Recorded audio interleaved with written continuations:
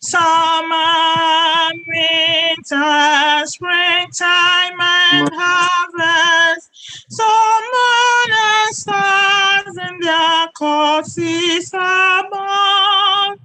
Joy with all nature in manifold witness to thy great faithfulness, mercy, and love. Great is thy faithfulness, great is thy faithfulness. Morning by morning, new mercies I see. All I have needed, thy hand hath provided. Great is thy faithfulness, Lord, unto me. Father, for sin and a peace thou endurest, thy own their presence to share to thine. Strength for today, bright hope for tomorrow. Blessings among with 10,000 beside. Great is thy faithfulness, great is thy faithfulness. Morning by morning, new mercies I see. All I have needed, thy hands have provided. Great is thy faithfulness, Lord, unto me. Great is thy faithfulness, great is thy faithfulness. Morning by morning, new mercies I see. All I have needed, thy hand hath provided. Great is thy faithfulness, Lord, unto me. Amen. Amen. Opening prayer, Rosie. You are muted, ma.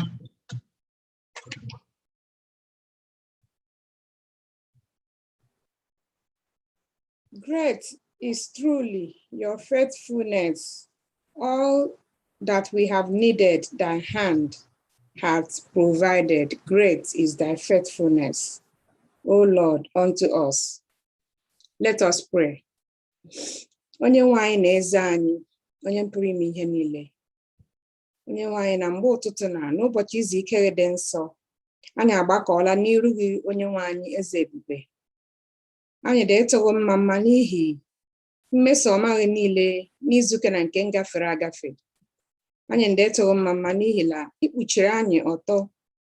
Ịbịarala ụlọ ọgwụ obe anyị na-adịghị ike mee anyị adị ike. Mgbe anyị ndị gbagharịla ụzọ daga ọrụ daga mkpa anyị niile ichebere anyị, ọ dịghị akụkọ ọjọọ ọbụla anyị natara. Ọ dịghị otu n'ime anyị ngabigara n'ezie onye nwe anyị, edere anyị mma. Ịbụ eze n'ezie, ịbụ Chineke nke ndị FirstIgbo, onye leje aza ekpere n'ụtụtụ na ogwe anyị na ndị enyi anyị ndị nnọla akụkụ anọ nke ụwa. Anyị agbakọọla n'iru Jehova, anyị bịara ịsọpụrụ. Anyị dị esi ka ekele niile na mbuli elu na ọjịja mmadụ wara naanị gị bụ eze, n'aha Jizọs. Amen. Onye nwe anyị, biko, anyị bụ mmehie anyị niile bịakwute gị. Ọrụrụ anyị niile, adịghị ike anyị niile, ahụ mgbu niile anyị bụ bịakwutekwa gị. Ụzọ ọbụla anyị ji mehie Chineke megide gị, megide mmadụ ibe anyị na wikike na nke ngafere, biko Chineke onye na-eje agbaghara mmehie, biko si n'eluigwe bịa gbaghara anyị n'otu n'otu, n'aha Jizọs. Amen. Biko eze nke ndị eze, anyị ndị ịrịọ ngọzi pụrụ iche n'ụbọchị taa. Mgbe anyị gbakọtara n'efe gị Chineke, biko kwee ka ngọzi nke ụbọchị izu ike nke iji gọzie ndị nne na nna anyị ndị mgbe ochie, ka ị werekwa ya gọzie anyị n'ụbọchị taa, n'aha Jizọs. Nwa anyị, hụ na anyị njide ekwu okwu n'igwe Zoom anyị nderịọ ọsọ Chineke begwere ọbara Jizọs fesa ya ọbara ahụ nji o ji imepe ụzọ dị onye pụrụ egbochi ya ka hụlele anyị ga-ime taa ta hafụ inwe any hinge tago onwe naanị bụrụ eze n'ezie na line na taa ọbụladị ndị nọ na Facebook ọbụladị ndị nọ na YouTube onye nwaanyị na eze anyị nderịọ sị biko gọzie mmadụ niile n'otu n'otu n'aha Jizọs aha mkpa ọbụla na aha ọrịa ọbụla nke anyị mvụbịa n'iru Jehova n'ụbọchị nke taa mgbe ịdị ịgagharị na-eme mma mgbe ịdị ịgagharị na-agwọ ọrịa Jehova everybody nọ at the sound of my voice agabigala we n'onye nwaanyị n'aha Jizọs ekele eji agụ obi ịbụ Chineke ekele eji eleta mkpa ma ndị arịa ọsọ biko aha mkpa ọbụla gboo wele otu n'otu dịka ihu anyị ndị otu otu ọ bụ dịka mkpa anyị ndị bịa nọnyere anyị n'ofufe anyị ka anyị fee gị n'ime mmụọ na eziokwu gọzie ofufe anyị bịa nọnyere anyị n'ofufe anyị bụrụ onye isi oche ofufe na mgbe anyị ga-ifecha tata anyị si lezie la anyị na onye nwaanyị achịkọọla ahụ ka bụ mgbe ị ga-ịbịa gaa ahụ anyị ga-asị na mgbe ị nọ n'ụlọ ọgwụ la anyị bịara leta gị na mgbe ị nọ n'ụkọ la anyị letara gị na mgbe ịgba ọtọ la anyị kpuchitere gị si anyị bịa ndị a gọziri agọzi nke nna m nketa na alaeze ahụ nke a kwadebere unu weta ka ahụ m bụrụ mgbaru ọsọ anyị mba alaeze ebighị ebi ahụ ọ dị anyị mkpa mezuru anyị n'aha Jizọs Kraịst bụ onye nwe anyị. Amen.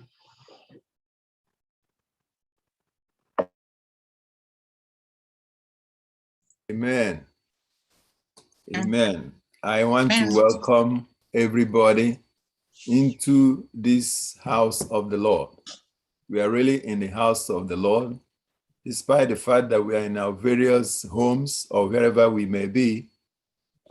We are in the presence of the Lord. So David said, I was glad when they said, let us go into the house of the Lord. We really need to thank God for today. There were many people who couldn't say thank you to the Lord by this time last week. But today we are here praising and thanking him, worshiping him, keeping the appointment we have with our Maker. We are highly privileged to keep to this appointment today. So I want to welcome you with a song that says, I will enter into his gates with thanksgiving in my heart. I will enter into his courts with praise. I will say, this is the day that the Lord has made. I will rejoice and give glory to him. I welcome you into the house of the Lord. May the Lord bless us. Feel free to worship with us as we progress in our Sabbath school this morning in Jesus' mighty name. Amen.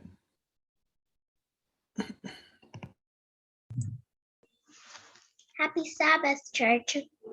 Happy Sabbath. Our Bible reading will be taken from 1 Corinthians 10, verses 3. They all ate the same spiritual food. 1 Corinthians 10, verse 3.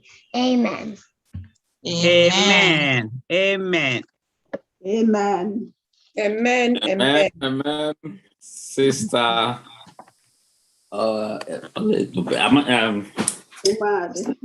Umade, Sister Umade, thank you so much.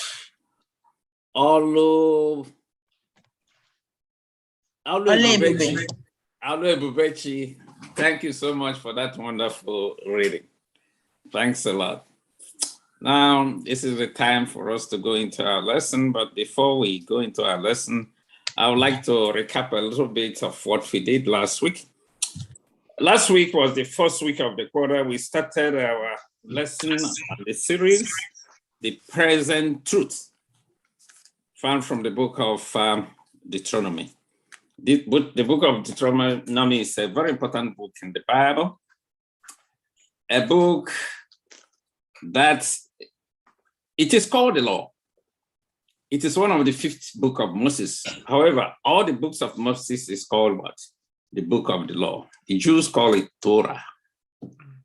So in that book, it was that book which was found in the temple. After it was read, then Josiah said, what did Josiah did? he put ash to his clothes and discovered that they have done a lot of wrong, disobedience. And that book is the book that brought reformation in Israel. Now, Deuteronomy reveals the love of God. That's very important, which was made manifest in the resurrection of Jesus Christ on the cross and his resurrection. And God himself is what? Love. And everything about God is love. God is love. Out of love, he created man and gave him what? Free will to choose. God wanted us to serve him with what? Love. With our free will, in freedom. God didn't want us to serve him by force. He didn't create a robot because he wanted a relationship with us. But unfortunately, what happened? Because of the free will God has given us, we misused it. Man becomes so rebellious, so wicked, and faithless. Still, God continues to seek to bring us back to himself. He then called out Abraham to be the father of a nation that will preserve the truth and teach the world the truth about him. And through him, the world will be blessed in the advent of who? Christ. So as God love, as God of love, our obedience should be motivated by love. Because Jesus said, if you love me, do what? Keep my commandments. So, but if we are keeping the commandment without love, it is what? Regarded as what? Legalism. God don't want you to serve him without love. That is the problem with the Israelites at Mount Sinai. They said, everything you said we will what? Do, thinking that they would do it by themselves without love of God and the motivation and the power of the Holy Spirit. That is the only thing that we can help us to keep the commandment. So that brings us to this lesson, because there's a lot there we cannot. Today's lesson is a what? Moses history lesson. What is it? It is a farewell address of Moses to the new generation of Israel that is about to do what? Enter the promised land. Moses is just like a sort of warning to tell them, be careful. This is what happened to your forefathers, your parents in the wilderness. He also told them about how God helped them, God's provision, God's providence, protection, and also the consequence of disobedience. He is trying to tell them, guide them so that they will not make the same mistake their parents did in the wilderness. And another thing we have to see there, in that lesson, we're going to pick up some attributes of Moses as an intercessor. You're going to see the leadership skill of Moses and Moses as a type of Christ. Those we are going to see as we go into the lesson. I don't like to print the lessons. So now we go straight. I want to hand over the Sabbath school to our moderator, Brother Nemeka, after our teacher's prayer. Let's pray. Holy Father, we now invite you to come and guide our study. We hand over our moderator now into your righteous hand. Fill and strengthen him with the power of the Holy Spirit. And as we study, I pray that the lesson will speak to our hearts and mind and draw us closer to you. In the name of our Lord Jesus Christ, we've prayed. Amen. Amen. Amen. Can you hear me? Yes. All right. Good morning, brothers and sisters. Good morning. Good morning. Happy Sabbath. I can see smiling faces. Happy Sabbath. Glory be to God. Amen. It is yet another Sabbath. Thank you, Edenia, for that wonderful recap.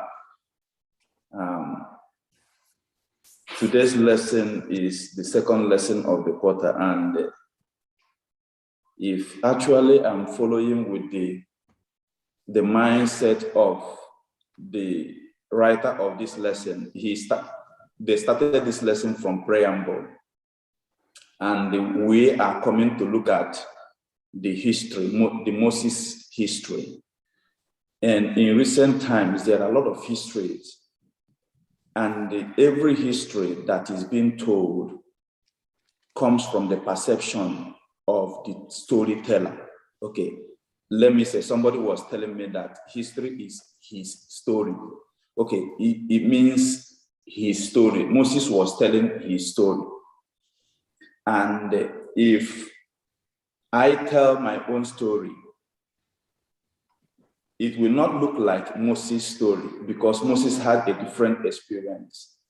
So Moses told us a story. There are some of the stories that we tell these days that are things that are told to us by our parents.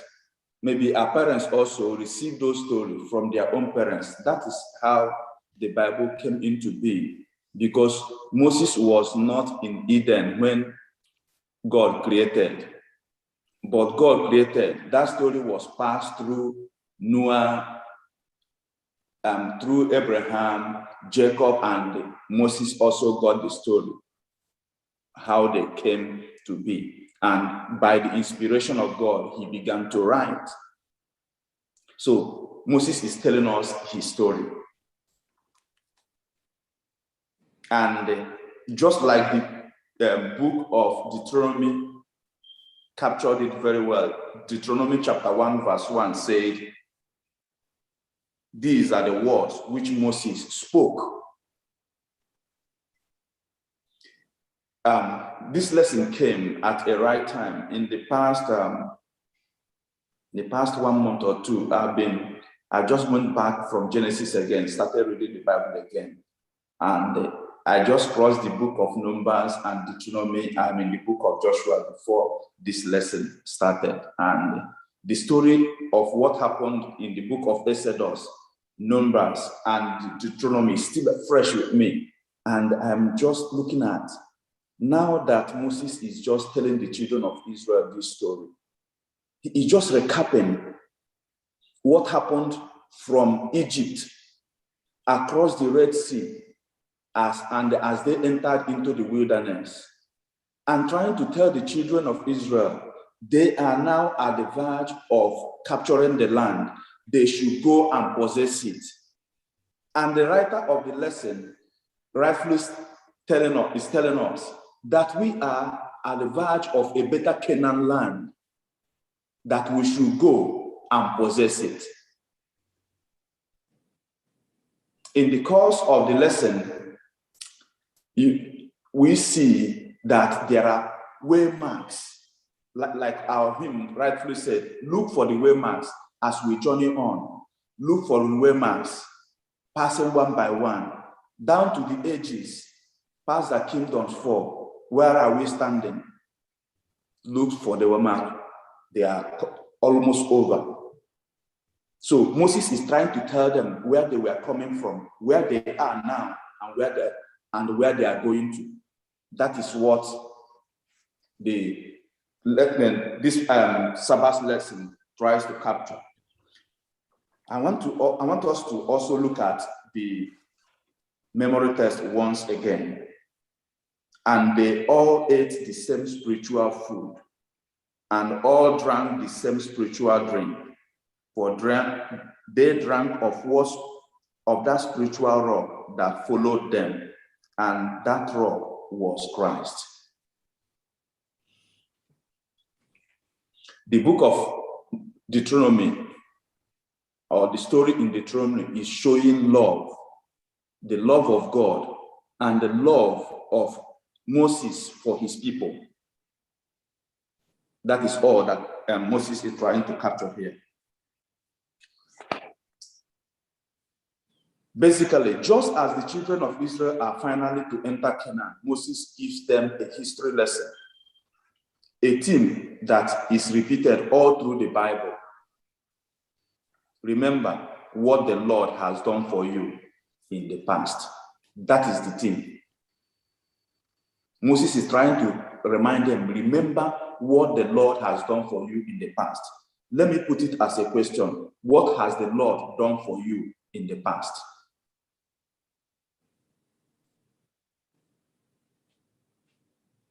John, I know a lot of things are going around up in your mind right now.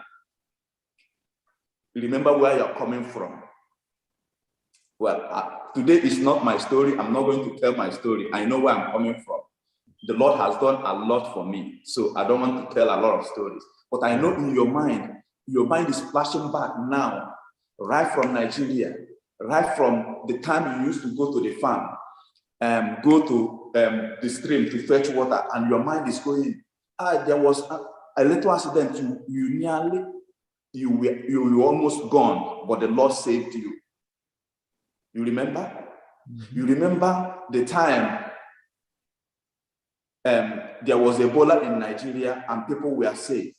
You remember, within the COVID, the Lord spared you. Brothers and sisters, we are not doing better than all the people that passed on or people that got the COVID-19, but it is the Lord's mercy.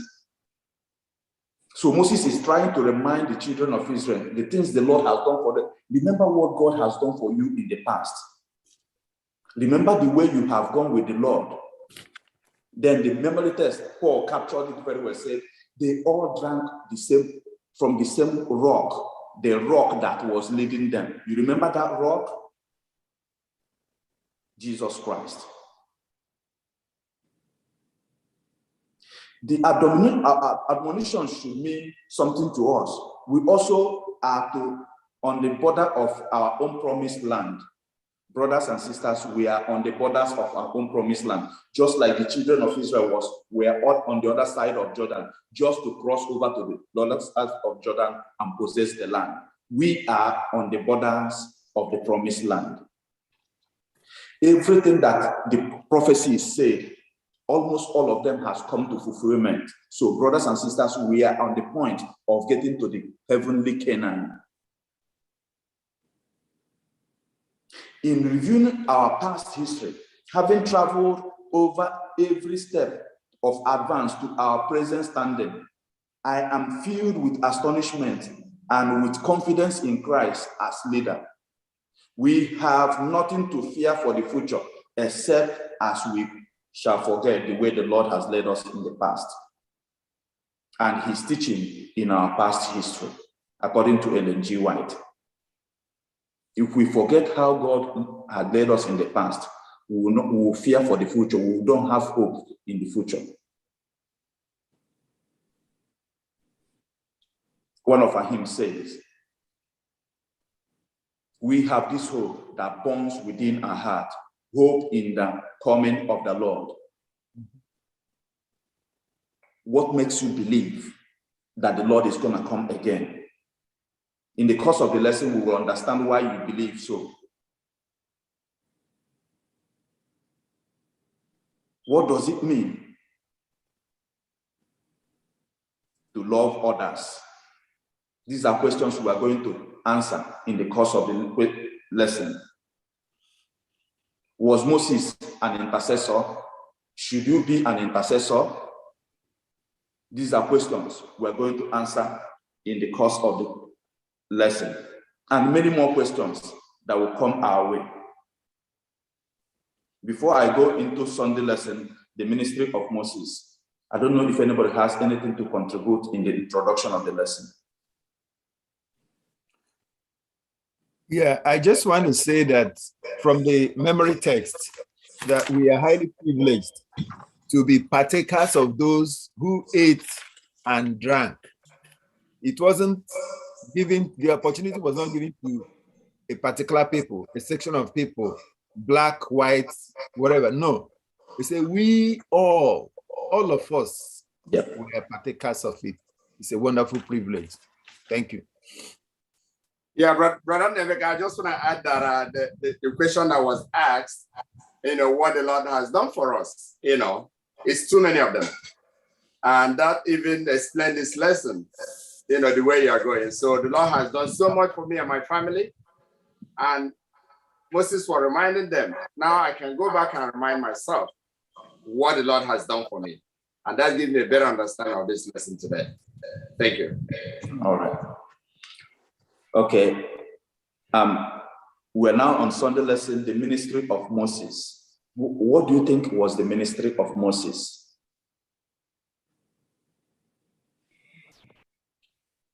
I need answers. Ministry of redemption. Ministry of redemption. Yes. Ministry of love. Intercession for the Israelites. Intercession.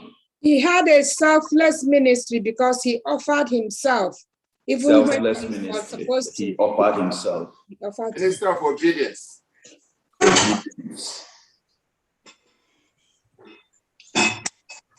Yeah, Edamejike wants to say something. Yep.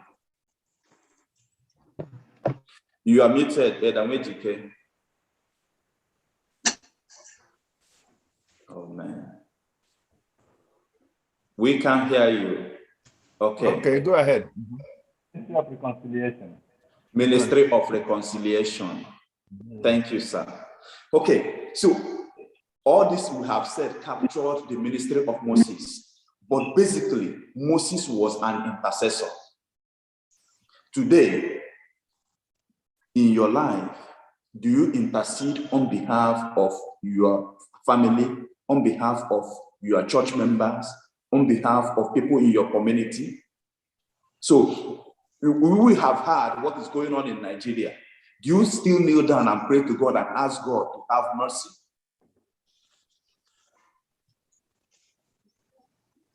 Oh, a brother is sick. Do you kneel down in your own house and ask God to heal your brother that has been sick?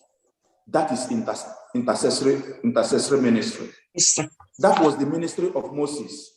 Every time that the children of Israel sinned against God, Moses comes in between. Do you know what it means for somebody to tell God, instead of you doing this, blot out my name in the book that you keep? So Moses is totally ready to lose heaven so that the children of Israel will be safe. I don't know if there is any other thing in life that is more valuable than making it to heaven.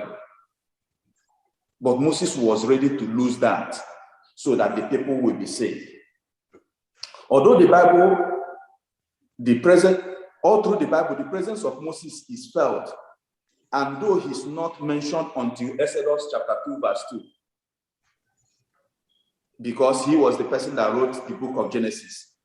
God's authoritative and foundational story of who we are, how we got here, why things are as bad as they are, and yet why we can hope anyway.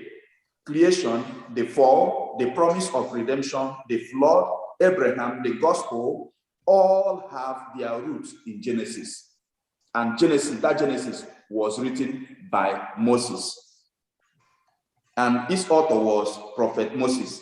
It's hard to gauge adequately the influence that this one man, hardly flawless, was nevertheless able to exert for God because he loved the Lord and wanted to serve him. Do you love the Lord? Do you want to serve him? After reading the stories in Deuteronomy, I was praying the other day. I said, God, why can't I be like Moses? But one thing kept up coming to me. He said, are you ready to serve? Because if you want to be like Moses, that means you have to give your heart to service, obedience. Are you ready to be, when God says, oh, something is going on, go on and intercede, and you go and intercede? I don't want to take us off from the lesson. If you go to the book of Numbers, where the children of Israel murmured against Moses and people were dying in thousands, what happened? What is called intercession? Moses called Aaron and said, Aaron, run, go to the altar, bring the censer, run in between the dead and the living, stand in between the dead and the living, put on the censer. And Aaron ran and picked up the censer and ran between the dead and the living and put up the censer. That is what is called standing in the gap. He was standing in the gap between the dead and the living. And the Bible said the anger of the Lord has awaged. God's anger stopped immediately after that censer was placed. Somebody placed his own life on the line just to save people. Brothers and sisters, I want you to capture it this way, that this service can also mean you putting your life in the line to save others. That is love for God and love for your fellow human beings. So if I ask you, what does it mean to love others? What does it mean to love others? Love is supposed to be sacrificial. It's not just something you say with your mouth, I love you, sister, I love you, brother. It goes beyond that. Moses and Aaron put their life in the line just to save others. Moses was ever ready to put his life on the line to save others. Are you ready to put your life on the line for your husband, for your children, for your family members, for your church members, for your church family members, so that that person will be saved? That is love for others. So when God says, love yourself, love God, the Lord, with all your heart, and love also your neighbors, this is what it means to love your neighbors. Yeah, Moses Sister Olayinka wanna say something. Right? Sister Olayinka wanna say something, moderator. Okay, Sister Olayinka, you have the floor. Oh, sorry. Happy Sabbath, everybody. Happy Sabbath. So it was from the introductory parts of the lesson. That's Saturday afternoon. So I was trying to marry it with last week's lesson. We talked about like the preamble, and last week they reminded us about God's love and everything. So today, like the superintendent rightfully said, it's Moses' story, but it's not so much of his personal story as much as the story of the children of Israel.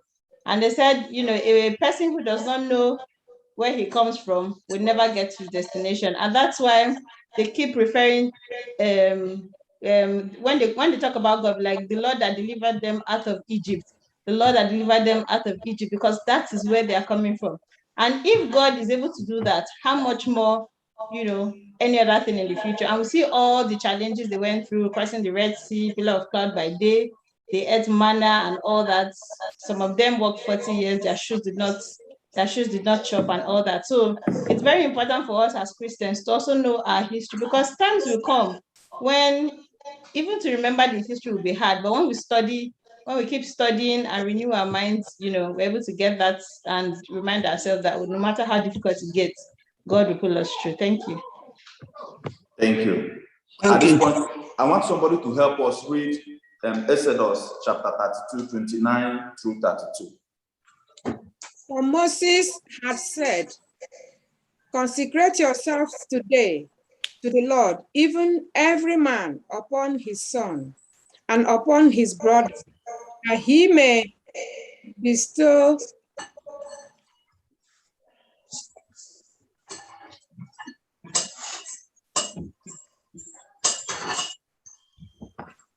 For Moses had said, consecrate yourself today to the Lord, even every man upon his son and upon his brother, that he may bestow upon you a blessing this day. And it came to pass on the morrow that Moses said unto the people, ye have sinned a great sin, and now I will go up unto the Lord. Peradventure, I shall make an atonement for your sin. And Moses returned unto the Lord and said, oh, these people have sinned.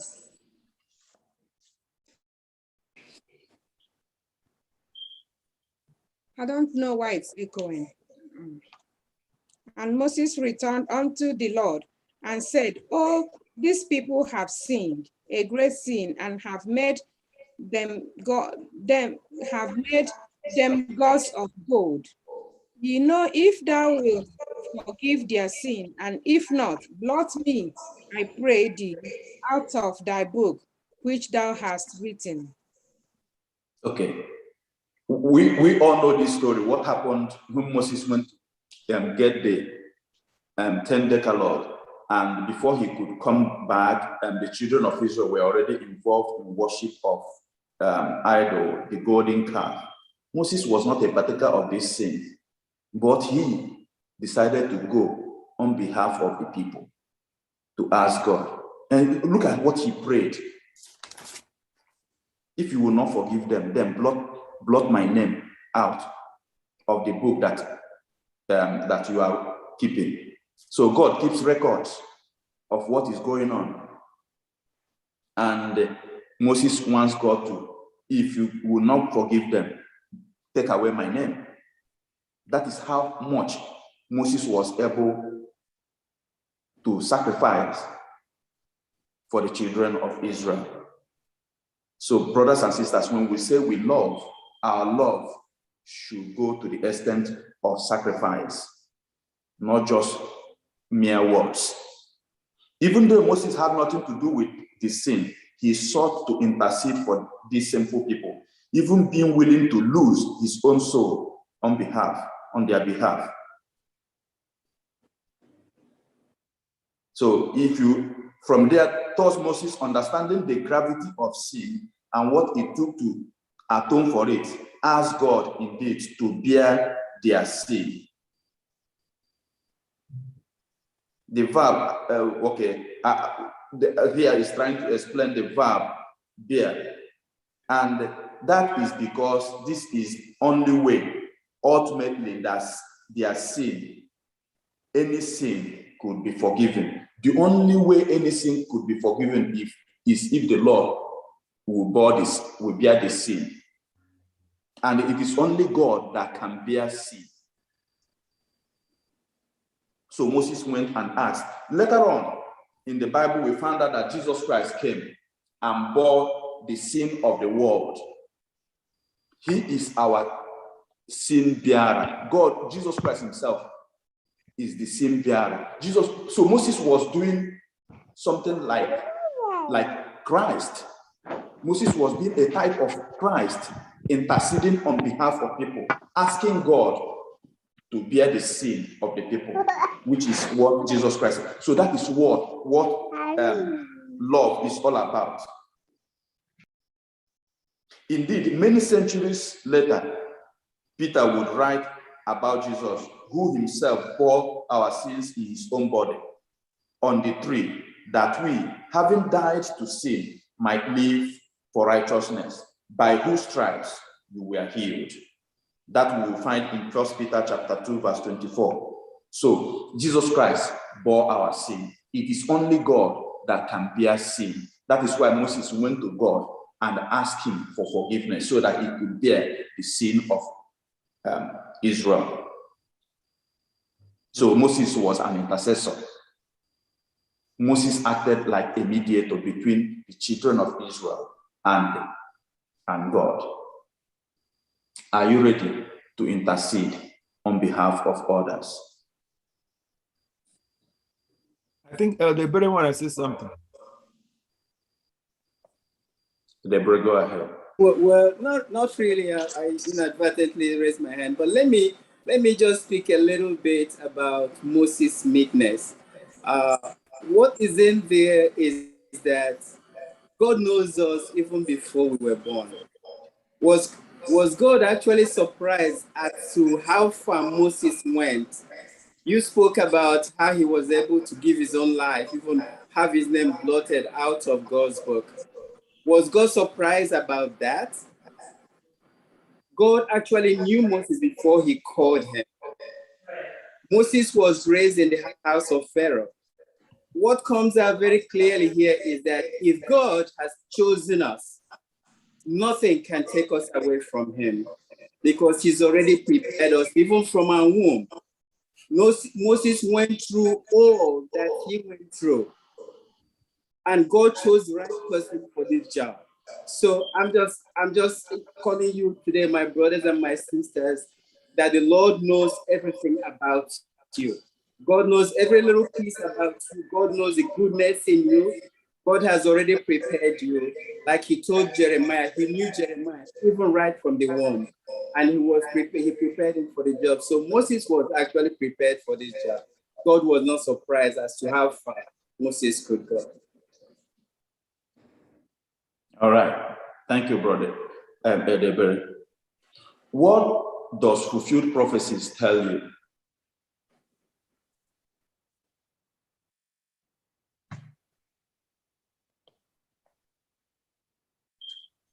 When all the prophecies you have read in the Bible that came to fulfillment, what do they tell you? I need answers. That the word of the Lord is yes and amen. Yes and amen. There is no variation in what the Lord says. If he says yes, it's going to be yes, no matter what happens. And that the things that we read in the Bible are not just fairy tale, because sometimes you read these things and you wonder if they actually happen. So when you see those things coming to fulfillment, you actually believe that they happen, that they are true. Okay, Sister Gold, let's read Deuteronomy chapter 1, verse 3. I will start from that point, Sister Gold raised now, and move back. Let's read Deuteronomy chapter 1, verse 3.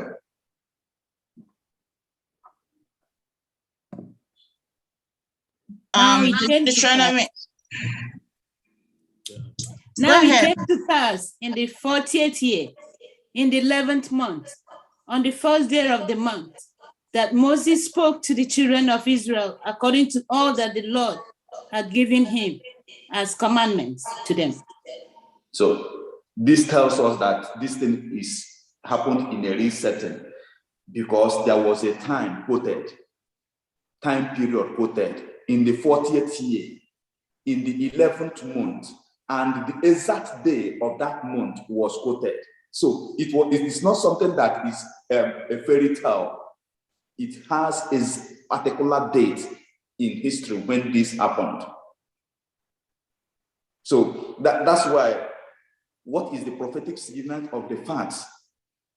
Talk about 40th year. This is the 40th year. Now, I want to cast your mind back. What brought about this 40th year? Remember, when they sinned and God said, okay, because you did this, that we will read in Numbers chapter 14. When Moses sent spies to go and spy the land, and they went to spy the land and came back and gave a bad report, apart from Caleb and Joshua. Then they spent 40 days in going to spy the land and brought back the report. So the people's mind was spoiled by the report they received, and they murmured against God and said, let us make another leader and take us back to Egypt. Why should we die in the wilderness? It would have been better for us to die in Egypt so that people will see our graves and will be remembered than to die here in the wilderness. Or we die in the wilderness and our children become prey in the wilderness. And God was annoyed, and God said, because they used their mouth to say this thing, they are all going to die in the wilderness. And for that reason, for each day those spies spent in spying the land, you will count it for a year. So that was what brought about, because they spent 40 days, they have to go around inside the wilderness for 40 years. And when this 40 years was over, this is why the Bible is recording this. In the 40th year, after they have walked around in the wilderness, fulfilling that thing that the Lord has spoken. Brothers and sisters, I don't know if you are getting the exact thing I mean here. Because God spoke and that they're going to spend 40 years. They spent that 40 years on the fulfillment, on the completion of that 40th year, or 40 years. Then Moses began to speak. When the Lord, the Bible in the book of Isaiah said that when I love it whenever I listen to Handel Isaiah say, for the mouth of the Lord has spoken it. Brothers and sisters, when the mouth of the Lord, anytime you hear for the mouth of the Lord has spoken it, so shall it be. You have some hands up. You have like Dr. Tangod and Sister Inka, are you raising your hand again? Oh, it was the first one. Okay, let Okay, the first person. yeah, Dr. Tangod. Okay. Happy Sabbath, everyone. I really want to just comment that the implication of the date of 40 days and 10th day is just a reflection of what the Lord particularly is trying to let us understand, that at this point in time, they were already in the Mount Horeb. And that Mount Horeb was where they were when God said, you, the adults, not your children, will never go to the promised land. And so it's just a reflection or a recap of reminding the children of Israel that this is where they were when they misbehaved by rebelling against God. What was the rebellion? Unbelief. Do we still have unbelief in the church today? Or are we still demonstrating signs of unbelief, lack of belief in God, in what God says? Fear of the unknown. Therefore, as God's children, the lesson here is the lesson of we knowing that no matter how long it has taken us to walk around in the world, we have a God that is ready to save us, a God that is ready to see us through. And it's a God that is willing to walk us all through the hardships of life. All we need is to trust in him. That was why also from the genesis of it, the memory text is laying emphasis that they all ate the same food.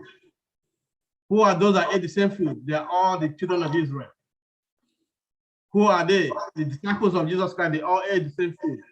We all are eating the same food together in the Holy Communion, the Word of God, the bread of life, hearing the same sermons.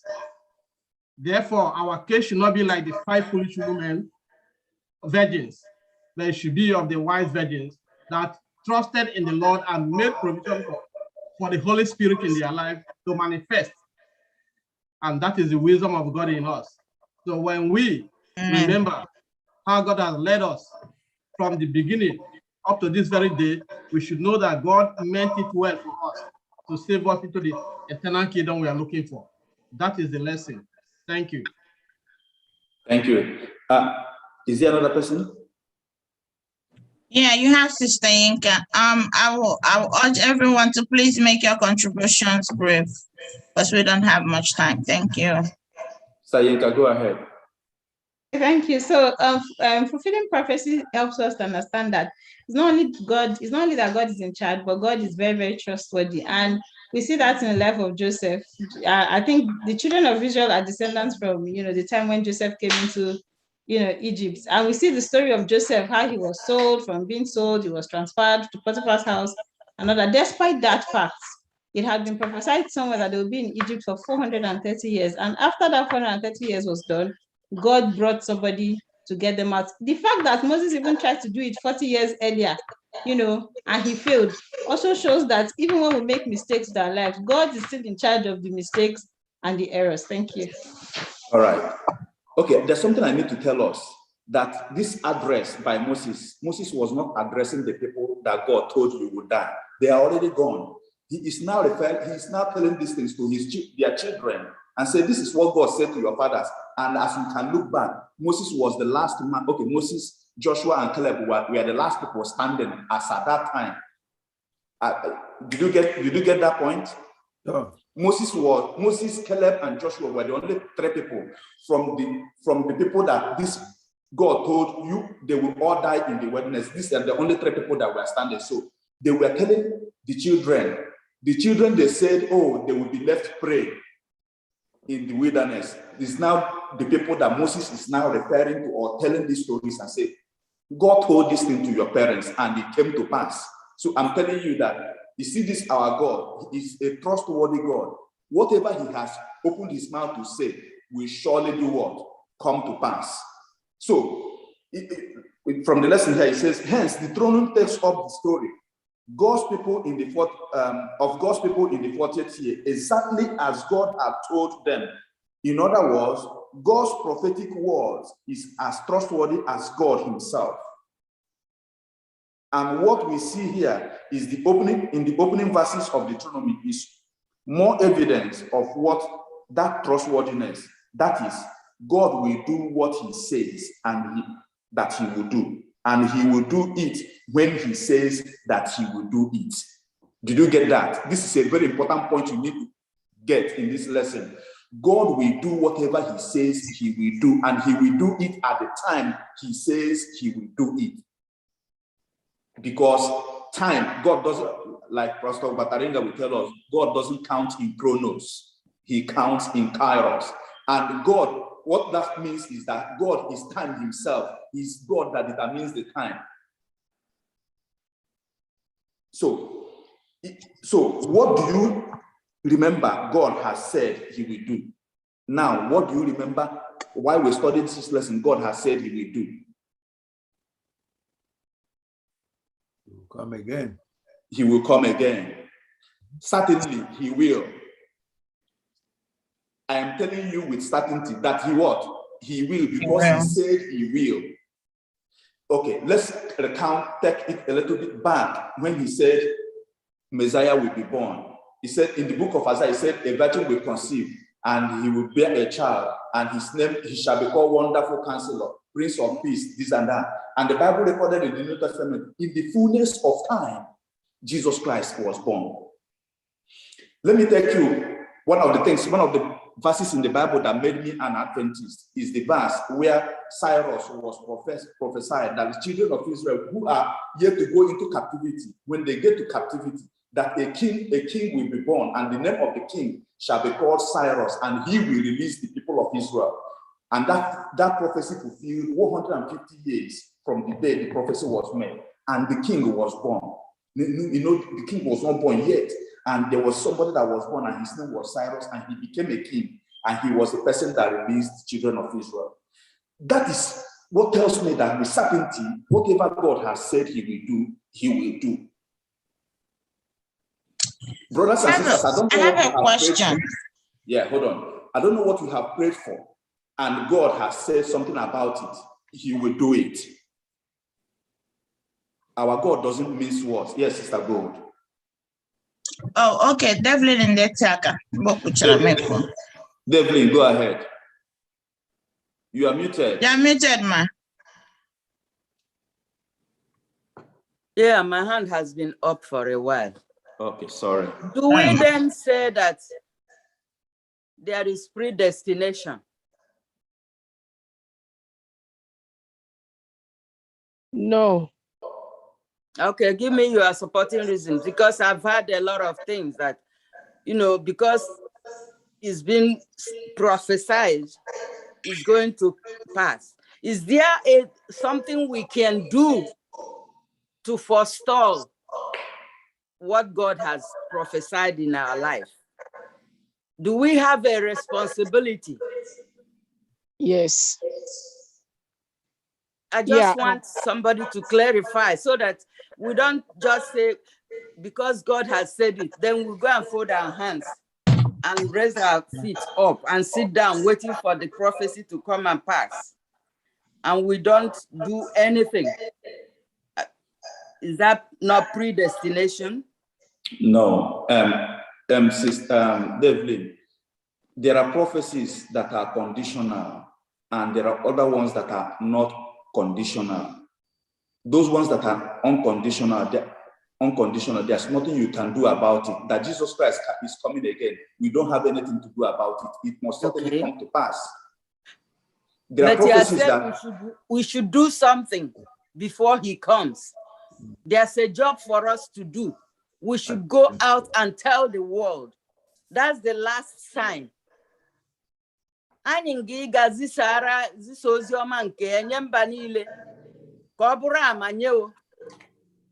We have to do it. Open believe until we finish what he has said. He's not going to come because he's waiting for us. But I want to add that Jesus will come is unconditional.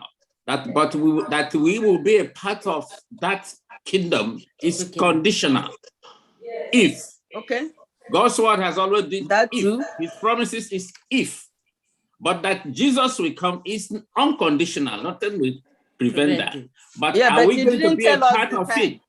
That is what is conditional. That is where we have to make that choice. Thank you, Edenia. I have no one. Okay. Devlin, I wish you would come to the evening service so that we can dig a little deep into what you have asked.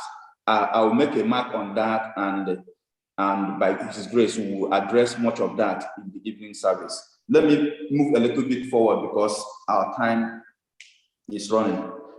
I want to, there are still questions here going on in your mind. What do you remember God has said He will do? I want to assure you that thing you remember that God said He will do, He will. Because He is a God that doesn't go back on His promise. He will. Of course, this isn't the only prophetic time period that was fulfilled as God has said. Looking back from our vantage point today, we can find Daniel chapter 9, verse 24 through 27. You know what happened there? The time period for Jesus fulfilled just again as the Lord has said. We can see that the time and times and half the time of Daniel chapter 7, verse 25. You remember that? Time, times, half a time. You know what that means? 3.5 years, which is 42 months. The 42 months that you will see in the book of Revelation. And each month is 30 days, and you multiply 30 days with 42 months. It gives you 1,260 days, which is the longest period time prophecy in history. That, no, not the longest, because we still have 2,300 days shall the sanctuary be cleansed. So all these things happened. I didn't come today to explain these prophecies, but we all know these prophecies as Adventists. Another class on the sanctuary things and the other things can lead us to understand all this time in prophecies. But what I'm trying to say is that all these things happen. Even what happened in Daniel chapter 2, when Nebuchadnezzar dreamed a dream, and Daniel interpreted it in verse 44 of chapter 2. He said, if this interpretation, if this dream, what I have told you, the dream I have told you is true, the dream, then the interpretation thereof is true and certain. And like our hymn 495 says, look for the waymarks as we journey on. Look at those waymarks, the head of gold, the chest of bronze, the tie of that. And here we are now in divided kingdoms. And we are only waiting for one thing, the stone that is cut out without hands. Brothers and sisters, if all happen from the head to the toe, the stone will certainly come. That is what this part of the lesson is telling us. The fulfillment, all these fulfilled prophecies is telling us with accurate precision that whatever God says will happen, will certainly happen. I'm done with this part of the lesson. I don't know if anybody has anything to say in this part of the lesson. Go on. On Tuesday lesson, 1,000 times more numerous. this is where the love Moses had for the children of Israel again was showcased. Moses even saw with his own eyes how God has multiplied the children of Israel. And he went into prayers and also prayed and said, God, multiply them 1,000 times with what I have also seen. What type of prayers do you pray for your children? What type of prayers do you pray for your church family members? Moses prayed. God keeps to his promises. He said he will bless them. And God blessed them. He told Abraham, I will bless you and I will multiply you. And truly, Moses could see this. And he is even praying for more blessings. Pray for more blessings, brothers and sisters, for your children, for the generations following you. Your phone's in airplane mode, so I can help you with that in a moment. Go ahead. Okay.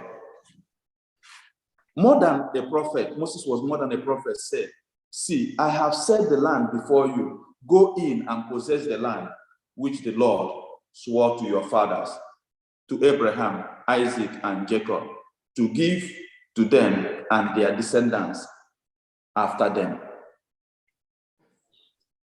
Lord, in a passage, let me say this. You remember at this time, a point in time when Moses is saying this, God has already told him, say, Moses, you are not going to cross the other side of Jordan. I don't know if you can capture this. Even as many times as possible, Moses went to God and said, please, I want to go get into that land. God said, no, you are not going to go into that land because I have told you that you are not going to go into the land. With what we have been seeing, the relationship between God and Moses till this point, brothers and sisters, we know that Moses can now boldly walk and say, God, at least I made it going into this land. But God said, you are not going. Because if God allows that, he will not be a God of justice. But he's a just God. Because he's a just God, he said, Moses, you will not go. But God showed him one mercy. He said, I will draw the land closer to you. You will see it with your eyes, but you will not set your foot into it. So this is a man that God has told all this, that you are about to die. And he is addressing the people. He didn't address the people with the notion he had in mind that I'm about to die. He addressed them because, being the leader, he prayed for them to multiply. Brother, I don't know how to capture this so that you can get it. Even when things are not working well for you, pray prayers of blessings for others. Moses knew that, oh, I'm not going to go into the land. He was still praying for more blessings. Brothers and sisters, bless. Use your mouth. Bless. Pray for blessings upon people, upon your children, upon your family members, upon the church. Here we see another example of the grace of God. Even amid the wilderness wanderings, they were blessed. 40 years you sustained them in the wilderness. They lacked nothing. Their clothes did not wear out, and their feet did not swell. Okay, on Sundays, I used to walk out. I do 2 hours workout for 10 miles. I know how my feet feel when I walk out for 2 miles. These people were walking for 40 good years. God sustained them. Hello? Yes. Who is on the line? Okay. Go ahead, Brother Mecca. Go ahead. Okay. I will encourage anybody that if you want to do it like contribution, can you please on your cameras? We need to see the people that are talking, please. And Moses again, showing his love for his people, asked God to multiply them 1,000 more times than God already has done. The audio.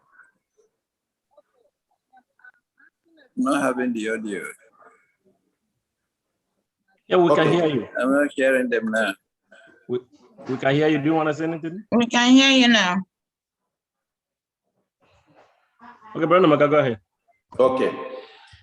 I want us to read Deuteronomy chapter 1, verse 12 through 17.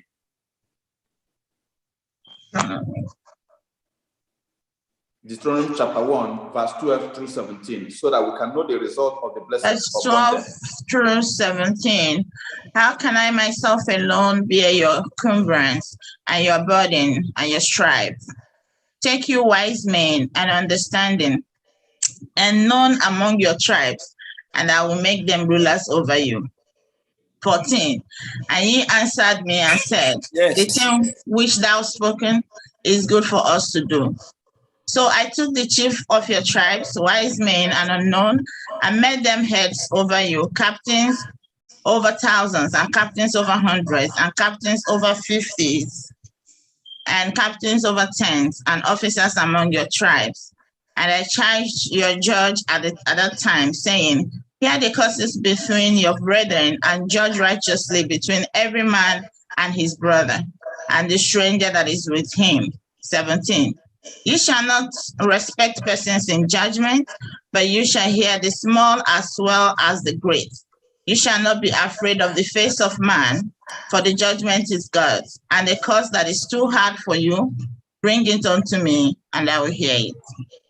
Okay, this is where we saw the idea of organization in the lesson.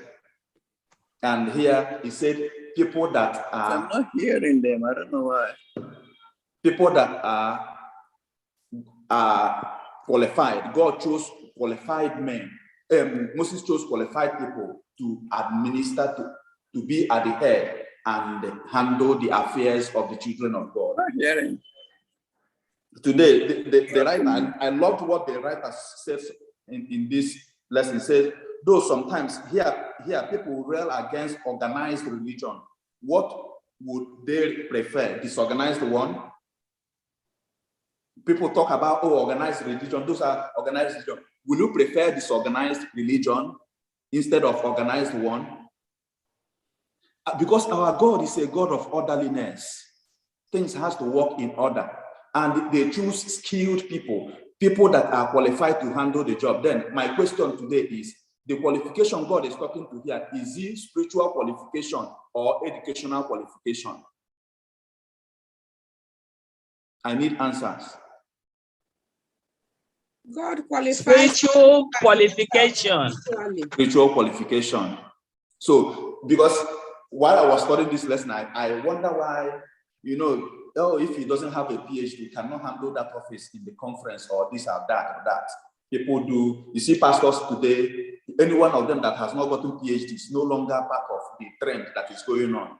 But I still remember Pastor actually need them in those olden days that didn't read much, but God used them mightily to propagate the gospel. But I think it's a little bit of both, because you need to understand it, you need to learn it before you can teach other people. You don't teach what you don't know. No, Sister, don't go there.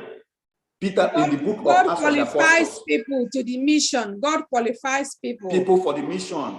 In the book the disciples, they learned from Jesus. Jesus has the utmost knowledge. They learned directly from him. I think you gotta know what you're telling people.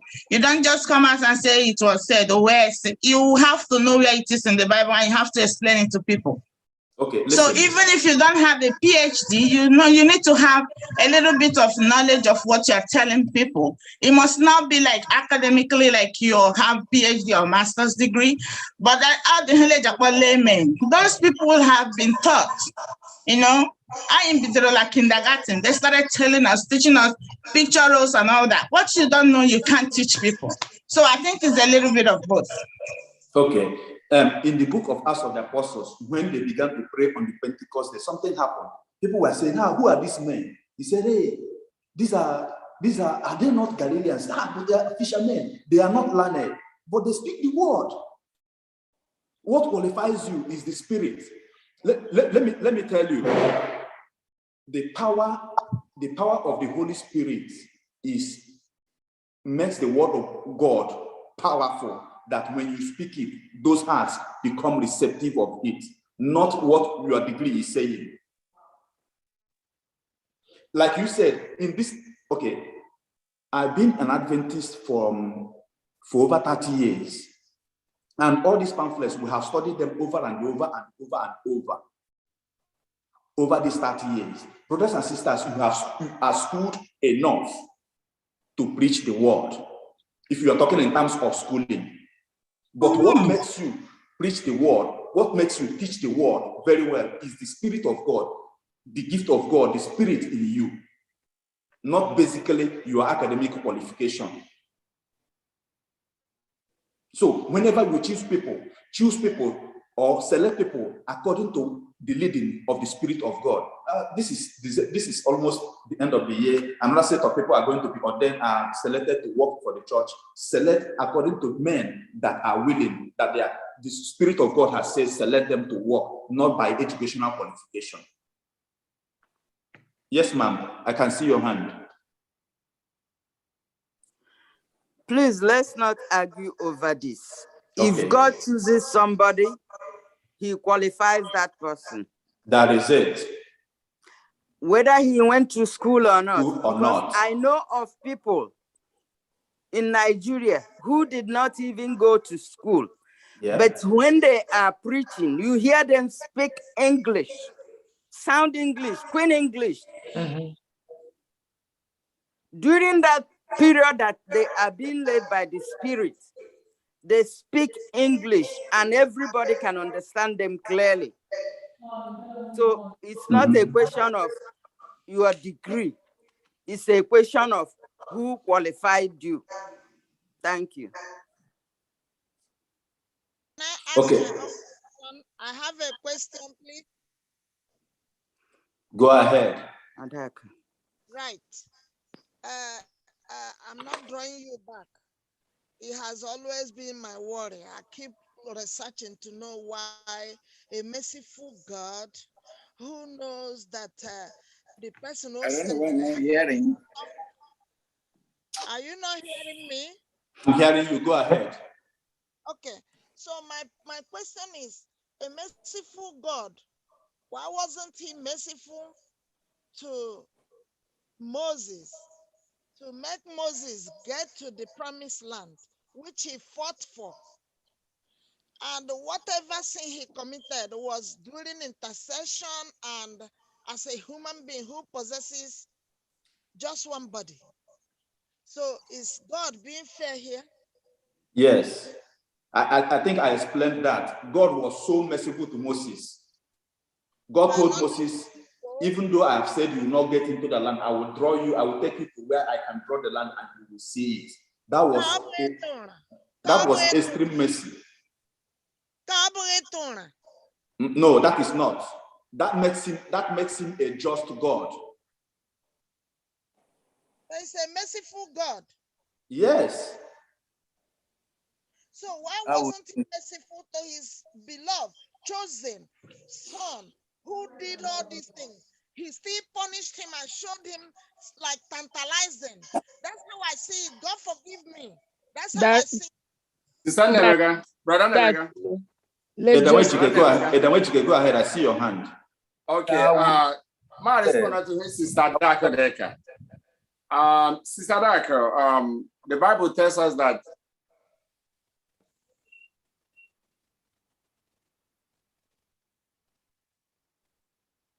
go ahead. Okay. Onye say love betona, obungam choriku ka bote tona. I would rather say that God ngara extra mile.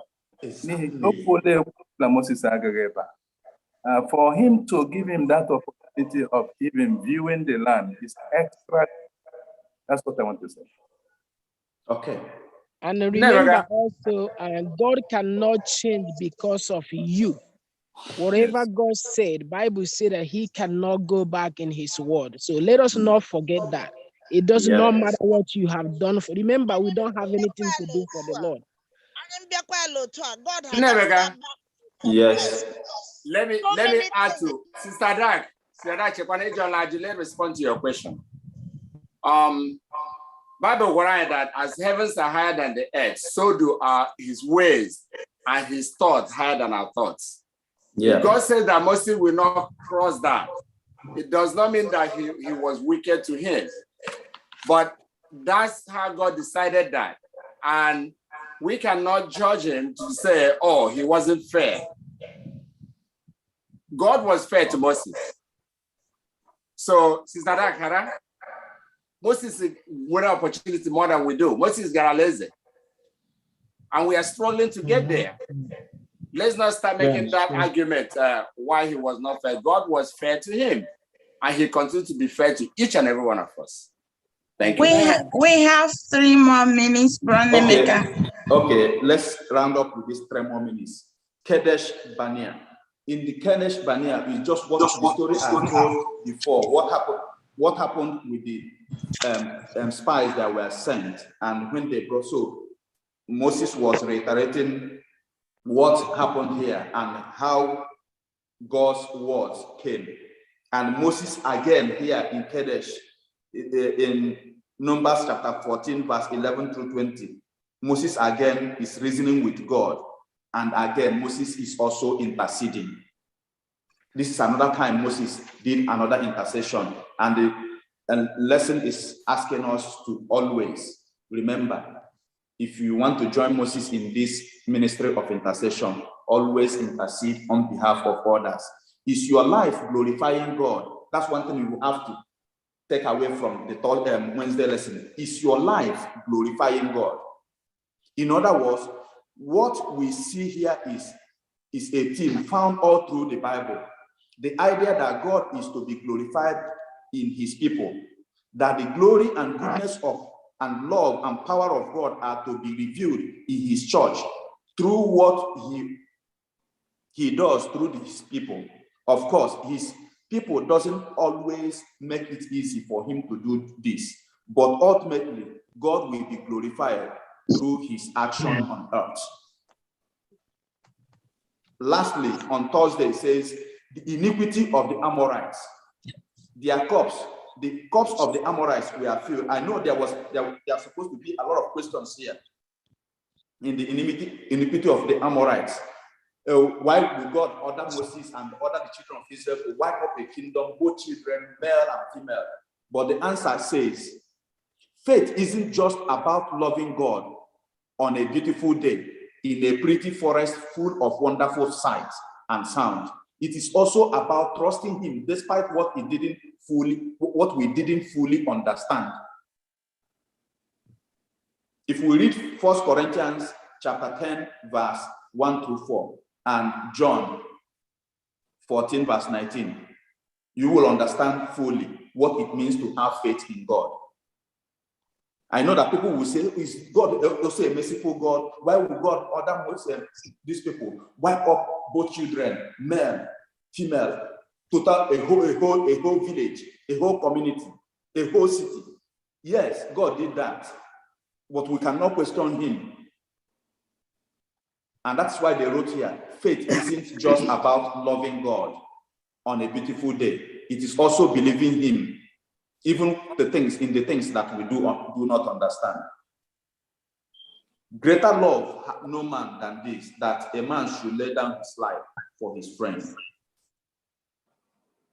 That was actually what Moses was doing.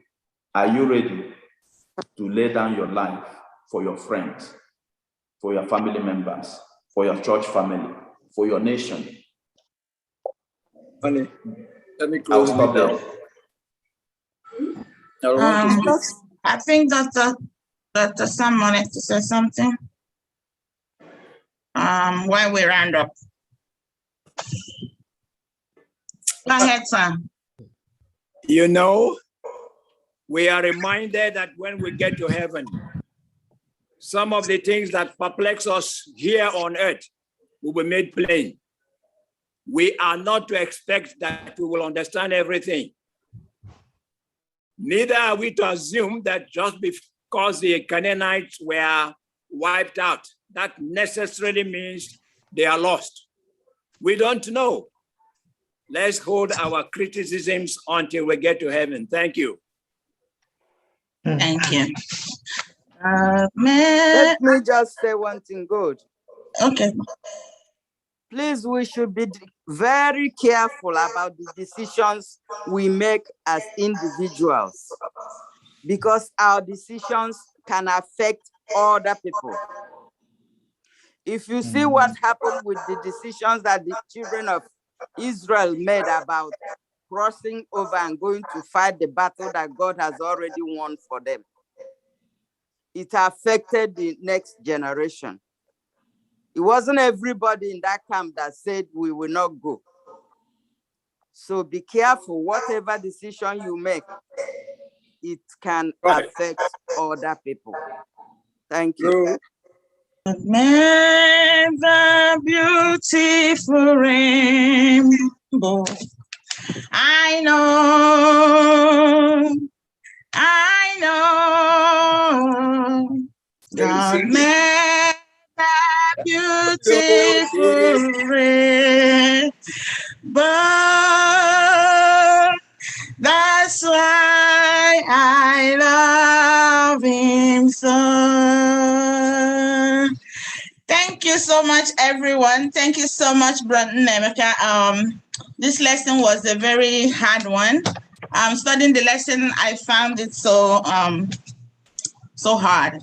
And I thank you for how you were able to, teach us this lesson in the way that we all understood. If you still have more questions, I urge you to please join us in the evening by 6 o'clock.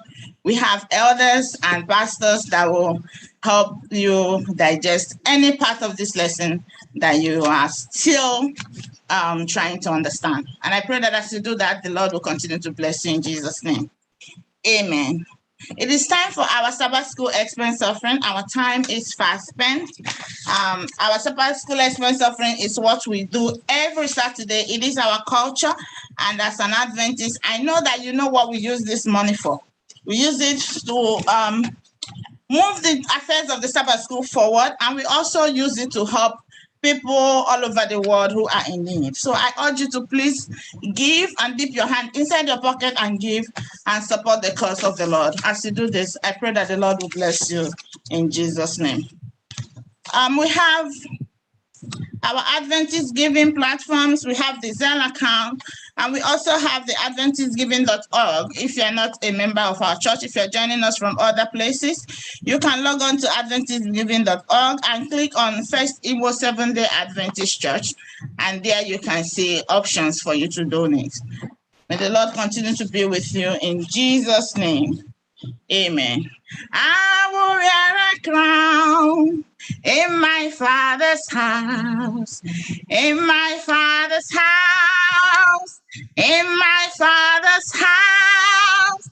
I will wear a crown in my Father's house, and there will be joy, joy, joy. Amen. Amen. Wow, what a beautiful lesson. My closing remark, there are many take-home messages. I just want to pick on two. One is that at the moment when you are receiving blessing from the Lord, know that problems will also be at the corner. Blessing and problem. I identified this in our Tuesday lesson. There were numerous blessings, and those blessings led to the organizational structure, making delegations. We cannot do certain things alone. We need help. Another one is a walk of faith. For some of us to be good Christians, we need to walk by faith and not by sight. In the lesson, we saw what I identify as a grasshopper identity syndrome in our Wednesday lesson. When you reduce your faith and put fear in it, while others are exercising their faith and God is blessing them. So we have to choose which way we want to go. I pray that as we come to study, it's a very beautiful and wonderful lesson, very deep, and we're going to unravel more later tonight. So I also use this opportunity to invite you to come so that we can go deeper according to our moderator in this lesson. May God bless us in Jesus' name. Amen. Amen. Amen. We thank you all for joining us today. We'll bring this Sabbath School to a close by singing from SDA 103. Oh God, our help in ages past. SDA 103.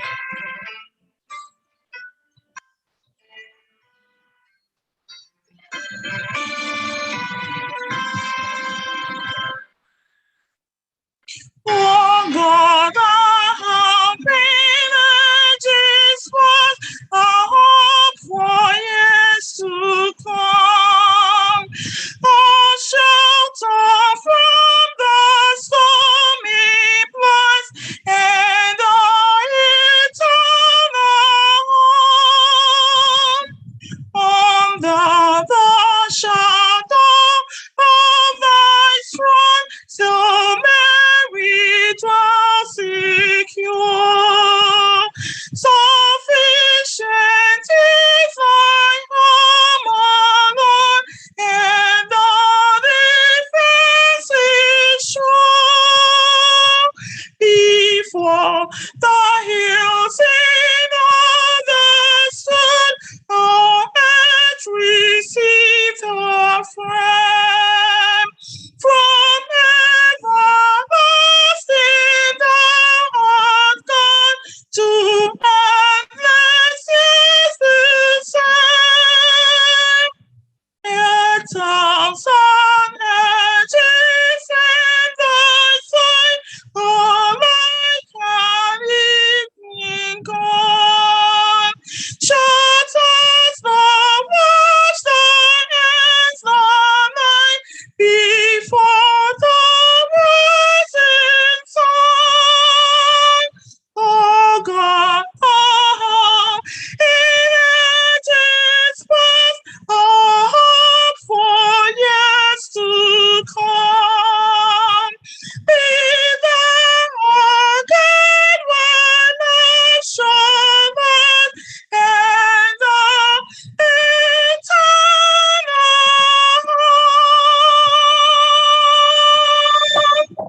Amen. Amen. Shall we pray? Our kind and loving Father in heaven, Father, we thank you immensely this morning for having led us through our Sabbath school worship. Father, we have studied this lesson to the best of our ability and knowledge, but we know that there are still some knots that needs to be untied. Father, we thank you for the moderator, our own brother, Nemeka. Father, I pray that you bless his ministry in Jesus' name and continue to increase his wisdom and knowledge in knowing you. Father, we pray that all of us here gathered here listening to the story of Moses today, that you will turn us into still a better Moses in our lives, that in our dealings, in our leadership levels, in our homes, and in our workplace, in the community, in the church, that we will lead according to your will, that we be selfless leaders who will want the good of others at all times and not only our own good. That, Lord, we remember the warnings we have had today and what happened in Kedash and all the mistakes that were made. Let this not be fairy tale to your children, but let it be an admonition to our souls and hearts so that we will live our lives, changing them because of what we have had today, to do your will, to remember that what you said is yes and amen, and that your word is a double-edged sword. When it goes out, it comes back without being void, that it will accomplish what it is meant to be. Father, as we worship you, may we not be worshiping, listening, studying lessons Sabbath after Sabbath in vain. May we truly be converted in you in all that we are studying, so that these things we are studying will not stand in judgment against your children. Father, we pray that you bless all the families that are worshiping today, worshiping with us from Facebook, from YouTube, and from the Zoom. Father, we pray that the blessings of the Sabbath will descend mightily on every home. I pray that also that every family, every individual whose faith is different, their problems are different, whatever we have brought to your presence today, may we go home rejoicing because we have tabernacled with you. Father, we pray also for healing mercies upon all that is listening to my voice, from the crown of our head to the sole of our feet. I pray that you descend mightily and bless us with your balm of Gilead in Jesus' name. Father, as we go yet into the divine hour, we pray that you continue to worship and tabernacle with us, that everything we will do today will be according to your will, and may your name be exalted at the end of the day and glorified. In the mighty name of Jesus, I've prayed. Amen. Amen. We thank you so much for joining us today from the Sabbath School Department. You know, we always appreciate you for joining us, for your contributions, for wherever you're joining us from YouTube, from Facebook, on the Zoom. I can see my uncle, Elder O.C. John. Welcome, and I welcome all of you, and I pray that the Lord will continue to be with you and be with your families in Jesus' name. Next Saturday, we'll be studying lesson number 3, and the title is The Everlasting Covenant. Join us next Saturday as the Lord will continue to bless you and your families in Jesus' name. We welcome you to Sabbath School. We are happy that you are here. Happy Sabbath day. Happy Sabbath day to you all. Till we meet again. May the Lord continue to be with you till we meet you again next Saturday. Same station, same place. May the Lord be with you all in Jesus' name. Amen. Happy Sabbath. Happy Sabbath. Amen. Amen.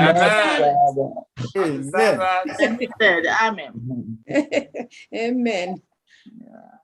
Amen. Happy Sabbath, church. We have a few announcements for this week. The first one is that we will be having business meeting on the 23rd by 7 p.m. So October 23rd, we'll be having business meeting. All members are expected to be in attendance and on time. So please remember that on October 23rd, we will be having business meeting. On October 30th, we will begin our 40 days of prayer. So please take note, there'll be more information coming once it is available, but just remember that on October 30th, we will begin our 40 days of prayer.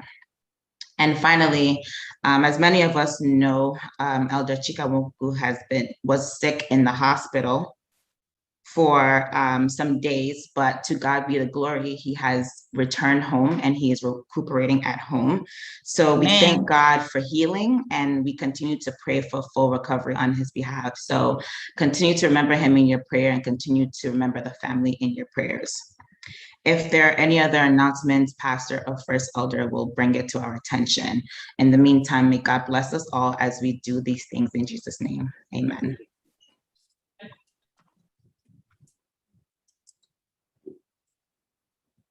Good morning and happy Sabbath, brethren. Happy Sabbath. It is my pleasure to welcome everyone to this aspect of our worship this morning. Many years ago in the New York metropolitan area lived a man and his family. Loco. This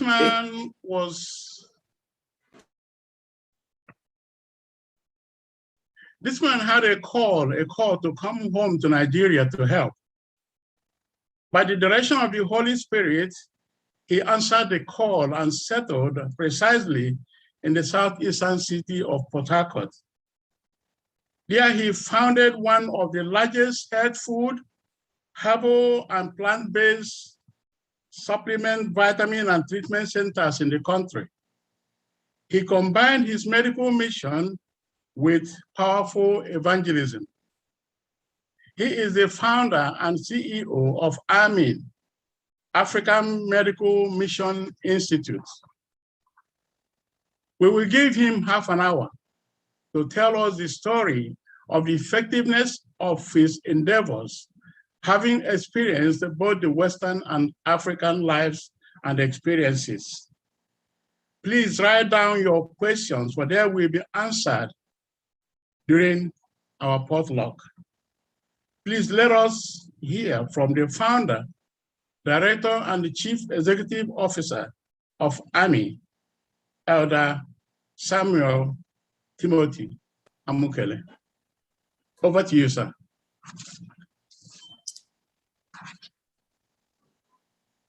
Happy Sabbath. Happy Happy Sabbath.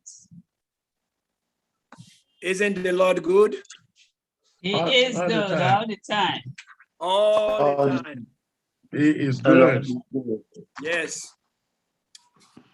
We are happy. I'm very thankful to God for his love.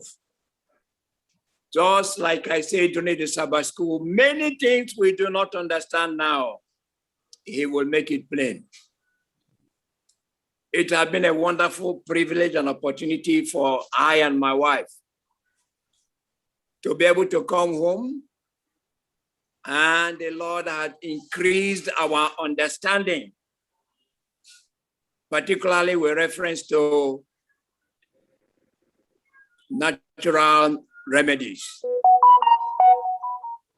One of the things we have done and succeeded very, very well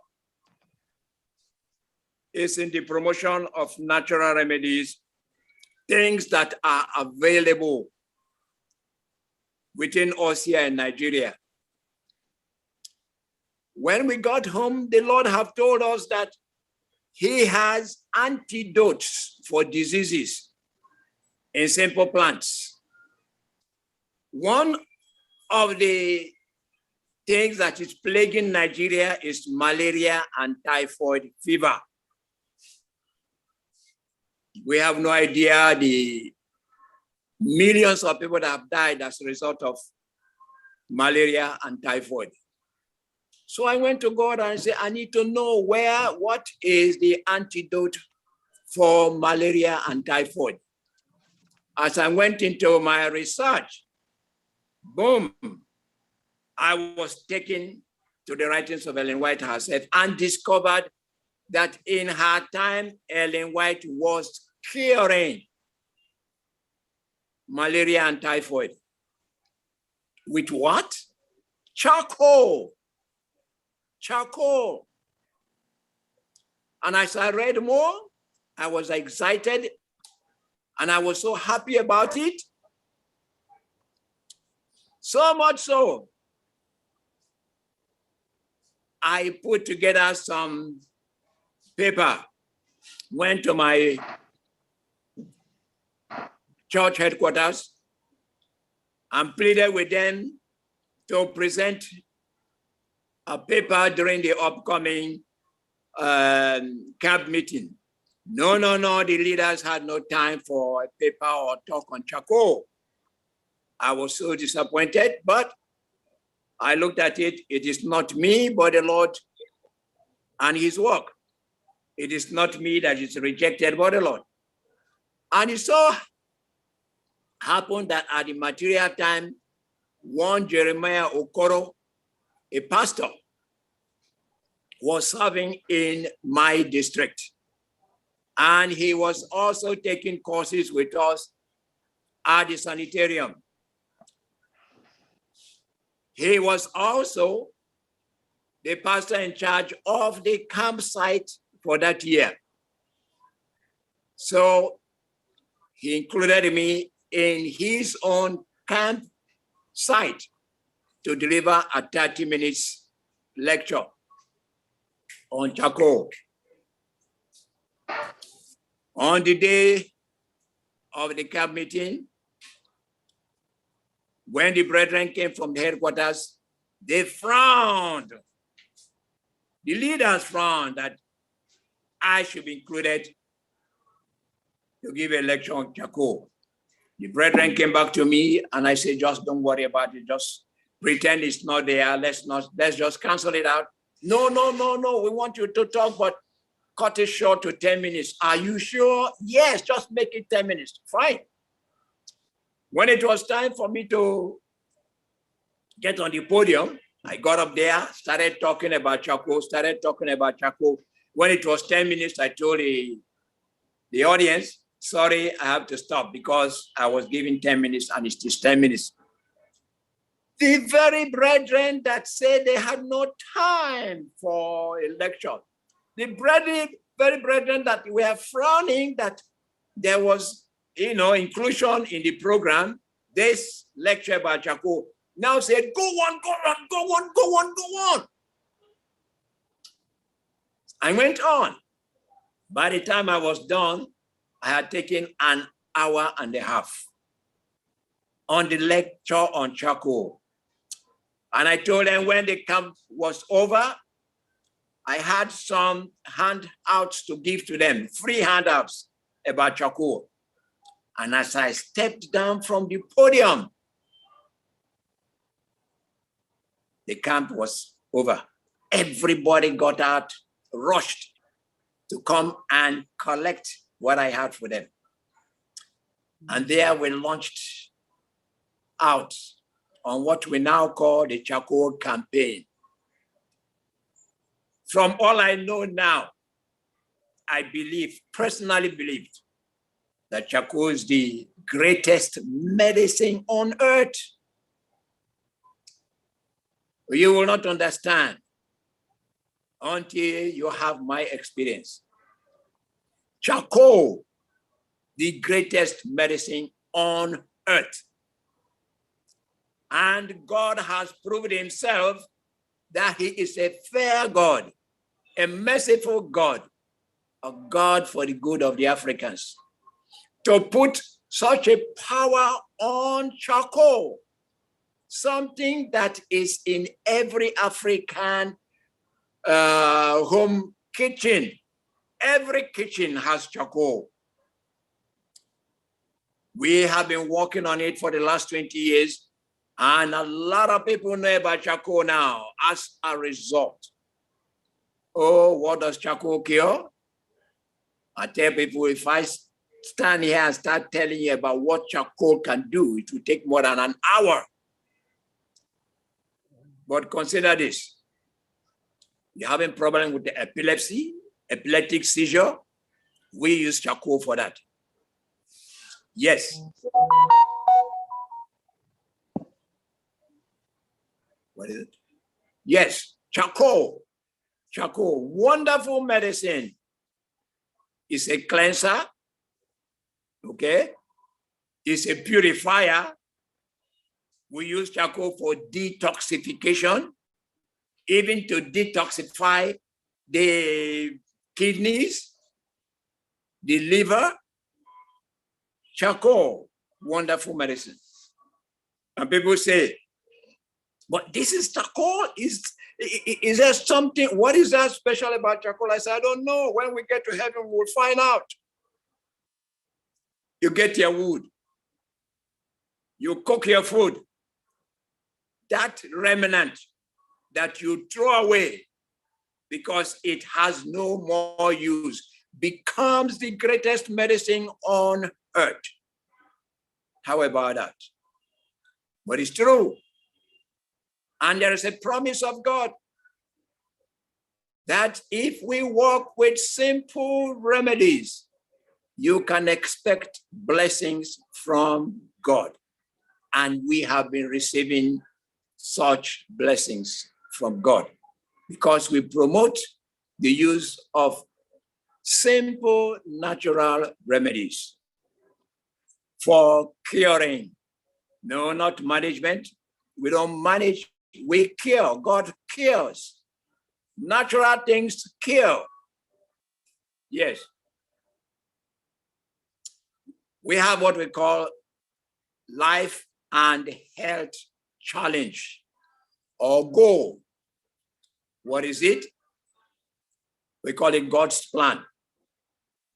Each letter in God's plan stands for a principle. God's plan, DCP. G in God's plan is godly trust.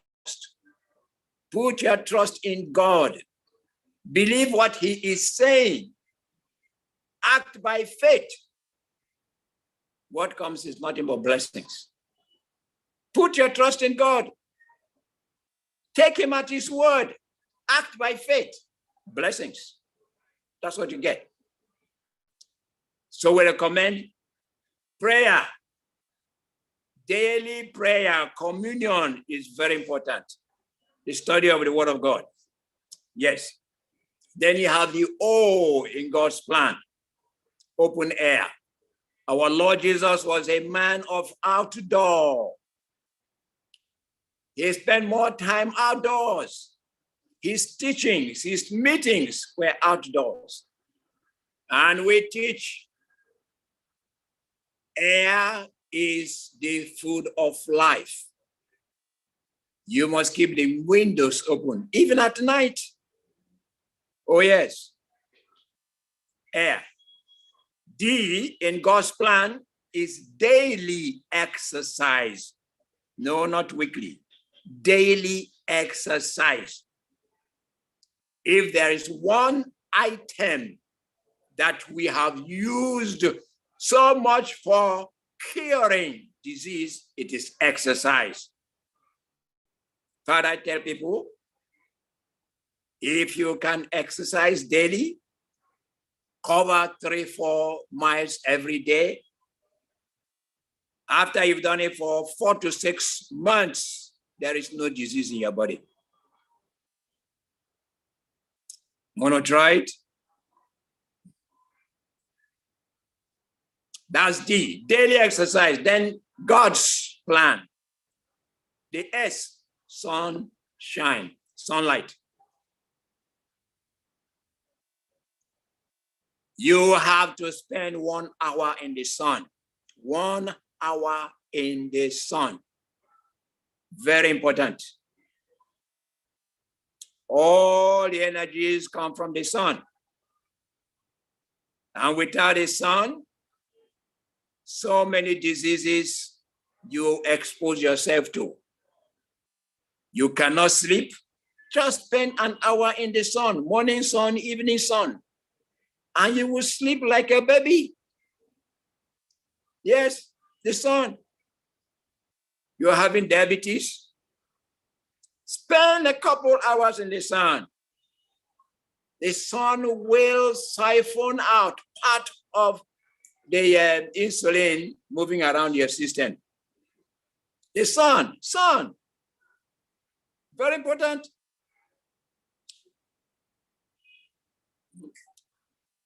So S, the sun, very important. Now Africans are suffering from vitamin D deficiency. Our forefathers had no problem with vitamin D. Why? They spend their whole time under the sun. Now we have Africans, Nigerians, they go from house into their car, from their car into their office. They are done in the office, back to their car, and then from the car into the house. They go from day to day without the sun, no sun. You're wondering why there's so much disease? Why Africans are suffering so much? These are the reasons. So the sun, God's plan. S, sunlight, sunshine. P in God's plan is proper rest. I teach you ought to be on bed by 9 o'clock or earlier. You need 7 to 8 hours of rest every night. To the extent you are not having 7 to 8 hours of rest, you are exposing yourself to difficulties. If you sleep less than 6 hours a night and continuously, you increase your chance of dying early 2.5 times. You sleep, spend more time on bed, like 10 hours every day, you are resting excessive. And your chance of death is that much more increased. So 7 to 8 hours a night. Be on bed at 9. God's plan. L, lots of water, drink plenty of water. While the Lord doesn't tell us exactly how many cups or liters of water, Well, I tell people, if you are drinking less than 3 liters of water, you're not drinking enough water. Can you drink a gallon of water? Great, wonderful. What can it do for you? Numerous benefits.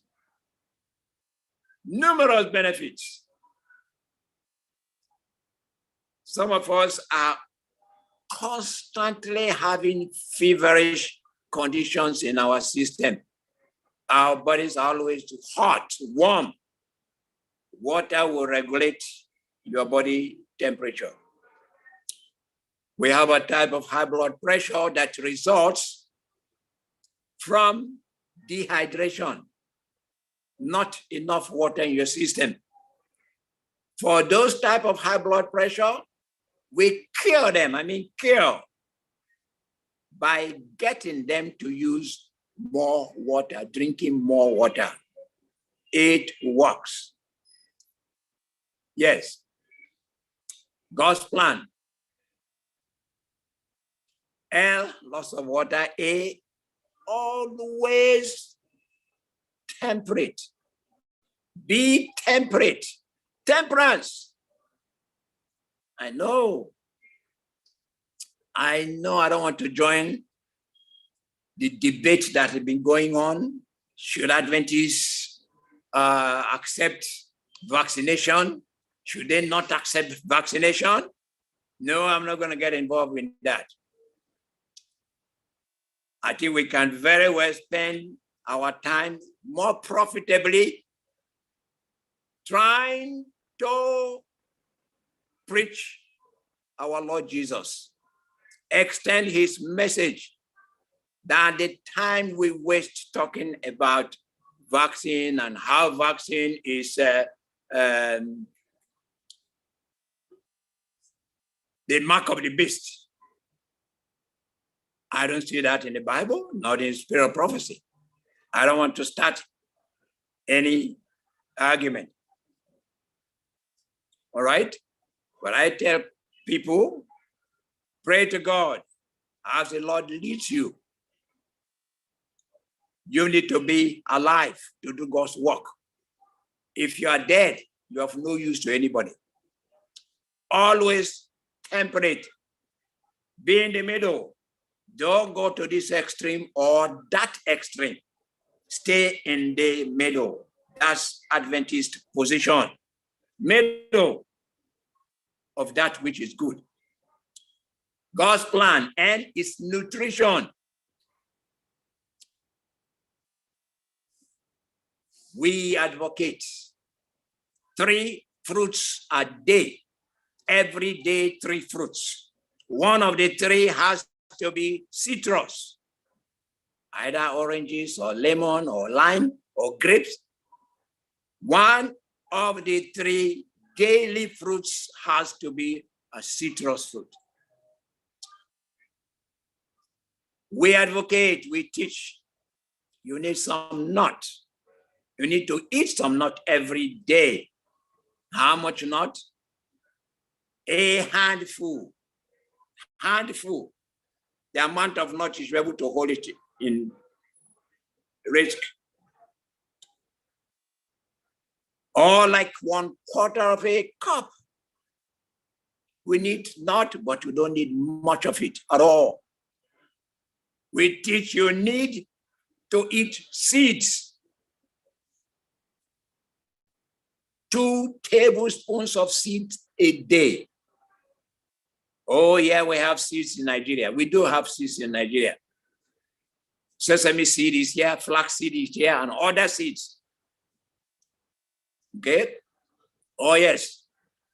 I encourage people to use garlic. Garlic.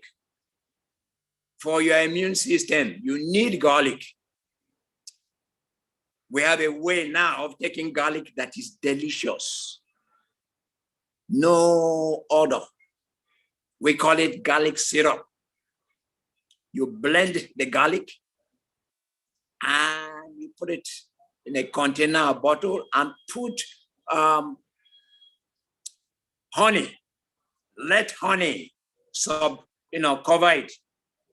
Put honey until it covers the blended garlic. Leave it for 2 or 3 days and start using it. It is delicious. Your children will love it. You can use it as a spread, or you just add it in anything you are eating. You can put it on rice, put it on beans, anything you eat. It transforms your food. Is delicious. And yet what you're taking is garlic. Your immune system. It's important. Garlic. Yes, we believe in using grains. We should get our carbohydrates from grains. We have a lot of grains in Nigeria. We have millet, we have maize, corn, we have wheat, we have rice, we have other grains. We encourage our people to eat grains, cook it well. It is wonderful, it is nice. That is your breakfast.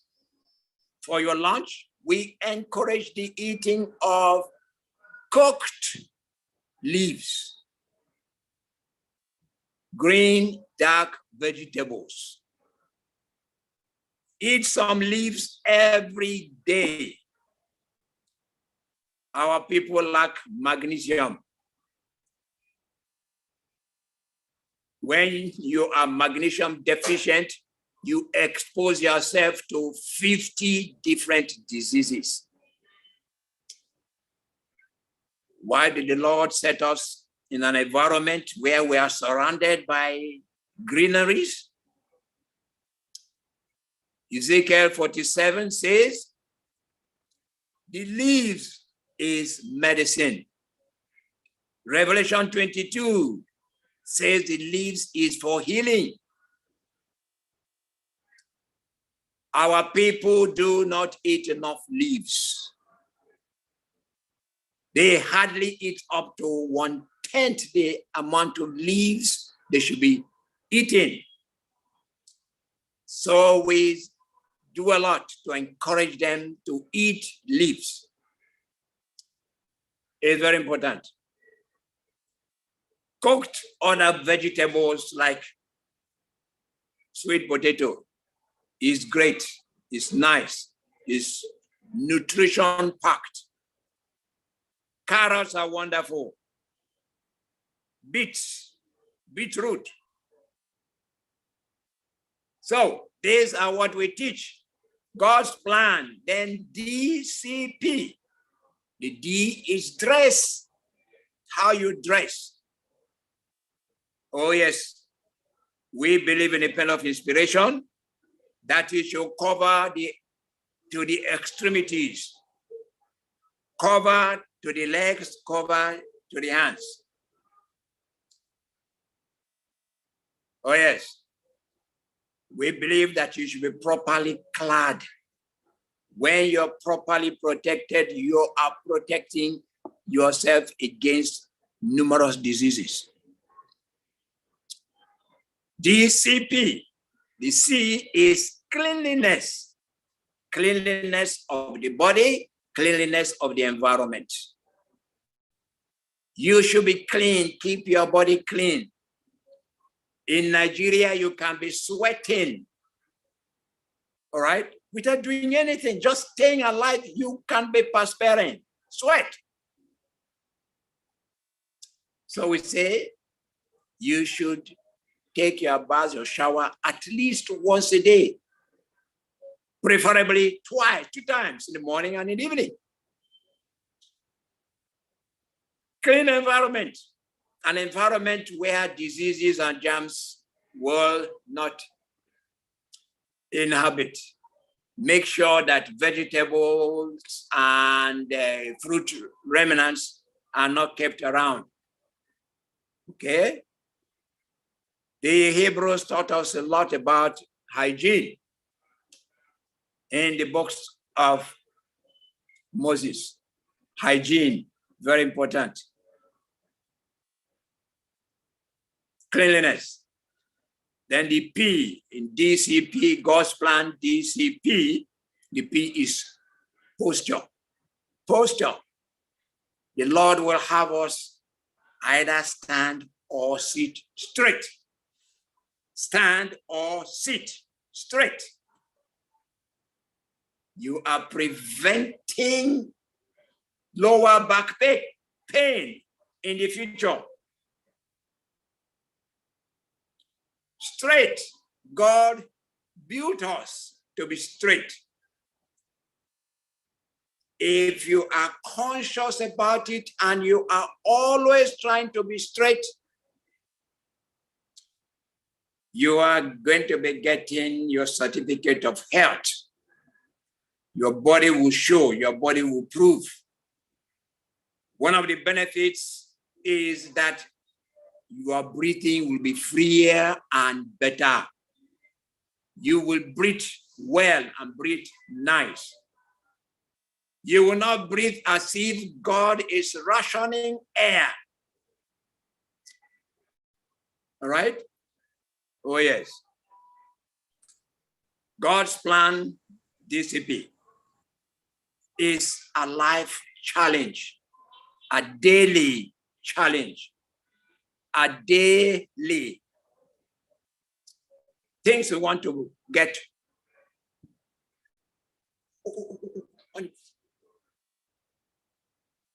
Yes, daily plan. God's plan, DCP.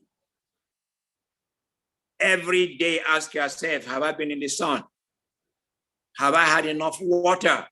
Taken enough water? Have I had my exercise? How am I doing as far as my meals are concerned? Do I take my meals on time and at regular time? Yes, we are authorized to eat up to 3 times a day. But 2 meals a day is better than 3 meals a day. And if you are among those that are eating more than twice a day, it will be a wonderful discovery for you to find out 2 meals a day by far will serve you. Yes, that's God's plan, DCP. We teach people how to live, to glorify God. Teach people how to be in good health. No, it does not cost more money to be in health. Once you talk about health, people talk about having to eat more fruits and vegetables, and immediately they think that has to be more expensive. No.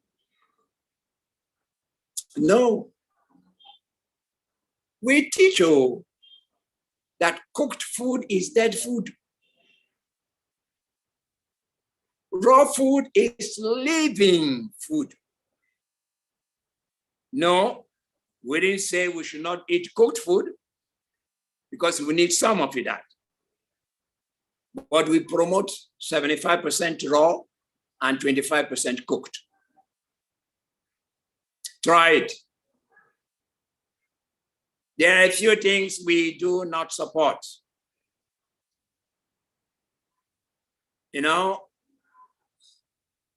Sir Bucket. He was a surgeon from England, came to Uganda in the 60s. And he was a surgeon, and if he were home, would have been expected to be on his knees, on his legs rather, for at least 12 hours a day. But when he came to Uganda in the 1960s, in a whole year, he had only one surgery case. He couldn't understand it. How come Africans, at least of the 1960s, Africans of the 1960s were not having killer diseases? Why? So he decided to find out why. And his research led him to nutrition. What did he discover? That the ancestors, our ancestors, the Africans of the 1960s, up to the 1960s, ate a lot of fiber. Fiber. They ate a lot of fiber. And because of that, they didn't have killer diseases. No cancers, no diabetes.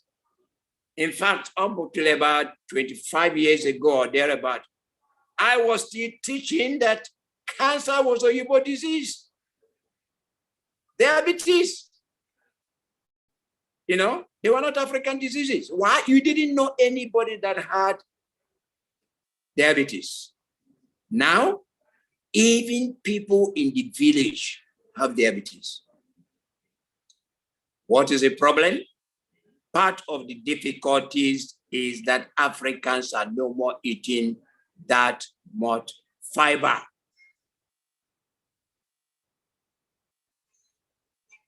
Yes, now cancer and diabetes, they are among the fastest growing diseases in Africa, in Nigeria. And because we do not have the experience of knowing what to do, they are dying. Oh yes, they are dying. The people don't know what to do with it, how to treat it. Somebody complains of a lump. What are they going to do with that?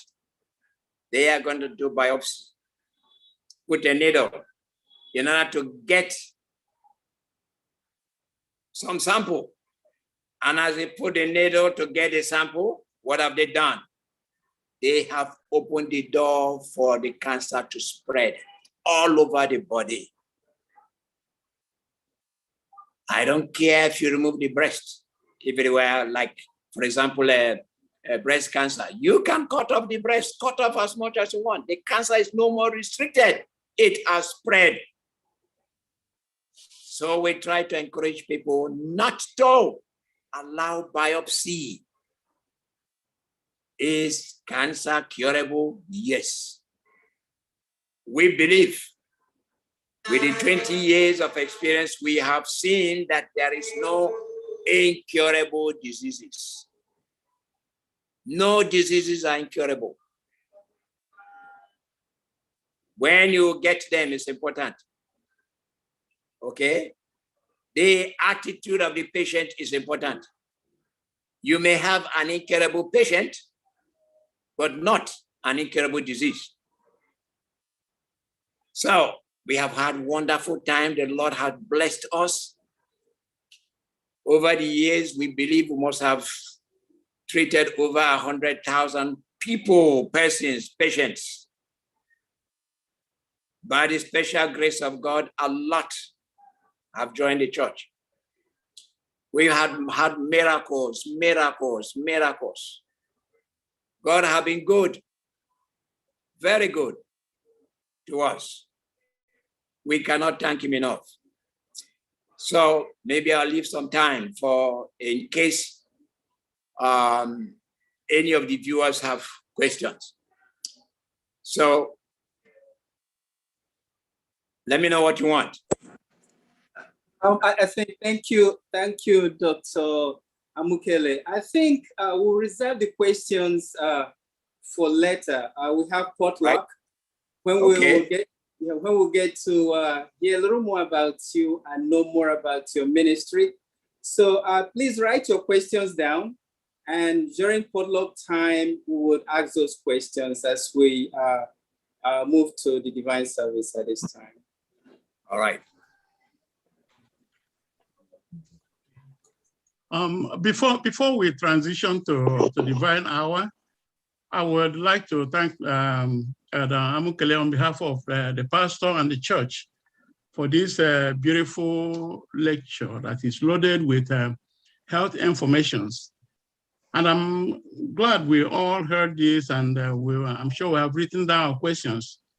At the right hour and the right time, we'll be able to get more information from you and answers to our questions. And thank you very much, and God bless you. Let us transition to our divine hour. This is the day. This is the day that the Lord has made. That the Lord has made. Yes, now. I will rejoice. We will rejoice and be glad in him. And be glad in him. Hallelujah. This is the day that the Lord has made. I will rejoice and be glad in him. Oh, this is a day, another day that the Lord has made.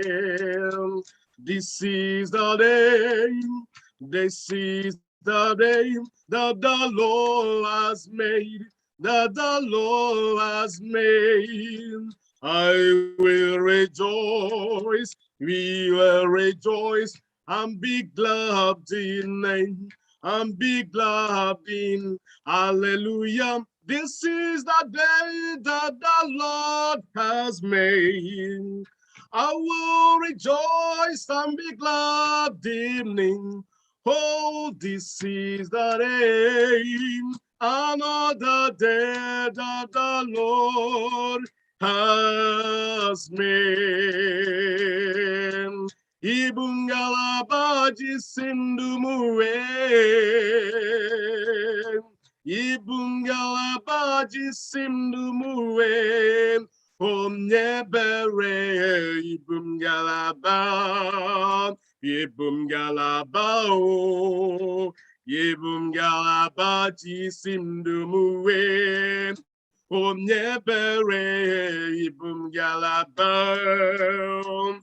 Ibum galaba o, ibum galaba jisimdumu he.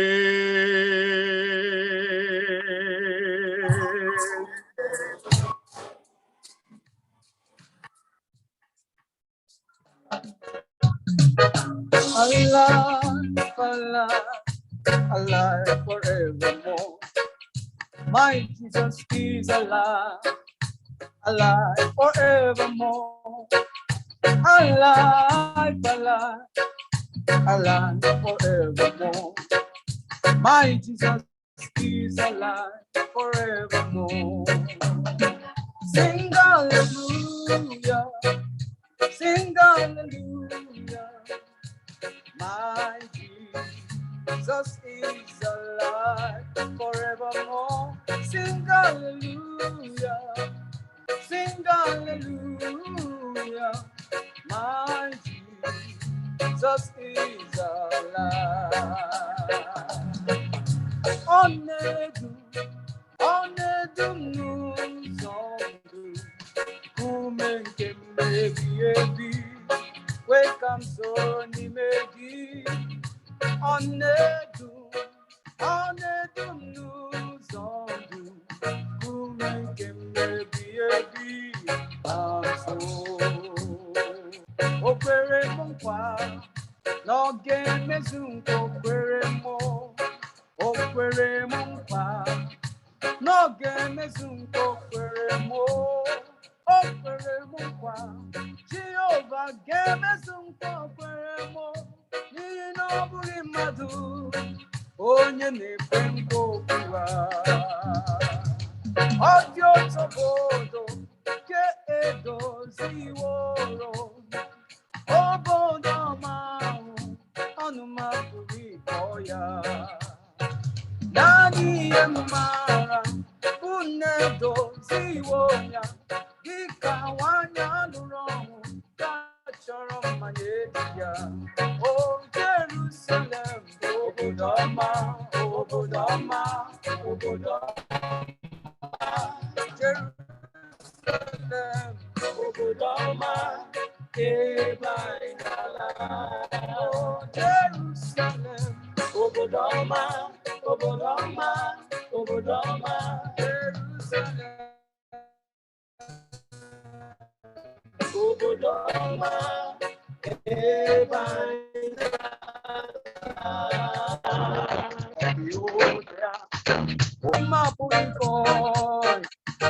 Awuya adiyada ayaya aponi no kidoma ke oledo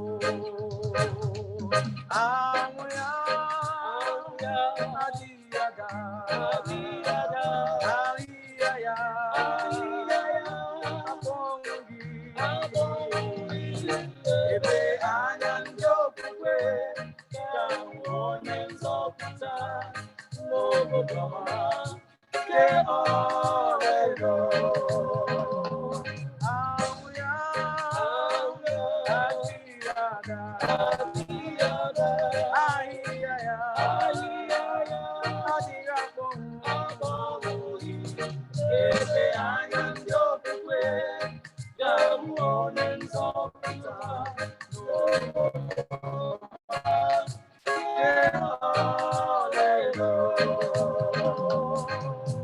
Someday I'm gonna be with Jesus. Someday, some happy day, some happy day. Someday I'm gonna be with Jesus. Some happy day. Someday I'm gonna be with Jesus. One glorious day. Someday I'm gonna be with Jesus. Someday, some happy day, some happy day. Someday I'm gonna be with Jesus. Some happy day. Someday I'm gonna be with Jesus. Some happy day. Someday I'm gonna be with Jesus. Someday, some happy day. Nedum Jesus, nedum, nedum menile, nedum kubachi, nedum Jesus, nedum menile, amen. Onyuwa nedumo, nedum Jesus, nedum. Oh, nedum menile, nedum kubachi, nedum Jesus, nedum menile. Kani siya mama, mama libera, siya mama, mama libera, siya mama, mama libera, siya mama. Mama libera, mama libera, mama libera, ubodu, ogabua. Kanisia mama, mama libera, mama libera, mama libera, oh, mama libera.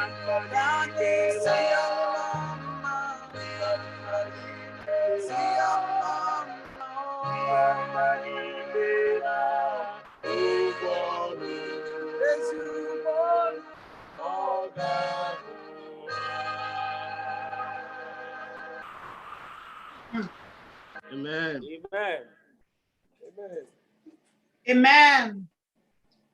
I am glad when they said, let us go to the house of the Lord. You are happily welcome to today's service. On behalf of our pastor, Pastor Kezia Rundu, and the entire church of FirstIgbo, I welcome everyone to today's service. No matter where you're logging from, I pray that today's blessings will be enough for you and your household in Jesus' name. You are welcome. Jesus. Amen. Amen. Amen. Our affirmation of faith this morning will be taken from the book of Psalms, chapter 91, verses 1 and 2. It reads, He who dwells in the secret place of the Most High shall abide under the shadow of the Almighty. I will say of the Lord, He is my refuge and my fortress. In Him will I trust. Our call to worship will be taken from the book of Revelations, chapter 14, verses 6 and 7. It reads, "Then I saw another angel flying in the midst of heaven, having the everlasting gospel to preach to those who dwell in the earth, to every nation, tribe, tongue, and people, saying with a loud voice, fear God and give glory to Him, for the hour of His judgment has come, and worship Him who made heaven and earth, the sea, and the springs of water." With these words, I call the saints of God to worship. Amen. Amen. Spirit of the living God, fall afresh on me. Spirit of the living God, fall afresh on me. Break me, melt me, mold me, fill me. Spirit of the living God, fall afresh on me.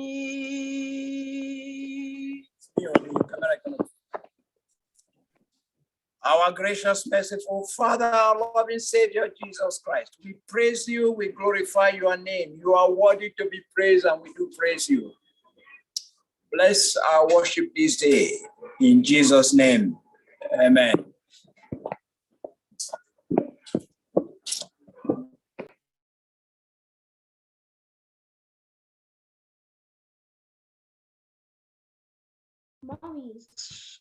Is that good?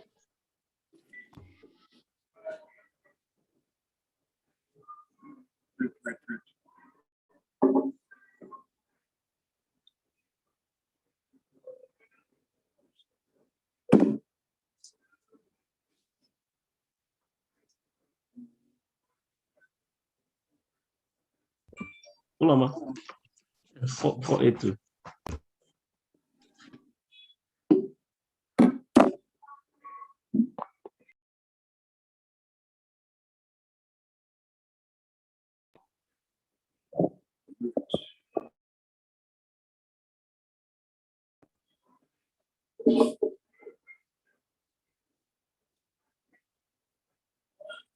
Our gracious, merciful Father, we come to you again, grateful for life that you have given to us. Lord, bless our worship even now, in Jesus' name, amen. Amen.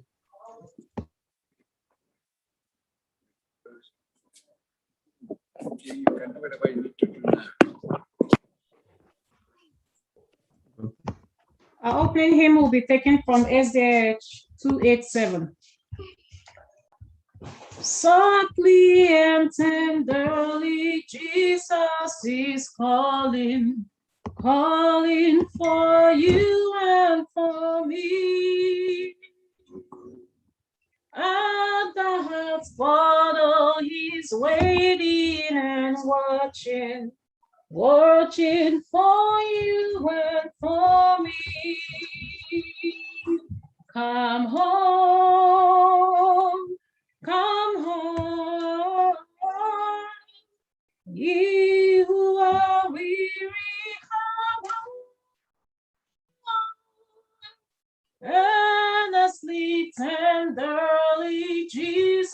is calling, calling all sinners, come home. Why should we tarry when Jesus is pleading, pleading for you and for me? Why should we linger and heed not his mercies, mercies for you and for me? Come home, come home, ye who are weary, come home. Endlessly, tenderly, Jesus is calling, calling all sinners, come home.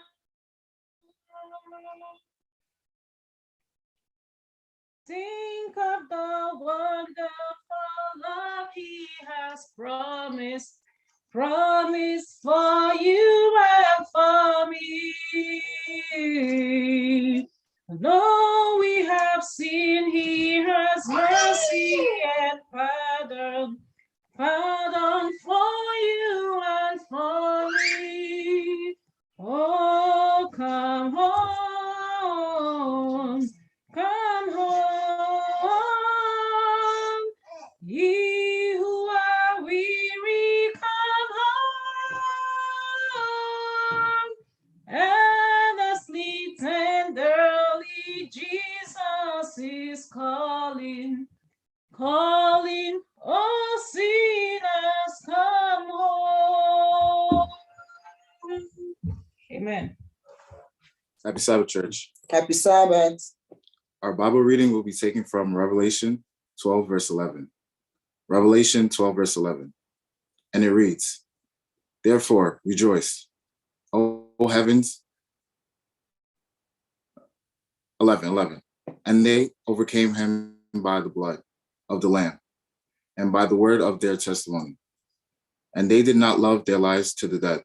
May the Lord bless this reading in Jesus' name. Amen. Amen. Let's relax. Ask me not, O gentle Savior, hear my humble cry, while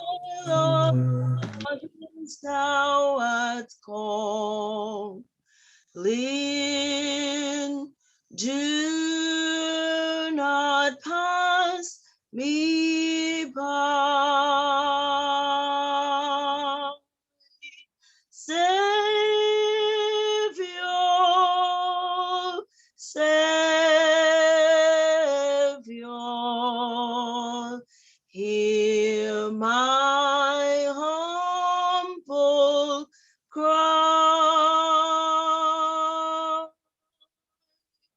while on others thou art calling, do not pass me by.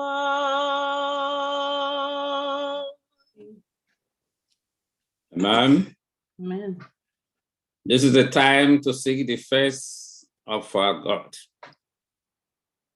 Wherever you are today, at home, in the car, this hour is special. Because the Bible said, wherever they gathered in my name, that is there. Therefore, know that wherever you are now, that you're in the presence of our dear Lord Jesus. Amen. Therefore, let's reverence him. At this moment, you've come to meet your God, and there is something in your mind that is bothering you. You want to live for him to do for you. Because he beckons us Come to me, all ye that are troubled, and I will give you rest. Therefore, I don't know where it hurts you. I'm not all-knowing God. I'm just human. At this time, present your petitions by yourself to God. He will answer you. He will hear you. On the Sabbath, he was going around solving problems, healing people that are sick. He is a changeless God. The same God then is the same God today. Yes. He still heals on the Sabbath day. Therefore, come in faith and present your problem to him. He will answer you.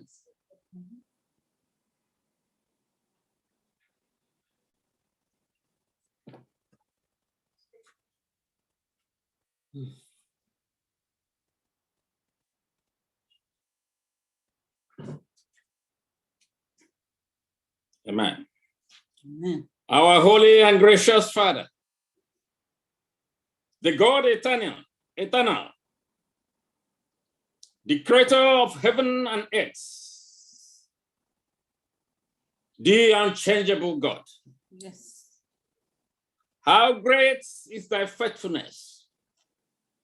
My Father, your children has come this morning to seek your face. We have come to worship and praise your name because you are worthy to be praised. We have come, Lord, to thank you for your faithfulness, to thank you for your goodness and the uncountable good things you are doing in our lives. Father, we have come to thank you for answered prayers, for showing us again and again this week that you are a changeless God, faithful to your promises. In your holy book, you say, come to me in the day of trouble, and I will deliver you, and you shall glorify me. Thank you, Lord. Thank you, Holy One, for answering us when we called you this week on behalf of your manservant, Eda Chikamu. Email onye email anyị dasị otito niile mbuli elu niile diwara gị n'aha Jesus Christ. Amen. Father, we are sinful in all our ways. You are holy, and we are filthy. Yes. We are unworthy to stand before you. We don't have our own righteousness to come before you. Therefore, Holy One, we beg for forgiveness of our sins. Wash us clean with the precious blood of the Lamb and make us worthy of your presence in Jesus' name. Amen. At this time, Lord, we still present your manservant, Shinkiri, before you. Thank you again and again and again for your deliverance. We pray that you come now and perfect the healing and the good work you have started in him. Amen. Heal him and heal the whole family in Jesus' name. Amen. But we have other people that are sick. Some of them in the hospital. Some of them in their homes. You know what them one by one. You know them personally because you are all-knowing God. You know where it hurts them? Father, we pray that you touch them with your healing hand from above and make them whole in Jesus' name. Amen. All of us in this line, on this line, personally place our petition before you in faith, because you are a prayer answering God. Because you are the one who holds solution to all our problems. Therefore, Holy Father, we pray in the name of our Lord Jesus Christ that you hear and attend to every petition whispered to your ear on this Sabbath day. In Jesus' name. Amen. Amen. And now leave the speaker of the hour into your righteous hand. Cover him now with the power of the Holy Spirit. Speak to us through him, Lord. As we hear him today, we pray that your words will accomplish that to which it is designed to accomplish in our lives. Amen. And make us acceptable into your kingdom. Thank you for answered prayer, for we have prayed in Jesus' name. Amen. Amen. Amen. Oh Lord, hear our prayer, O Lord. Incline thine ears to us and grant us thy peace. Amen.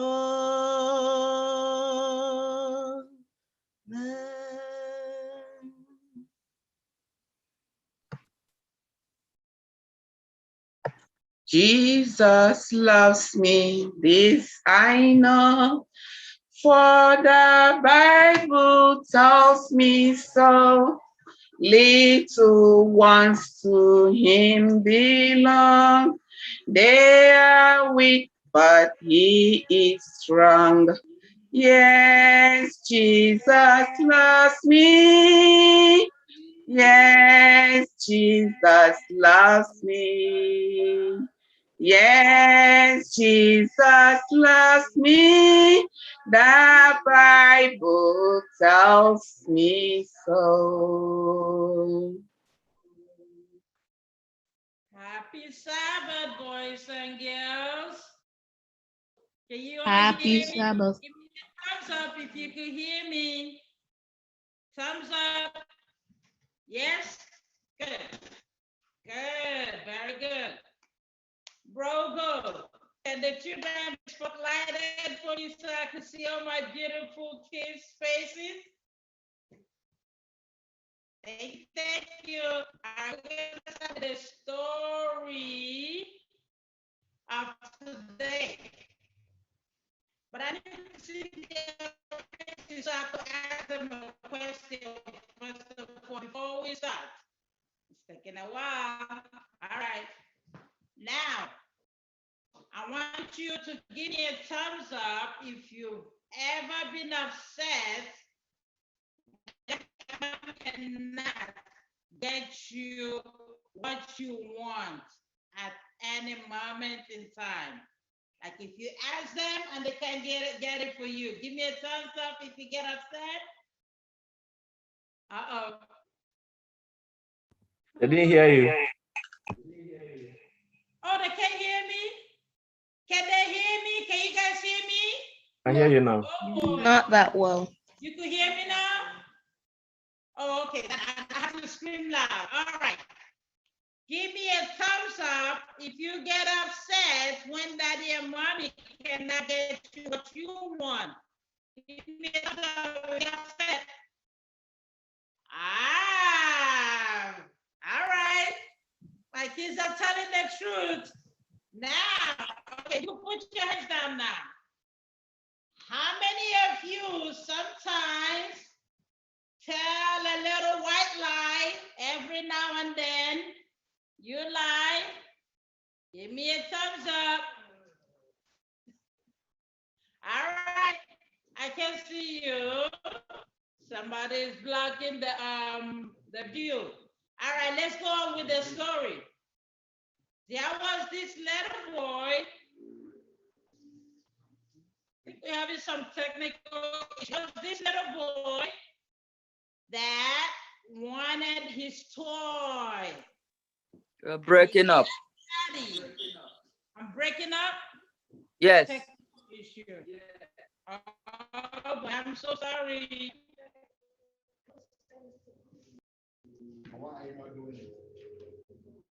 Can you guys hear me?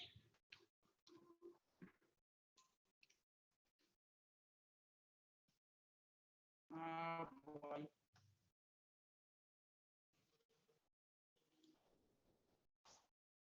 That's good. Can you hear me? Is it better now? Yes. Yes. Okay. Okay. All right. Still breaking up. Yes. Thumbs up. I'm still breaking up. Yes. Yes. Go ahead, it's manageable. Yes. It's okay. Oh, I'm so sorry. I saw a beautiful story that I'm going to tell you guys. Okay, So yeah. this boy wanted a toy from his father, and his father said, "You're gonna have to wait. I cannot get the toy right now because that toy is expensive." He said, "But that is not that expensive. You can get it. You got a job." The father said, "Oh, you really think so? Guess what you're gonna do? You're going to go and make a quarter. Go out and get a job and make a quarter just for one day. And I will get you your toy." He said, "Really, Daddy? Oh, that is so easy. I could make money. I could get a job and make money. I could make the quarter. What?" Daddy said, "Okay, we got a deal." The boy went out to the uncle. "Hi, uncle. Hi, uncle. Can I borrow a quarter from you?" Uncle said, "What do you need a quarter for?" "I just want a quarter, uncle. I'm going to use it for something." "All right, I'll give you a quarter, no problem." The uncle gives the boy the quarter. Daddy comes home, he runs, "Daddy, Daddy, look at a quarter. So you gave me the toy now?" Daddy says, "You got a quarter? What kind of job did you do? Did you really work for that quarter?" He said, yes, Daddy, I did work for the quarter." He said, "Guess what? I want you to go to the well and throw that quarter in." "Really, Daddy?" "Okay, fine." He goes and throws the quarter inside the well. Daddy said, "You're gonna have to walk again to make another quarter." He goes to Grandma. "Grandma, can I borrow a quarter?" This goes on for days. Everybody keeps giving him the quarter. And when he comes back and tells Daddy, Daddy said, "Go throw the quarter in the well." And he goes and throws the quarter in the well. Now he doesn't have any more family members to borrow a quarter from.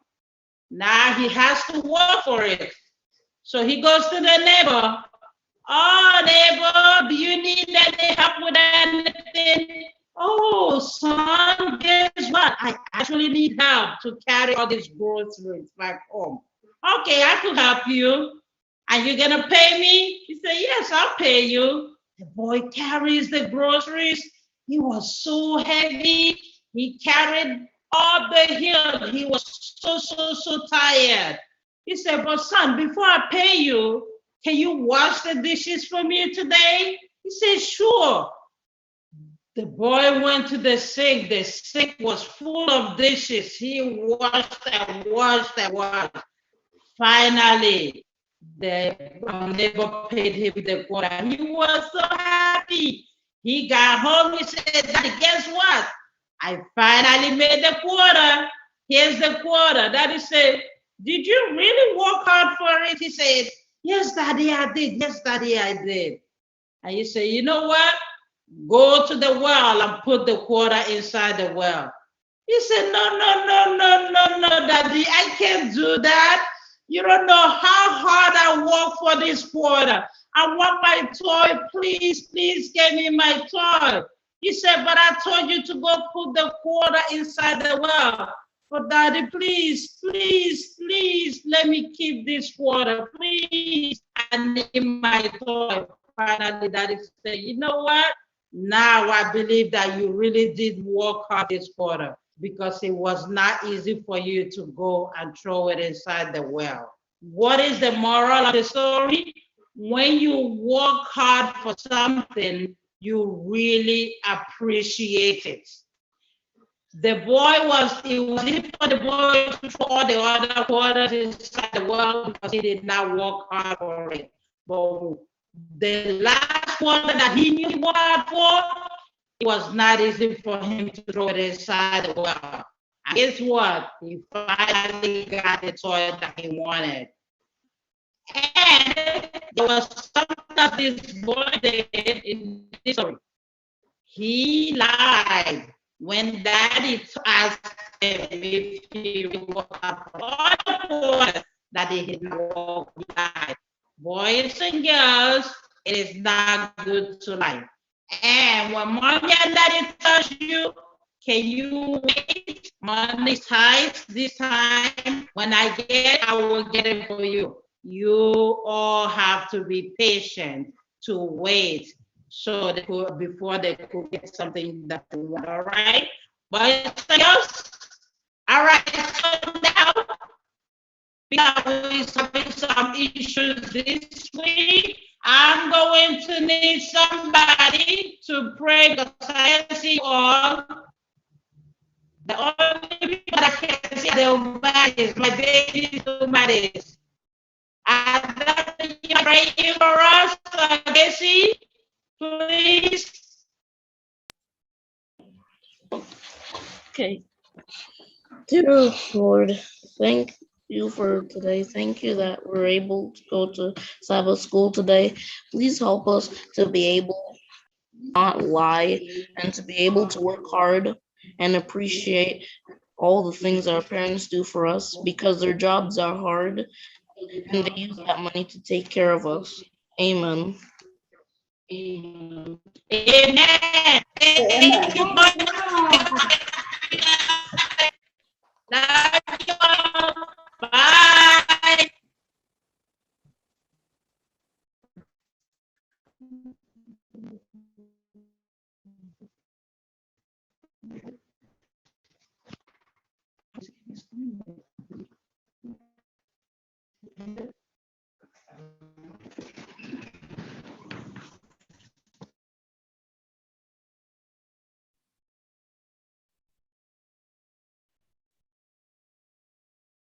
Happy Sabbath, church. This is the time that we give. Return to God what is His. With our tithes, remember the Lord loves a cheerful giver. It says in Malachi chapter 3, from 7 to 10. Return unto me, and I will return unto you, said the Lord of hosts. Bring ye all the tithes unto the storehouse, that there may be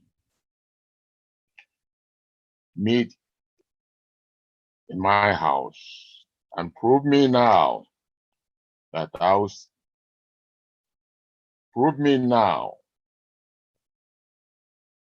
here with the Lord, said the Lord of hosts, that thou will not open the windows of heaven and pour you out blessings, that there may not be room enough to receive it. We have a projection on the screen where we can give. Send all the tithe offering donation via online. It is projected on the screen. We have the platform online giving platform as follows. You can donate through the Zelle account, or email FirstIgbo SDA Treasury @gmail.com, or visit the Adventist giving. It's projected on the screen. So these are the areas, the platform through which we can give.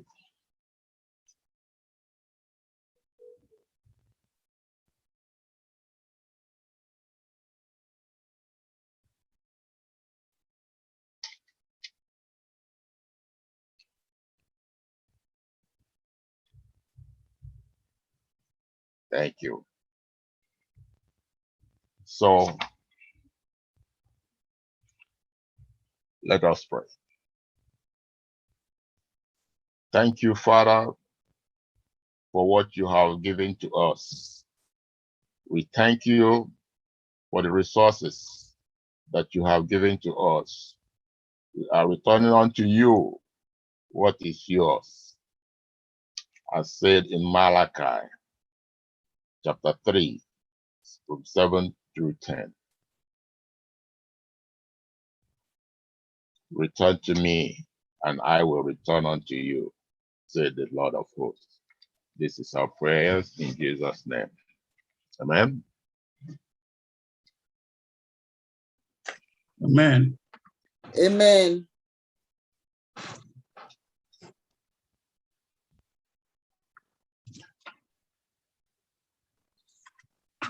Once again, church, it is my joy to introduce the speaker of the hour today. In addition to the introduction I made earlier in the day, our speaker was a legal practitioner here in New York for many years. Following the call, he accepted to relocate to Nigeria to do the gospel medical missionary work, which he has been doing for the past 20 years. He is married to our own Mrs. Amukele, known to many of us. She's a humble and virtuous woman. She is soft-spoken, kind, charitable, and approachable. Above all, she's a child of God and a very supportive wife to her husband. The speaker does not like to be the center of attraction, but I'll say this. They are blessed with children. To the best of my recollection, one of their sons is into medicine and the other into law. They have been tremendously blessed by God due to their faithfulness, dependence, trust, and obedience to God, and benevolence to humanity. After the rendition by the choir, the next voice we will hear is that of the overcomer himself, Elder Samuel Timothy Amukele. Let us give him our undivided attention. Choir, please.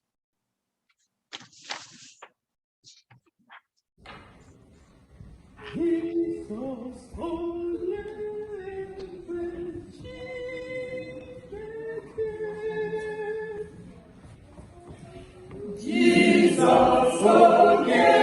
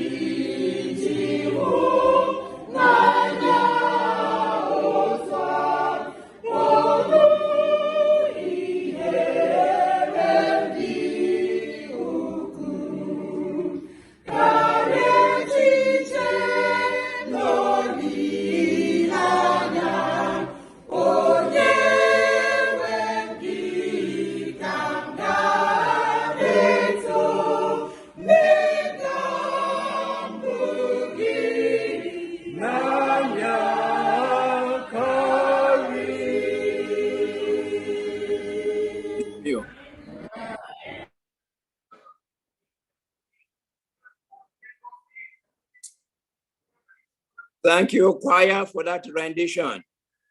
I am grateful. We are coming to you reading from Revelation 12.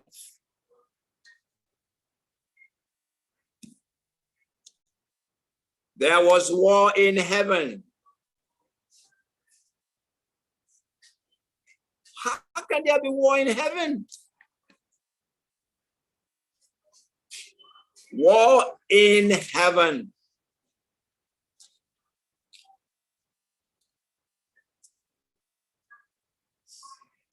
And there was war in heaven. Michael and his angels fought against the dragon. And the dragon fought and his angels and prevailed not. Neither was their place found any more in heaven. And the great dragon was cast out, that old serpent called the devil and Satan, which deceiveth the whole world. He was cast out into the earth, and his angels were cast out with him. Verse 10, and I heard a loud voice saying, in heaven now is come salvation and strength and the kingdom of our God and the power of his Christ. For the accuser of our brethren is cast down, which accused them before our God day and night. Now verse 11. And they overcame him by the blood of the Lamb and by the word of their testimony. And they loved not their lives unto the death. Let's pray. Gracious Father, merciful, loving Savior, Jesus Christ. Use this means, this earthly vessel, to speak to somebody. In Jesus' name, amen. So again, verse 11 said, and they overcame him. Who is the they? The brethren. The accuser of the brethren was the dragon. Okay? And the brethren overcame him. Who is him? Satan, the devil. The brethren overcame Satan. How? Two things.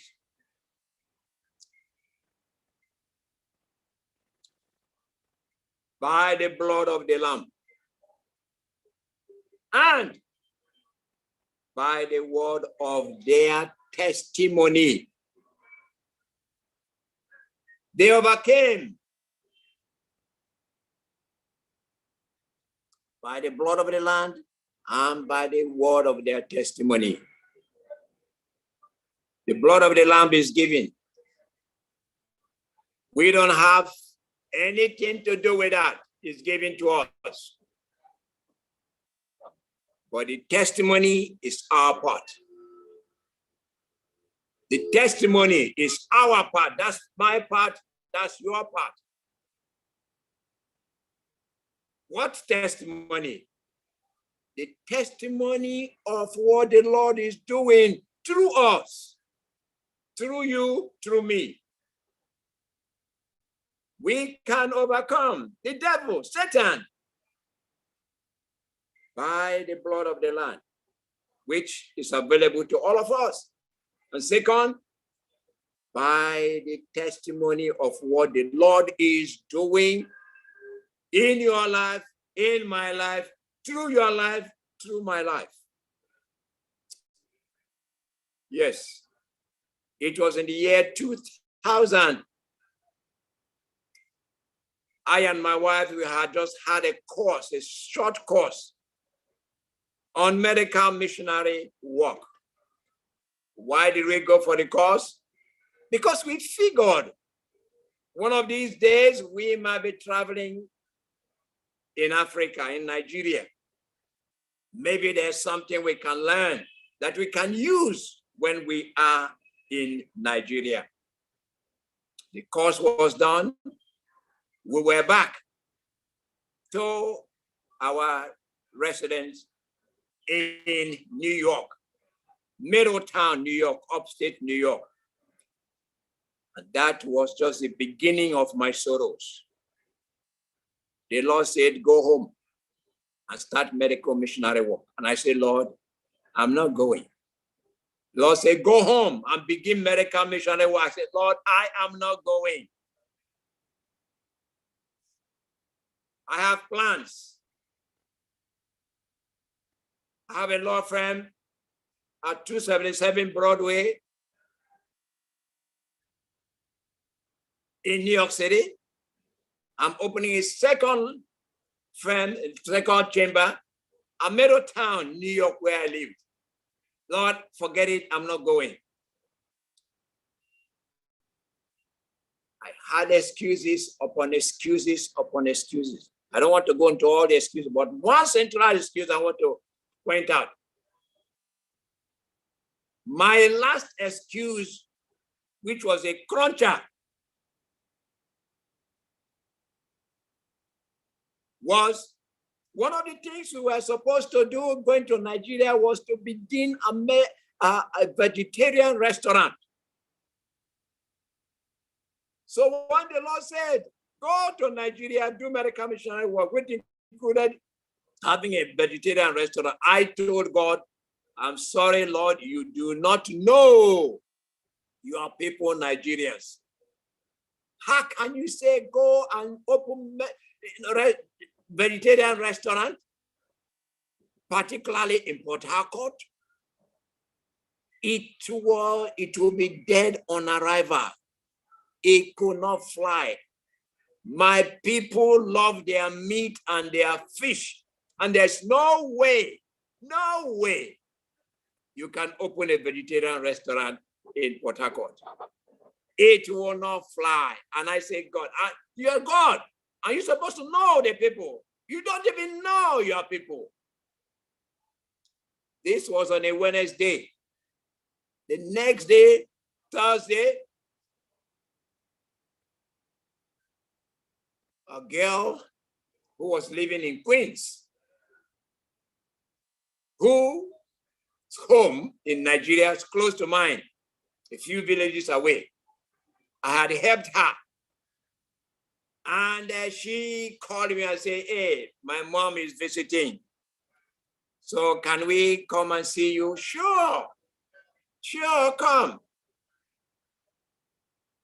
Next Sunday, she was in our home, Middletown, New York.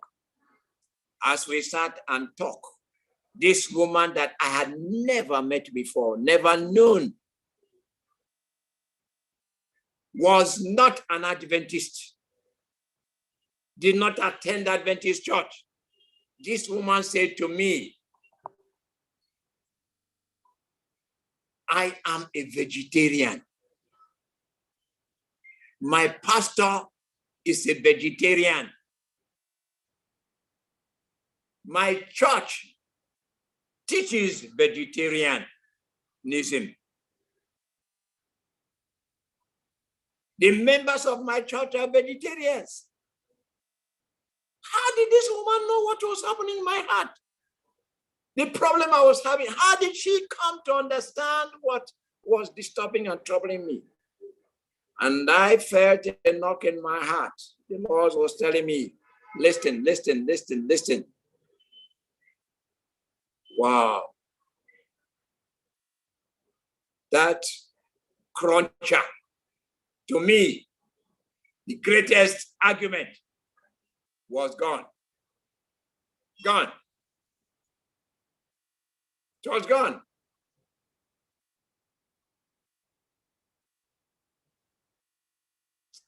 I felt sorry for myself because I ran out of excuses. I didn't have any more excuse to give why I would not go. Then it came to a point I visited a friend of mine, an American, who had been a medical missionary for some years. And as I visited with him, I opened my heart to him. And I told him, my real concern is that this thing cannot succeed. Medical missionary work in Nigeria will fail on arrival. It will not succeed.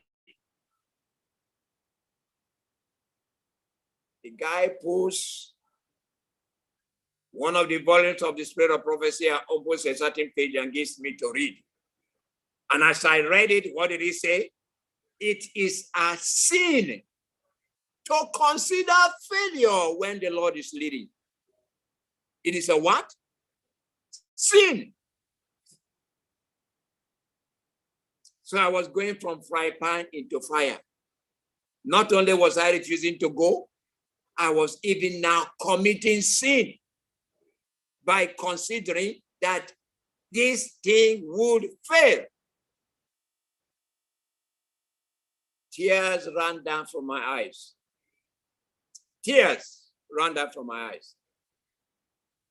Why? Nothing else I can do. I have to go. My life was in God's hand. There's nothing I could do. I have to go.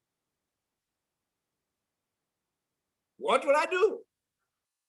And I felt sorry for myself. Why did God hate me? Why did he hate me? What did I do that he hates me? All these people from Nigeria, doctors, nurses, why me?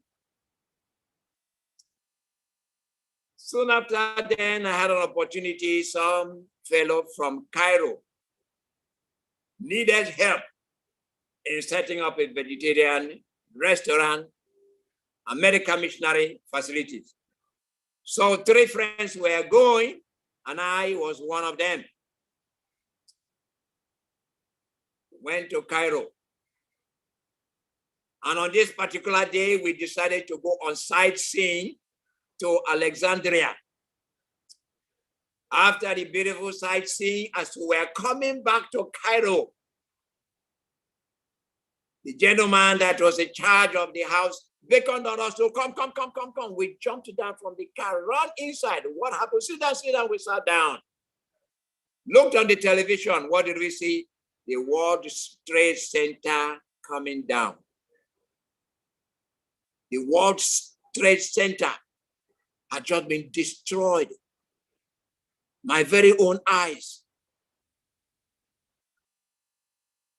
I was very familiar with the World Trade Center. I knew it. Why? We lived in Middletown, New York, upstate. And I would take train. My usual way to go to work was train from Middletown to the World Trade Center, subway. And then I will come up on the World Trade Center, then walk 2 blocks to my office, my law office. So I asked the question, what is the time? What's the time? when I was told what the time was in New York, I knew that that was the time that I would have been making my way from the subway, coming up at the World Trade Center to go to my office. I stared in the empty space and tears came down on my eyes. Why? It wasn't that God hated me.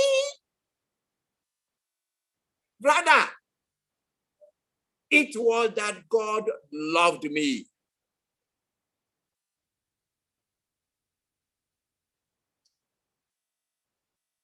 God knew the World Trade Center was going to be destroyed. He knew that when the destruction came, I would be a victim. And God would not take no for an answer. And he refused to accept my no and kept pressing until I said yes.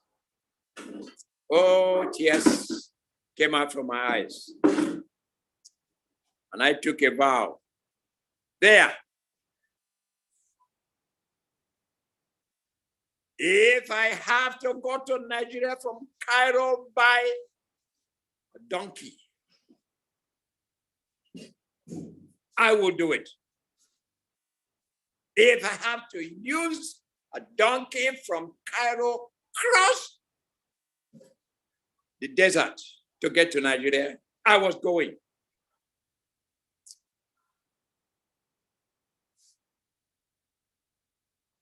Thereafter, I did go. We did go to Nigeria and start miracle missionary work. And all I have seen is nothing but miracles, miracles, miracles. I tell friends now, if I knew then when the Lord called what was going to happen, the Lord would have not made it call twice. As soon as he opened his mouth to call me, I would have been on my way. I have seen nothing but miracles. I tell people, if the only miracle you know about is what you read in the Bible or read in the spirit of prophecy, you should consider what you are doing. I am eternally grateful to my God. One of the very first miracles that happened to me was that my container had come and I tried to get my container released to me at the last business day of the year, that year, 2001. The next day was going to be Christmas. And thereafter, 26th, Boxing Day. And thereafter was weekend. So like 4 or 5 days were covered by holidays. Meaning that I would have to pay demurrage. When I came back home that evening, I went on my knee and I talked to God. I said, Lord, I tried. I failed. I could not get my container released. And I told God, I'm sorry about it, that we're going to have to spend money. Money that we should not have spent if they had released my container. But because they did not release it, and there will be demurrage, we have to spend money we could have used for something else. I went to bed. 3 o'clock. 3 o'clock. That night, the next morning, 3 a.m., I was woken from sleep. Came out, what's the matter? Somebody wanted to see me. Okay. And the guy said, are you Dr. Mukele? Yes. Do you have a container at One Port? Yes. Your container is at the gate. What? Your container is at the gate. I use flashlight to go inspect the container on the truck. And yes, that's my container. How did it get here? The way I have pieced together, what must have happened? I think as soon as I went to God in prayer and said, Lord, I didn't succeed, the Lord commanded an angel to go to work. And I can see the angel say, hey, listen, you gotta put this in. And in the night, they carried my container and loaded it in the truck, and the guy drove through the night. About 70 miles. So I asked the guy, have you been to this community before? He had never been to my community before, never been to Ahoda. So how did you know? He was asking questions as he was coming. Asking questions as he was coming. Amen. And they overcame the devil. How? By the blood of the Lamb and by the testimony, the word of their testimony. You know, Romans 12:1. Paul tells us, brethren, surrender yourself to God. Give yourself to God as a living sacrifice, not dead sacrifice. When we do that, Philippians 2:13, God takes over and works in us to do his good pleasure. It is God who have been working for us.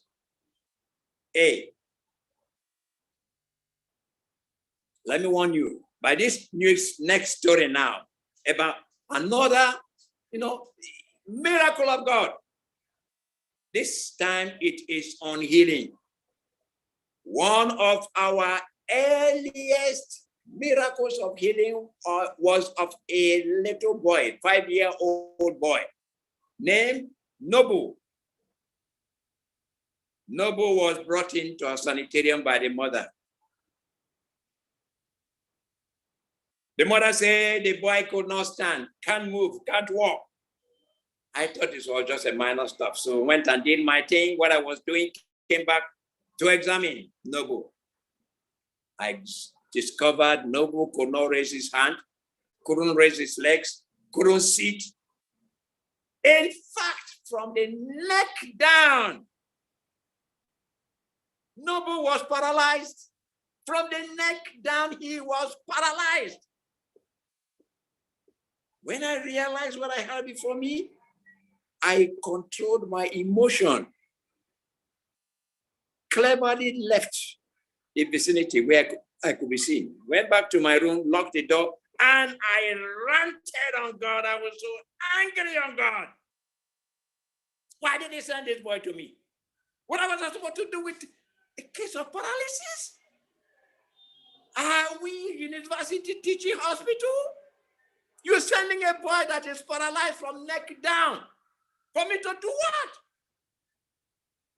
I was angry on God.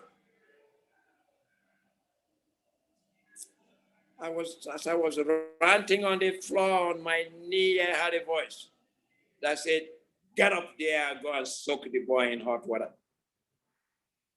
What? So I got me this rubber buckets, put hot water there, and we were soaking this boy, Nobu, 3 times a day. 3 times a day in this hot water. In 4 days, 4 days, nobody was running around the whole yard. 4 days. Who did it? Amen. Who did it? The Lord. Amen. One of my hand from my left.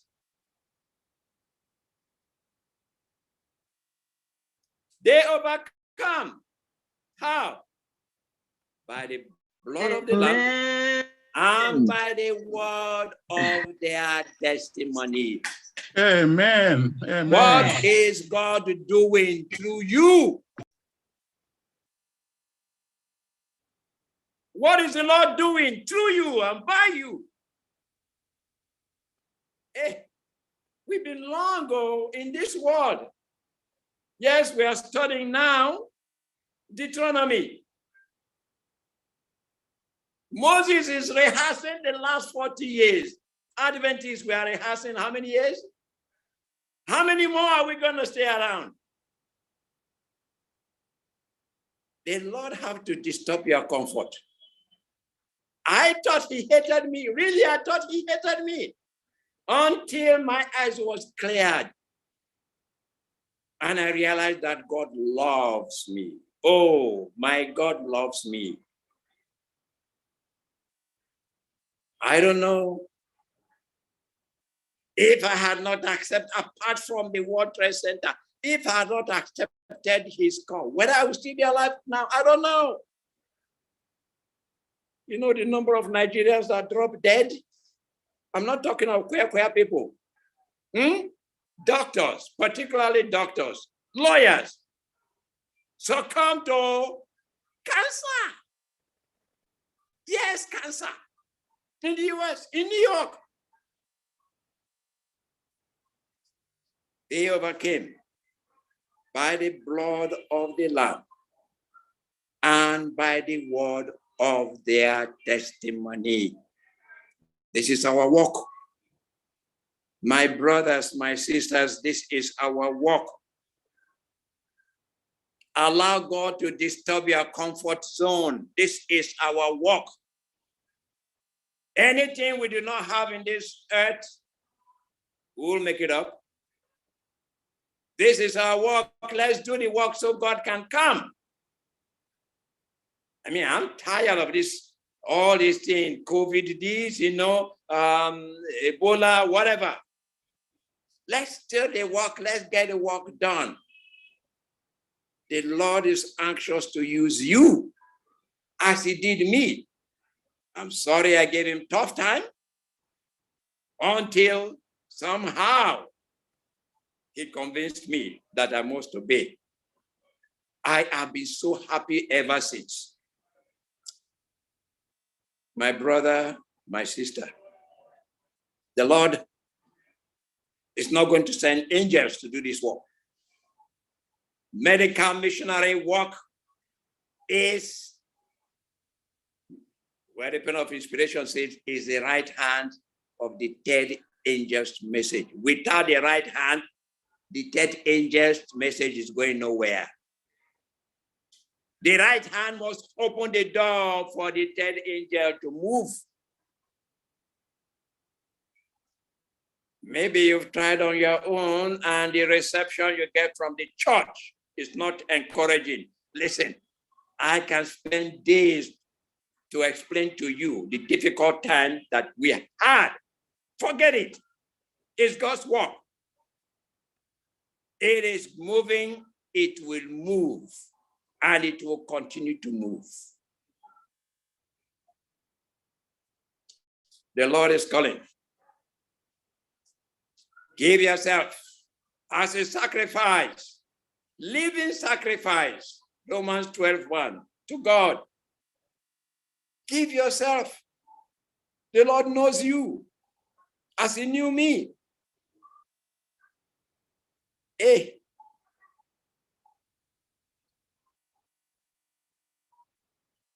I'm not proud.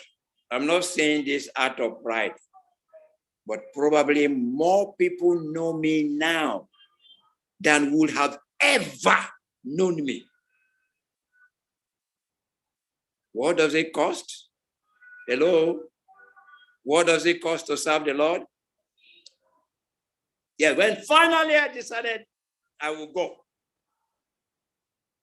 2000. When I finally decided I will go, I asked the Lord of a very simple thing to do for me.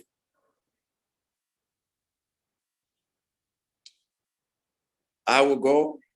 Lord, there are hundreds of thousands lawyers in New York City, New York State. Just get me one lawyer or a law firm to buy over my practice, and I'll be on my way. Reasonable request, right? Isn't it reasonable to ask the Lord to send somebody to buy your practice so that you can go? I thought so. You know what the Lord said? The Lord said, don't sell your practice, give it up.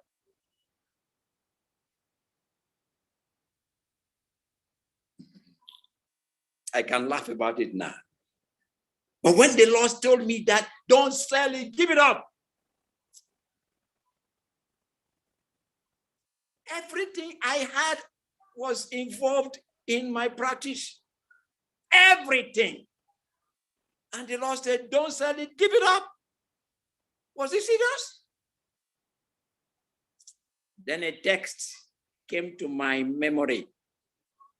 2 Chronicles chapter 25.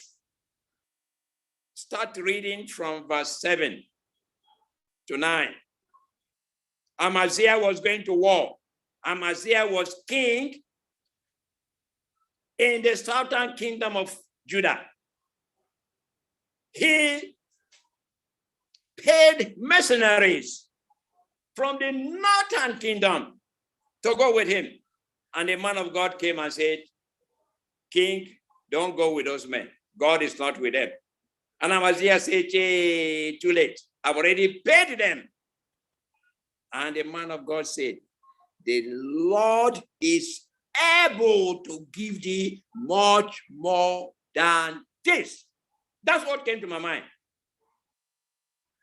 Giving up my law practice, God will give me more, much more. How much more? You have to wait until Christ came. In Mark chapter 10, verse 29 and 30, Jesus answered it. If you have left home, left your business, left your parents, left your children, left house, left land, Jesus said, for my sake and the Gospels. The Lord said, you get back? Are you ready? 100-fold. You get back 100-fold. Check it out. What does it cost? No. It's rather, what do you gain? It's not what it costs. What do you gain? You spend 1 naira, you get back 100 naira. You know any business that is that lucrative? Amen. They overcame by the blood of the Lamb and by the word of their testimony. My question to you is, what is the Lord doing through you? What is the Lord doing through you? Because overcoming is only by those 2 points. So the blood of the Lamb, we are given. The word of your testimony. That's your part. That's my part. What is Jesus doing through you? You know, Thessalonians 5:24. He is faithful that has called, who also will do it. I am just, will I say like a stooge? I'm just there. I'm not the one that's working. Cases come, and I say, Lord, what do I do here? And the Lord directs me. Cases come, Lord, what do I use? And He directs me. As I saw,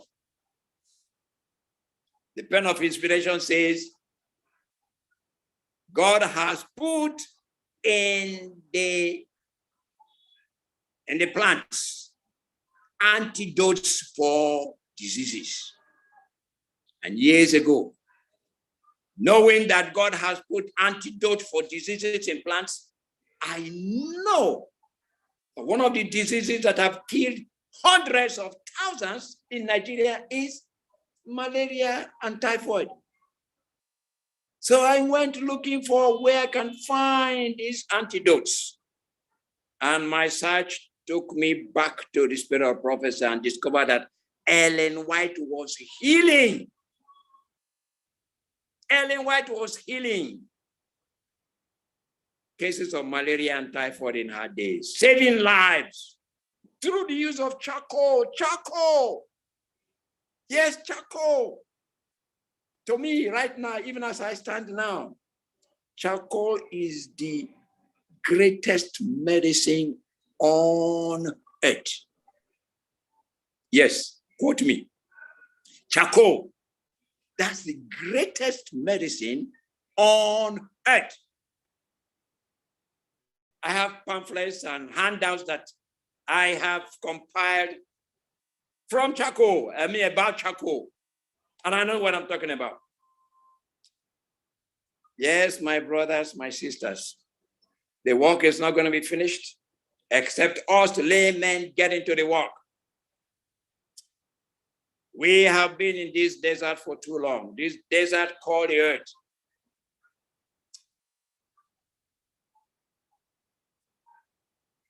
The Israelites were there for 40 years, wandering up and down in the desert and dying off. Haven't we died enough? Let's go home. They overcame. They overcame the devil, Satan. Two things. By the blood of the Lamb and by the word of their testimony. Again, I ask you, what is the Lord doing through you for which you are testifying? Our testimony is like a dagger to the heart of the devil, of Satan. Our testimony is gone. Let's do it so we can go home. They overcame. Yes. And we are going to overcome. You know the next verse in that Revelation 12, verse 12 says, woe to the inhabitants of the earth. But guess what? The saints overcame him. Amen. We, you, me, can also overcome. If you will allow the Lord to disrupt your life and give you a better life than what you have now. Gracious Father, I thank you for your blessings to me and my wife and my family. Dear Lord, somebody, even as I talk now, must be troubled in their heart. Maybe they are wrestling. Maybe they are doubting whether they should accept your call or not. Maybe somebody is having the problems that I had then, not being able to decide. Father, I pray you and I plead, grant such soul a zeal and a determination to make your service supreme. In Jesus' name. Amen. Amen. And amen. Amen. Amen. Amen. Amen. Wow. Amen. Wow, what a message. What a message. Adamukele. What an inspiring and timely message. Amen and amen. Amen. Amen. Wow, Adamukele, what an inspiring and timely message. Overcomers. On behalf of Pastor Keziah Rondo and the entire membership of the FirstIgbo Seventh-day Adventist Church, Mount Vernon, New York, I thank you very much for this inspiring message. May God bless you, your family, and your ministry in Jesus' name. Please come back again when we invite you. We need more of these inspirational messages. Thank you again for coming. Our closing hymn, please.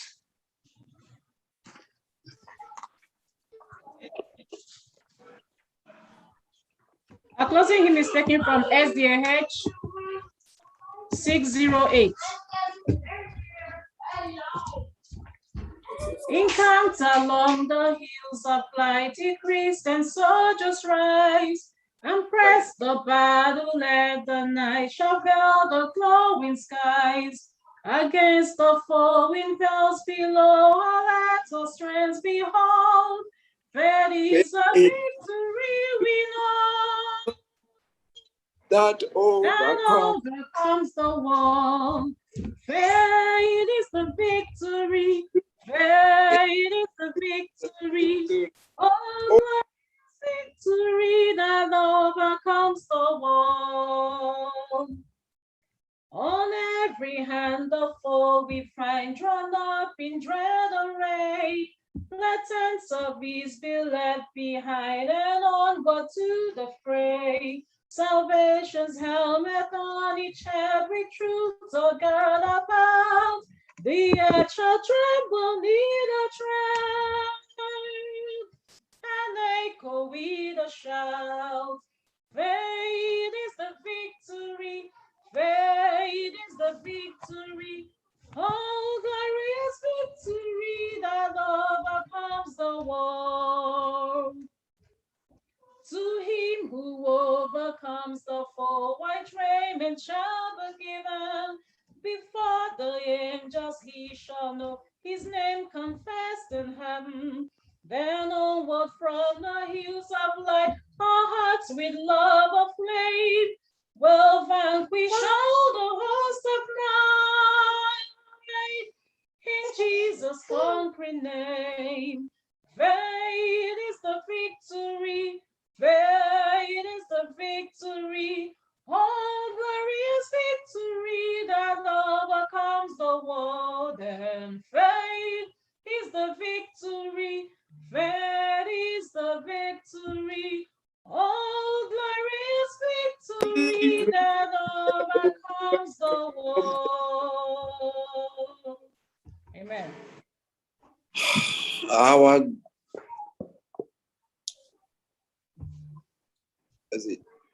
Our gracious, merciful Father, our loving Savior, Jesus Christ. Faith is the victory. Lord, may the faith of Abraham be our faith. Just as we pray now that the blessings of Abraham will be ours, may his faith also be ours. Amen. May we allow you to disrupt our comfort as you did that of Abraham. Amen. Have your way in our lives. And Lord, in a very, very special way, there may be somebody who have been going through some difficulties, some health challenges, Lord. Even now, I want to pray for such one. Please, Lord, heal them. Amen. You are the master physician. Yes. Father, please, I believe your word. I take your word by faith and I act by faith. Please heal that woman, that child, that man that have been suffering for years, maybe cancer. Even now, dear Lord Jesus, may you heal them and take the glory. Amen. Thank you for your blessings for the service. Help us to be much more faithful in serving you. For I have prayed in Jesus' name. Amen. Amen. Amen. Amen. Amen. Amen. Amen. We of this hope down, bones weary not. Oh, in the coming of the Lord, we have this faith down, Christ alone in part, felt in the promise of his word. We believe that time is here when the nations for amen shall awake, shall sing. Hallelujah, Christ is King. We have this hope that bonds weary not, hope in the coming of the Lord. Amen. Amen. Amen. It is time for us to have a personal communion with God in prayer. Let us remember to thank him for his manifold blessings. Ask him for the desires and needs of our hearts with faith, and for him to grant us the willingness to be overcomers for God.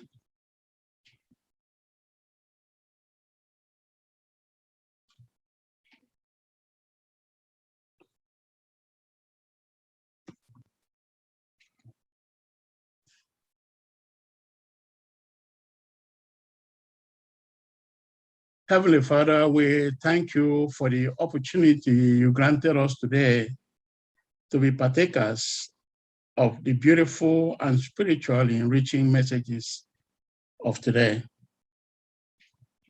Please impress in us to utilize the contents of this message to improve our lives and our relationship with you.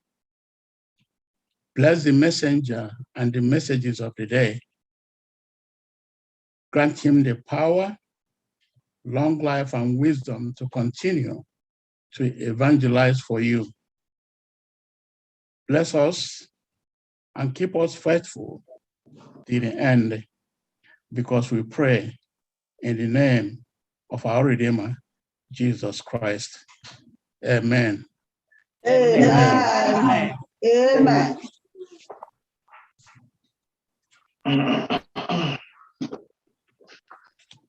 Apostle, over to Elder. Amen. Amen. What an inspiring morning, afternoon that we have had with Dr. Amukele. We want to thank you on behalf of our pastor, to thank you for what you have given us today.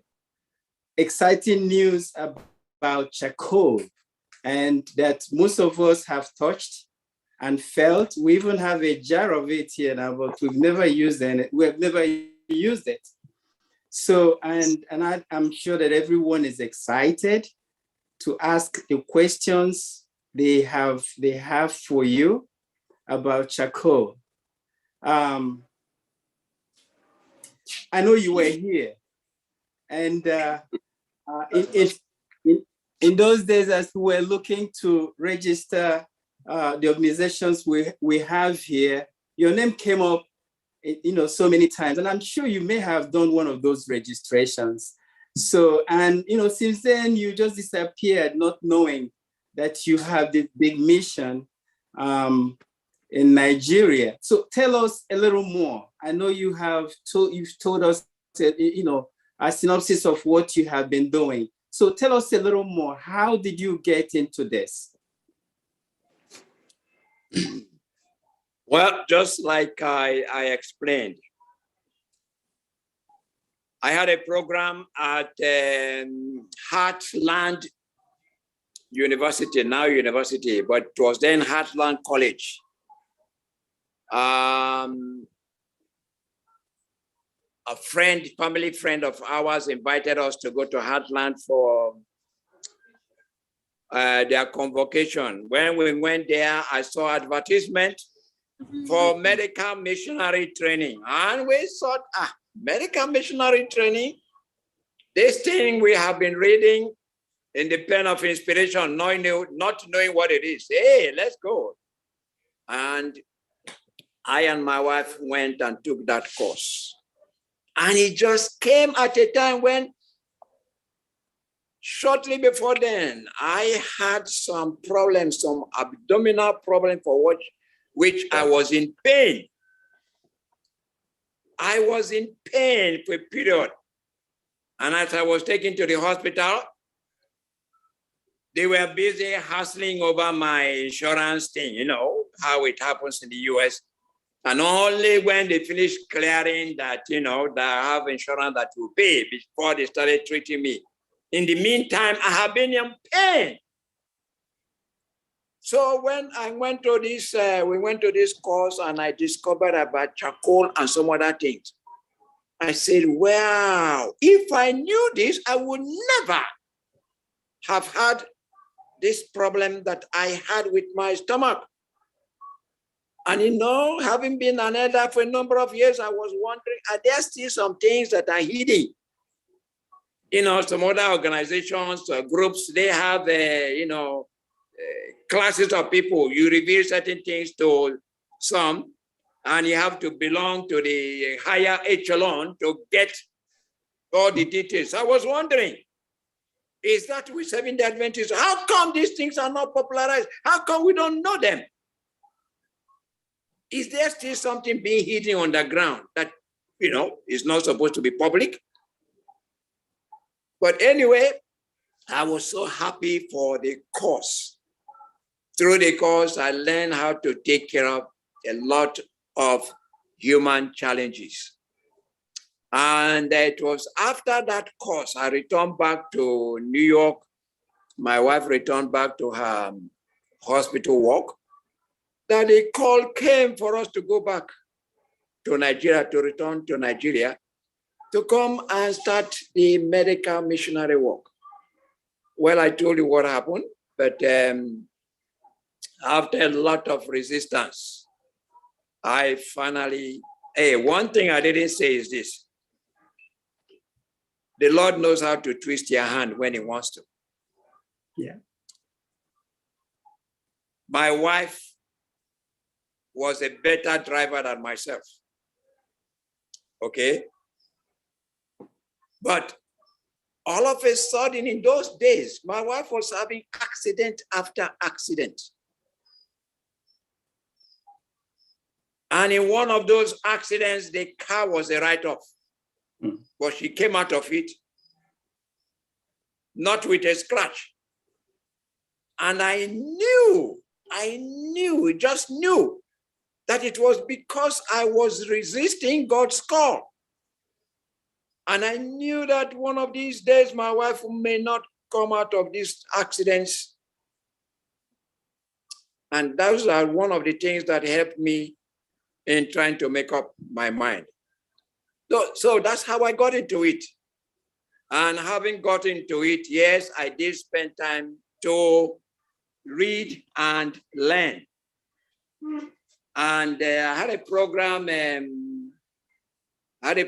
at Aba.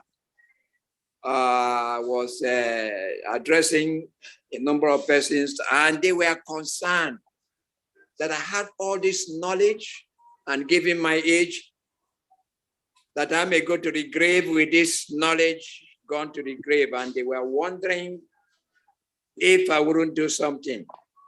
And by the grace of God, the Lord have heard their prayers.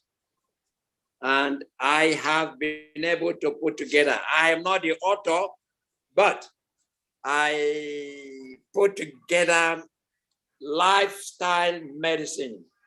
Okay. A book, I call it Lifestyle Medicine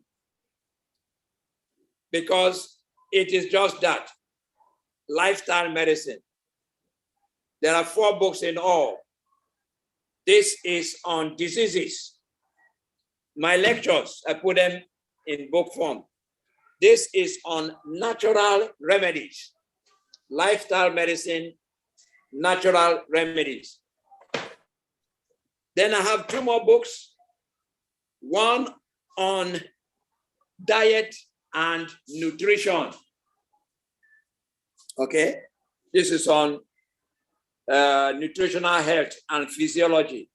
Then another one, the 4th one, on just on health, the laws of health. And who is buying them? Non-Adventists are the ones that are buying them like crazy. And when they are my lecture notes put now in this format. So it's been wonderful. The information is going. Even some of my books, some of these things have made its way overseas. Because I tell it to, for example, now, this is COVID time. Okay? I have a remedy for COVID. What is it? Grapefruit, 3 grapefruits, 2 lemon, 2 onions, 2 garlic. You clean them up, cut everything, seed and canda everything to the pot, and you boil it 15 minutes. And you drink that when it is cool. You drink half a cup every 30 minutes. Half a cup every 30 minutes. It knocks off COVID-19. Not only COVID-19, all infections. And what is it? They are all food. Grapefruit, lemon, onions, garlic. They are doing wonders. I am letting people to know this so they can use it. It's not drugs, food.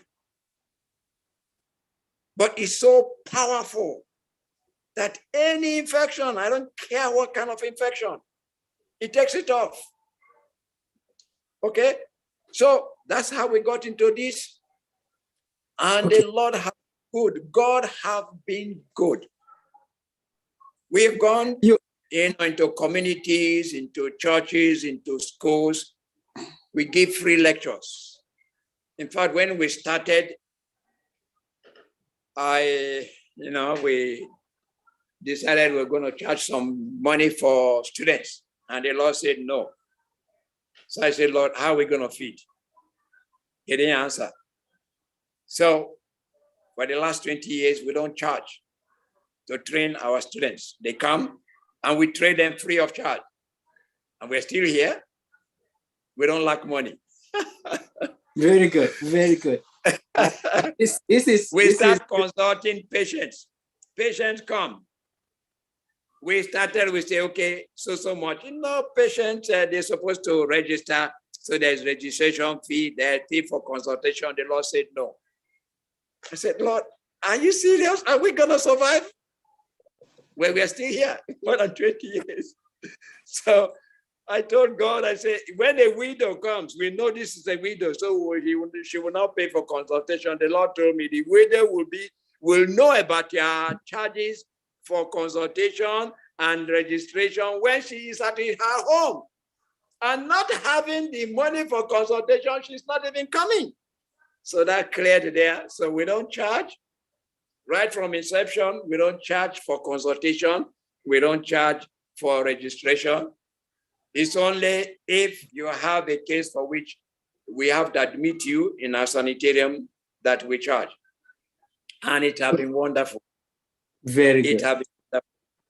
Very good. Okay, so let's go back to malaria. Larry, we know we have many questions for you. The malaria, yes.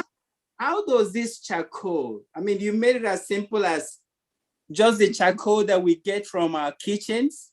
Is it the activated charcoal or just any charcoal? Activated charcoal. Okay. Now, usually people will ask me, the charcoal from what wood? And I always try to avoid that. Why? If I tell you the charcoal from this particular wood is the best, guess what? You have charcoal in your kitchen, but you're not going to touch it. You'll be going around looking for the one I pointed out. Even though the charcoal you have in your kitchen will do the work. So I always try to avoid directing them to this or that. Because seriously, charcoal from any wood, okay, will do it. Yes, we activate it. What do you mean by activation? We use heat to heat the charcoal when it is still in grains, all right, before we grind it, pulverize it, before we powder it. And that process alone takes care of the activation. And people that don't have an oven, it's easy. If you have a pot, no, not aluminum pot. If you have a pot that has a cover, that pot can become your oven. You put sharp sand at the bottom of the cup, of the pot. Put it on fire, all right? Put your charcoal there, all right? Cover it for 15, 20 minutes, okay? It becomes activated. Then you can grind it and use it. So yes, charcoal is one of the things we use for malaria. Of course, in the way of hydrotherapy, it is hot foot bath. You put your feet inside hot water, okay? And you add more hot water every 2 or 3 minutes for about 15 minutes. Okay, that's our hot foot bath. It will also work for malaria. Yes, charcoal is good for malaria fever, for typhoid fever. How do we give it? Well, charcoal has no expiration date. Yes. It does not expire. Charcoal you produce now, you can use in 20 years' time, 30 years' time, it does not expire. And there's no overdose. That doesn't mean you should take far more than we need, but there's no overdose in charcoal. Isn't that wonderful what God does for us? There's no overdose. It is. And it's a cleanser, a detoxifier, remove toxins from your system. We use it to clean up the kidneys, to clean up the liver. It is wonderful. It's great. It is. I mean, as charcoal. I mean, before I open, the air for questions. Charcoal is one black thing that, in the past they've associated it to cancer. If you take smoked fish, you may get cancer from it. Is this really a fallacy? Is there any connection to this? Thank you for asking that. Yes. The charcoal that have been used in drying fish, right? The fire is underneath. The fire is underneath, and the fish has been dried on top. And what is dripping? Fat. Fat from the fish or from the meat is dripping to that charcoal. it is poisonous. It is carcinogenic. It will cause cancer. Oh, yes. I'm so happy for you bringing that up. No, you don't use charcoal like that. But you can burn wood yourself and use that charcoal you get directly from that. But if it is where they have dried fish or dried meat or things, I don't know, that is dangerous. It will cause cancer. Yes, it's no good. Okay, very good. Before, my last question is, are there any side effects? Any side effects from using charcoal as treatment? So far, we have not found one. That's the beauty of it. Okay? Of course, well, fine. Some people will say, I took charcoal and now I'm constipated. Of course you'll be constipated if you don't drink water. Okay? Charcoal is useless without the water. If there's no water there, it's useless. So if you are taking charcoal, you ought to take plenty of water. That's what is going to make the charcoal to work. Okay. All right? Okay, very good. You know, I'm so excited. I forgot to ask for family. Introduce your wife to us so that we can go to the questions. Where's your wife? My wife is here. Darling, come. Come.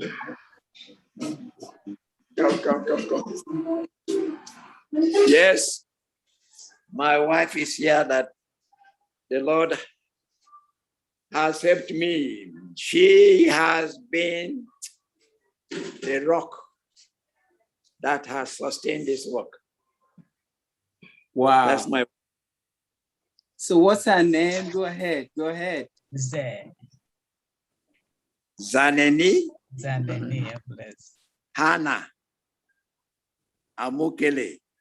She used to be Zanene Hannah Lime Juice. Lime Juice, yes. I think there are people who know her very well here. So, hello, Mama. How are you? It's my classmate. Zanene, how are you? Good. This is Beatrice. This is Beatrice. Oh, hi. Oh. Zanene was my classmate in School of Nursing. Oh. Okay. Yes. Zan, how are you? I'm okay, thank you. Okay, yes, we can Zan, see this you. is Okay. Evelyn.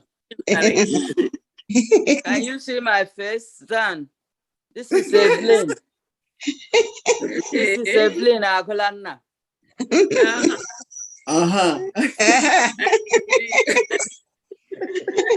Okay, so this is Mrs. Amukele. This is Margaret Iheme and her husband from Mahadum Psychiatric Center. It is nice to see you again after over 20 years. You're looking good. She is. She's really looking good. She's looking good. Wow. Nice to see you again. Thank you so much. And what about family? What about the children? Can you tell us about your children? Where are they? I know they're all grown. Oh, fine. Many of them are here. All right. Okay. Good. This one like Okay, so I don't know. We wanted to see about your sons and is the family, rest of the family here? Well, my first son is a urologist. Okay. He's working out in California. Okay. My second son is a pathologist. Okay. Okay. He has a setup now in I think Long Island or so, somewhere there. He's working with what are they? Well, you're working with one of these research institutions. Okay. All right. Our daughter is in Baltimore as a hospital administrator. Okay. So that's how they are. Wow. Wow. What a successful family. So I'm just going to open the medium now for questions for those that were here during the presentation. Yes. Let's ask the questions we have. Yeah, let me start the question. There you go. The charcoal, Doctor, thank you for the message. The presentation was great. Thanks so much for the knowledge. The charcoal, are we going to drink the charcoal with the chaff, or you are going to allow it settle and then you drink just the water? Either way is fine, but I prefer it with the chaff. You just mix it and drink. All right. The chaff will help as fiber in getting to clean up your bowels. So it's great.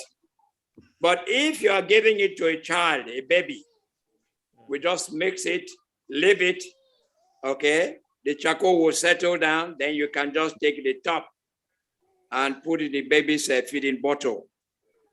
Okay, that's fine that way too. So either with chaff or without chaff. In fact, we use charcoal as eye drop, ear drop, all kinds. We're going to use it for eye drop. Yeah, you mix it in hot water and leave it in the cup. After about 5 or 6 hours, the top is pure water. You can take that top and use it as eye drop. Great, works very, very well. And you mentioned that it doesn't matter how long it stays. It doesn't matter how long it stays before you take it. And do you mind explaining again the quantity that that somebody can take? Does it matter the quantity that the older person takes and the quantity that the younger person could take at a time? Does that matter? That's what I'm saying, that because there is no overdose, so it really doesn't matter. That doesn't mean now that you should take more, much more than you're supposed to. For example, say you are bitten by a snake. If you have a snake bite, we recommend, in addition to doing your poultice on the site where you are bitten by the snake, you should also drink charcoal initially, like every 10 minutes for the first hour. After the first hour, you can now take charcoal like every 30 minutes, okay? Maybe for the next 2 hours, and then every one hour. So, there's no particular way or dose, okay? You just take what is convenient for you, but at least take enough for the situation that you have. If it is something that calls for taking every 10 minutes, do it. If it is not something that calls for that much, where the usual dose for curative purpose, 3 times a day. Okay, if you're taking it for maintenance, either 2 or once. And by the way, charcoal have been proved. You can use it for longevity. What does that mean? Well, we have debris coming down in, anywhere you have fire, there'll be remnant, there'll be ashes. We have fire in our body, not naked fire, of course. And the charcoal helps to remove the remnant, which we will breathe out anyway through our nose. But charcoal goes there and cleanses your body. The toxins will be accumulating. Every day you have toxins coming out from our body. You may allow it to accumulate for a period of time before you cleanse. Alternatively, you can choose to be cleaning it every day. In the evening, just take charcoal. It cleanses out whatever toxins your system have dropped that day. So at least once a day or twice a day. All right? Okay. Okay, very good. I have a question. Yeah, that just says, the last one, there you go. Just a follow up to that. I'm sorry I was muted. Just a quick one Yeah. on that. The charcoal, is it concerning to you if the charcoal is prepared with kerosene? Like you know, if the tree was cut and they use something like kerosene or fuel to prepare the charcoal. Why I'm asking this is in case you go to the market and buy charcoal, you don't know what was used to prepare the charcoal before the activation. Is it concerning to you what they use? Or whether they use charcoal in burning the tree? Is that No, I it, mean, or how? if they use kerosene to burn the firewood. Yeah, to burn the firewood, yes. Well, they may use kerosene to start the fire. That is to start. Yes. But the wood itself burns. Okay. It is the wood that will burn. And then the remnant is the charcoal. Okay. So even if they have used kerosene to start the fire, to get the wood burning, sooner or later is the wood itself that is burning to produce the charcoal. Okay. All right. Somehow they're going to use something to start a fire, whether it is kerosene or whatever, to begin the fire. Then the wood burns. I wouldn't mind, I mean, whether they use petrol or use kerosene or use what to begin the wood burning. I don't think it really matters. Okay. Okay, very good. Thank you so much, Doctor. I think Sister Vicky Rondo, you want to chip in something here? Yes, okay, go ahead. Okay. Dr. Mukele, my name is Victoria Erondo. I'm Pastor Erondo's wife. Okay. Yeah, yesterday you heard my voice, but you didn't see me. Yes, that's right. You know, I just praise God because I wasn't supposed to be in this church today, but I joined, you know, somehow. And I think that this sermon is for me because I've been struggling with some things. You know, apart from the training we got in college as teenagers, my official medical missionary training was in 1998. Great. And I've had 2 other trainings officially, you know. But the thing is, I've been using what I know to help only those around me. I tried reaching out to some people outside. You know, I told one family their child was having diarrhea. Okay. In FirstIgbo, actually. And I said, give him some charcoal. Go to the chemist and buy some capsule, you know, some charcoal, whether it is capsule or whatever. And they laughed me to scorn, you know, like I was crazy. So I said, I have to wait. Let the Lord do some background work. Because now, as for me, I have never had a cold or the flu or any sickness, not on any medication. I have never been to the hospital except to death. You know, so, but I help only those around us here. We live upstate, and I find that they are very receptive, but I'm shy to help my own people. So I said, you know, as you were talking, the Lord was talking to me because I've been struggling. People are dying at home. You know, I need to help them. They need to go and help. But I've been saying, no, don't go.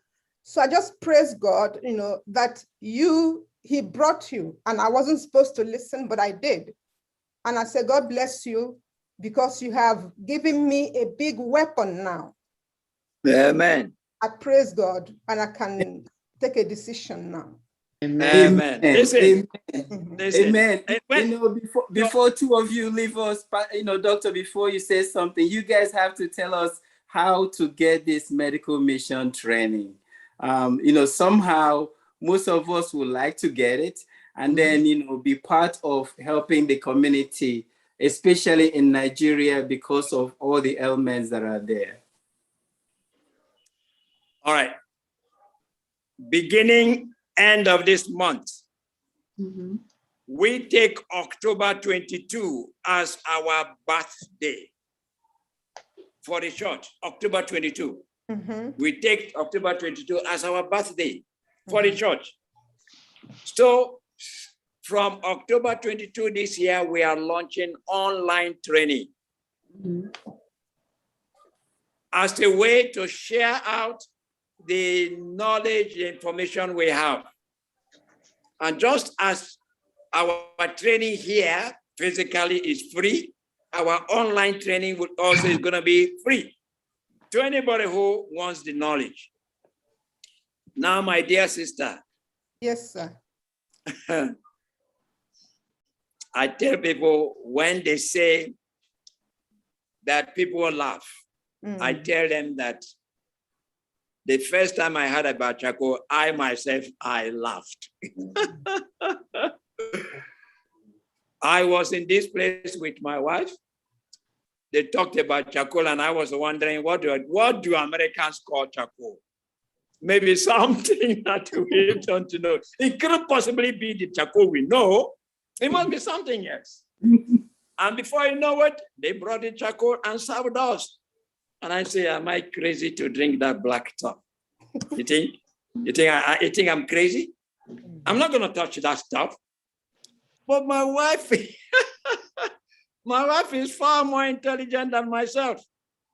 And before I know it, my wife had drank her own. I said, this stupid woman, why did you take that dirty black thing to your mouth?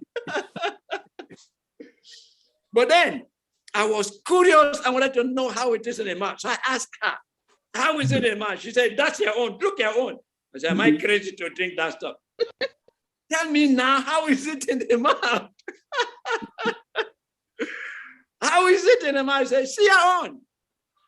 It was out of curiosity. Then I put it in, I put my tongue inside it, put it tongue inside, just to try to find out how it tasted. Then, even then I was not convinced though. I started teaching people about charcoal, except that I myself, I was not using it. And then the testimonies about charcoal were coming. So I said to myself, am I stupid or what? I'm telling people to take this thing, and they are taking it and having a wonderful time. And I am, who is teaching them to take it? I'm not taking it. So I started taking charcoal. So if people laugh at you, I can understand. Take it easy. You are the one-eyed person. They are all blind. Okay? You devise a way by which you can get it to them. Don't be annoyed. No, I'm not. Okay? I Because pray. your dear brother was just like that myself, thinking nobody in their right mind should put this black thing inside themselves. So if you see anybody with negative reaction, gradually take it easy. Over a period of time, you will win them over. Amen. I guarantee you, you will win them over. Okay, so let's take more questions. May we have information on how to join the online training? All right, I will send it to the church.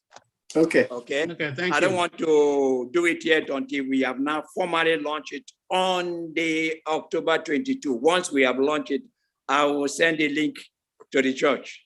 Thank you very much. And then somebody is also asking if there's a way we can have access to the lecture materials, the one that you are giving. Is it online? Is it on Amazon? How do we get access to it? I have it on, as soon as once I launch our this thing, then I open my library, my online library. Okay. Once I open it, then you can go there and read them. They are online right now, but they are yet restricted. I'll open it up so anybody can go to it there and read. Yes.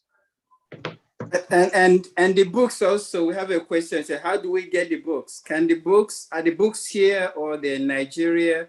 How do you make them? They are in Nigeria. The books are here. The books are when our people see the book, it is not like any book that you are used to. I'm just going to show you an example.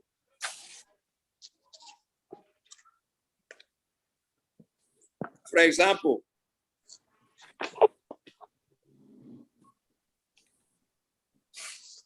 the Bible, health in the Bible, different diets in the Bible over time. I have a lecture that said Bible is the number one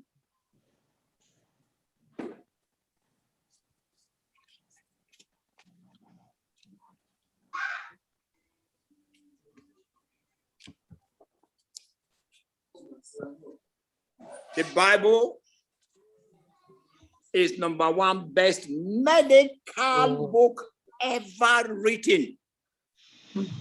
The Bible is the number one medical book ever written, the best.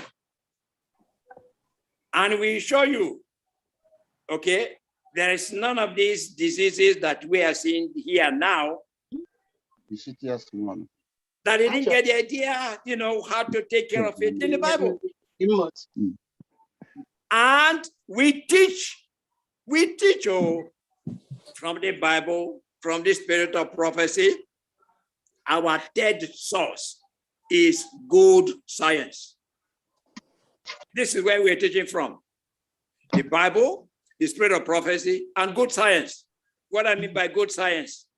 Good science is science that is confirming what the Bible says.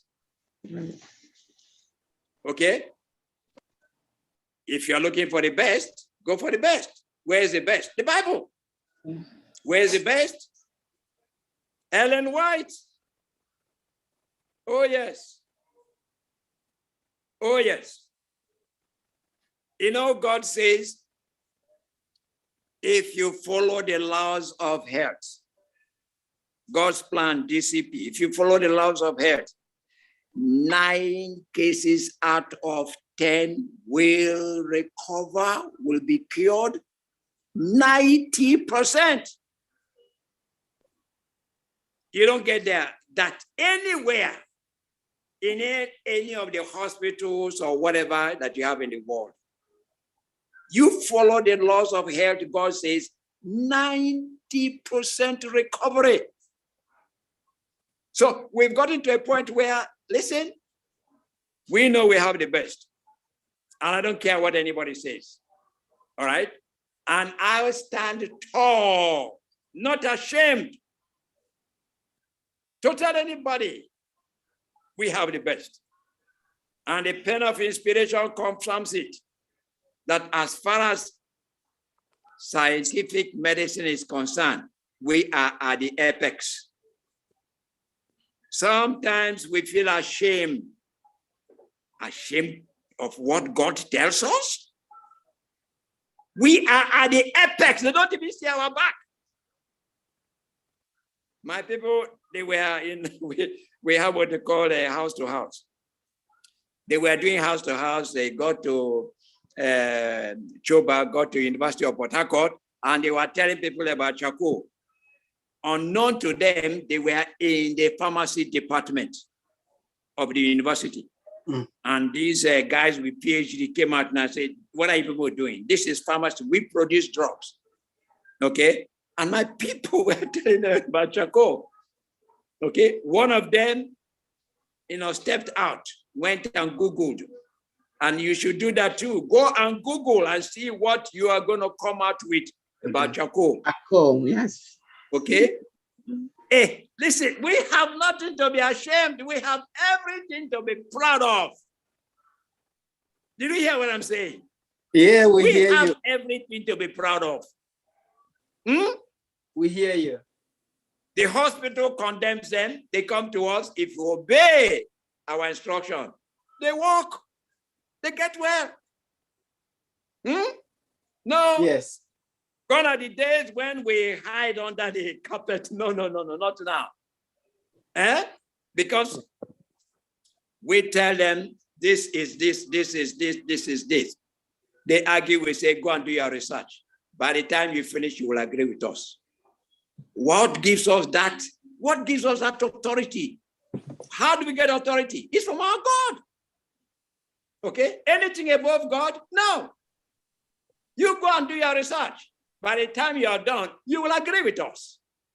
And Dr. Mukele, if I may just chip in Yes. quickly, and it's not Yes. the things we use or ourselves that do the miracles, it is the added blessing of God, because prayer is given before anything is done. There's a prayer. Why? Because God, we are following his instruction. Yes. When God said, do this, and you do it, the blessing of God follows that. It does. It is not the items, no. But you are carrying out God's instruction. Exactly. And Ellen White says, you are to expect, you should expect the blessing of God to follow the carrying out of his instruction. No, not necessarily the items themselves. No. God blesses his word. God's word is creative. Yes, so I agree with you. It's not the item itself. It is that we are carrying out his program. That's where the blessing comes from. Okay, so let's the other question I have is, can this charcoal be taken as a supplement? Well, I don't know what you mean by supplement. We have it in capsules, we have it in tablets, something like that. We have supplement, we take supplement, that's something you need that you don't have. Then you supplement. Right. Charcoal is not something we should actually take maybe as food or something like that. No, but we take it as a cleanser. Okay, as a detoxifier. All right. So yes, what I mean yes. is we take vitamins, we take things, just to keep going. Is this something we can take, say daily to prevent malaria, infection, prevent anything, typhoid fever, just to prevent it? Yes, we take it daily. Huh? We take it daily. Now, let me say something now. I was in a situation where somebody was teaching some other people that charcoal will remove the nutrients from your body. You should not take it when you eat, because charcoal will remove the nutrients. That is not true. Yes, if you are taking something that is not natural, if you are taking a chemical, like you have in the drugs. Yeah. If you take that and take charcoal, charcoal will remove the medicine. Remove the medicine. Take it off. That's what charcoal does. But anything that is natural to the body, charcoal does not touch. No, it doesn't touch it. Okay?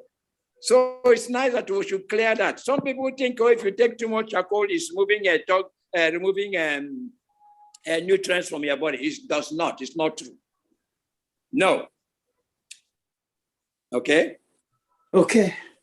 Very good. So I have, please, one question.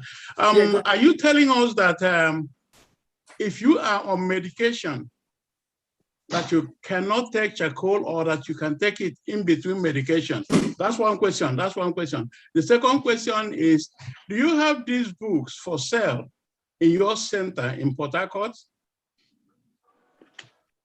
Yes, they are in our center in Port Harcourt at Chirumokoro. They are there. No, what we say is, don't take it together with your drugs. Give at least 1 hour gap. Okay? Particularly by the time you are taking your charcoal, whatever the charcoal finds there, if it does not belong to the body, if it is not natural, it will lift it up to remove it. So try to have an hour between when you take your charcoal and when you take your drug. Okay. All right. Thank you. Very good. So, do we have any more? Do you have any plan to make this the books, to make them public? I mean, like to put them on Amazon, liaise with people and make them so that people here in the US Can buy the copies from Amazon and all that. Okay, I never thought about that, but with this suggestion, we will think in those lines. Yes. Yes. We will think in those lines. Right, can I have a question. Okay. Yeah, go ahead. Yeah, happy Sabbath, everybody, and thank you, Dr. Amuleke. My question is, cancer is rampant these days. Do you have a remedy for it?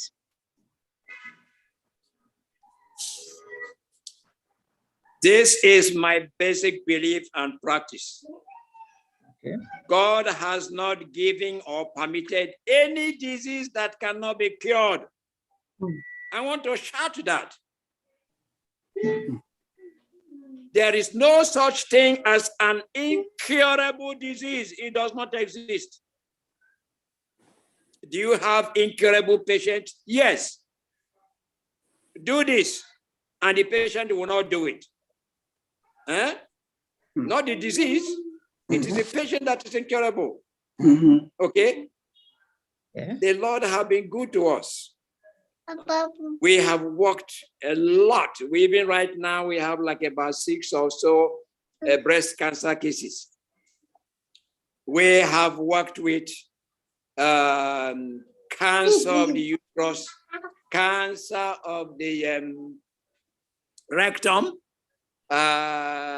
prostate cancer, and we've had 3 brain cancers. You know, sometimes you talk these things and it looks as if you are ridiculous. Something that's beating the scientific people, and you gonna say you cure it? It's just like they say that diabetes is incurable. Well, also, it takes us 2 weeks to cure diabetes. When it is too tough, it is 1 month. Diabetes is a lifestyle disease. That's why my book is lifestyle medicine. Lifestyle medicine. Cancer is a lifestyle disease. It takes a long time in coming. And if you know what to do, it does not take that long for it to go. Oh, okay. Yes. Very good. Very good. Cancer is curable. And Dr. Amukele. Yes. If I may add something to something you said previously, you know, they can come to your center or any center and get help with a lifestyle treatment, but then they get cured. But when they go home and go back to their old ways, those things can come back. Amen. That's what the Lord said. The pain of his passion is very clear. You live your lifestyle, you've changed, you get cured, you go back to it, it won't even last 1 month or 2 to be back. So our treatment is not just treatment. We have patient class. The Lord said, educate, educate, educate. By the time the patients finish with us and go back home, they are no longer the same. They know a whole lot about disease and what to do. No, you can't just treat them and send them back home without teaching them and preparing them. Yes, because they will go back to their old lifestyle and the disease will come back with a vengeance. So yes, we teach them what to do. We make them to know our books. The books I showed you, the lifestyle disease, lifestyle medicine books, is part of their curriculum in my place. We teach them, we take them through. Okay, by the time they go home, they know how to take care of some very simple treatments, like hot food bath, seeds bath, even fermentation and things like that. Oh yes. No, we don't just treat. No. You have got to teach them. Thank you. Yes. Thank you. Yeah, Thank you for clearing that. And can I just clear something out? We have, excuse me, we have Odumuzo's media. Let's just take a question from him. Yes. Thank you so much, Elder. My name is Beli Otumuzo. I'm one of the elders in United Kingdom here. Okay. Okay. It happens that I've been following your program. Last time, I think when Dr. Onyendu was also invited somewhere in the US, I was led to know. I just want to use this privilege to thank you so much for organizing this program, mostly to my own uncle, Dr. Samuel Timothy Amukele. I happen to come from a place closer to him. I'm from Oyiba, and he knew. So it's very, very, very exciting that when they sent me this invite, I said, no, I can't wait. I have to see him, and I'm grateful for what he is doing, how he's allowing God to use him. The ministry is growing every day, and he's been fantastic. It's good to see him. It's good to know that God is using him mightily, which is an example for us. He was there with you guys. He's a doctor, a jury, but he left US because God called him. Sometimes we forgot that we cannot run away from God. God can use anyone who is ready. You see, so it's Doctor, a blessing. Thank you so much. Thank you so much. I'm so excited to see you. Thank you. We're Thank making God. connections here. Thank God. If you've heard my story, you know it is not me. If you heard my story, it's not me. Some people will say, look at what they sacrifice you. They don't understand that I fought and fought and fought not to go. But the Lord will not take no for an answer. And I thank him that he didn't take no for an answer. Thank God, yeah, thank God. I am grateful for what he has done and what he is doing. I'm grateful. Thank you. Meka, oh.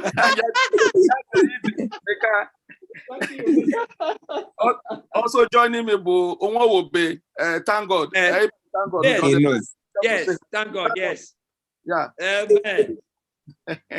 Okay. Oh, great. This is nice. This is really interesting. Dr. Mukele. Yes. You know, I am so glad to hear you say that this thing is successful at home, because I've been wondering, how can somebody, because my sister-in-law is also trained, and she's telling me, let's go home and start something. And she always mentions me. I say, yes, I know Dr. Amukele. I know what he's doing, But I say, I'm afraid. But now that, I've seen and heard, that you went there, though you couldn't go. You didn't want to go, as I don't want to go. But you went there because when the Lord calls you, he equips you. He helps you set up. So I am consoled, and I am hopeful now. Then I can go back and say to my sister-in-law, listen, it works. Amen. Because people are dying every day back home. Sometimes they have 10 people they haven't buried in villages. And they have more mortuaries than they have anything else. Yes. And it makes me cry whenever I hear somebody talk, because I know I can do something. Day. They are paying money every day for the mortuary bill. I know I can make a difference. I haven't been happy lately. I say, I have to do something. And the Lord has used you. And I say, praised be his name. Amen. Amen. I'll give you a text. Ministry of Healing 481. The Lord says, once you accept the one principle of making the service of God supreme, all perplexities will disappear. Amen. Amen. Once you accept the one principle of making the service of God supreme, some of those things that are bothering you right now will all fall off. Disappear. They will clear, and you will have a peace of mind. Such peace that you haven't experienced in the past. Do it. Amen. My husband has your numbers also, I know. So we can contact you. Okay. Let's take our next question from Danina. Then Elder Matthew will go next. Danina, go ahead. Yeah, excuse me, doctor. I'm just wondering, does this charcoal have eye drops? Yes. Does it? Do we use it as eye drop? Yes. But to use it as eye drop, you mix the charcoal with boiled water in a cup or whatever. Mix it and leave it. Let it settle for about 5 or 6 hours. The top of the water is pure water. You can use that top as eye drop. Yes, that's how you do it. Thank you. Very good. Elder Matthew. Yeah, Doctor, I want to thank you today for your message. I just want to refer you back to when you said about the taking care of infections, taking 3 grapefruits, I believe 2 lemons, onions, and garlic. I just want to ask, how often do you take it? And how do you actually prepare it? All right. I'm going to send the instruction about it to the church. Okay. How you prepare it. How often do you take it? I tell them here in Nigeria, you know, Nigerians, we don't think it is there, even though they're dying. Okay. We pretend it's not here. All right. You make it today. It should not go beyond tomorrow. Okay. And right now I'm instructing them to take it like once every 2 weeks. Prepare it once every 2 weeks. In the future, it is whenever you feel yourself and you know your body is telling you that something is about to happen, some difficulties on its way, you make it and take it. It will stop the infection or whatever is coming on its track. It won't get there. Okay? So right now, in the midst of this problem, back here in Nigeria, I tell them to take it once every 2 weeks. All right. Okay, so Auntie Nana, can we question? It muted. Okay. Yeah, I just want to find out how often can this eye drop be, this lotion be sell into the eye, and then any specific Lotion, eye drop. Eye drop. Yes. Okay, I mean, how long should it stay? Yeah, how often? And then any specific ill health, any specific eye problem? All right. Everything? If there's a problem, take care of the problem. But the eye drop or any medication for that matter is nothing that you continue taking and taking and taking. No. If you have an eye situation, take care of it. For example, if you're having some eye, maybe scratchy thing, put water in a basin. You can add some cold water to that water.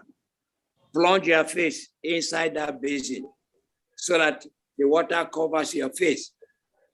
Then when your eyes is inside the water, open and close, open and close, open and close, open and close. Sooner or later, you have to remove your face because your nose is inside the water. You cannot breathe there. Remove your face, then, take some breath and go back. Plunge your face in that water, that cold water, regular cold water plus some ice water to make it colder.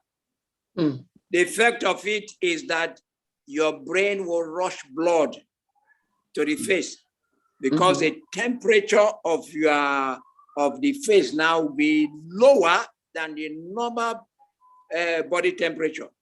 So as the blood is rushed to the face, it also gets to the eyes, and any difficulties you have in the eyes, the blood will clean it up. Because it is the blood that cures. Okay? Life is in the blood. And as the blood comes to the eye, any difficulties that are there, it will try and clean it up. Now, what I'm saying is, yes, you have problem. You can take the eye drop for that period of time you have that problem.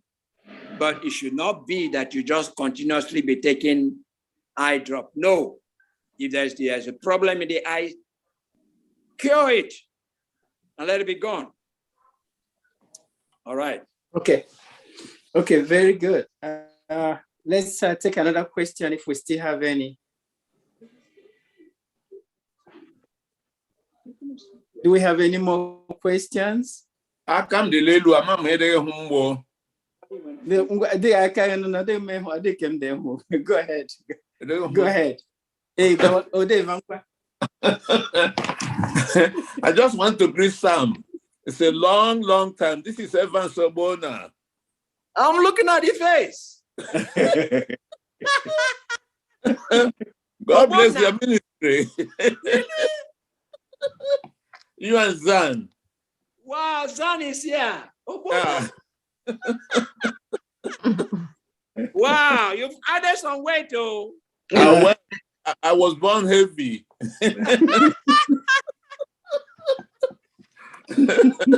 Hey, my friend, how are you? Praise God. Wow. Nice God, to see you God bless again. your ministry. Thank you. Everyone has Damascus where Jesus meets him. You know, Jesus met you there and asked you to go back home. God bless you.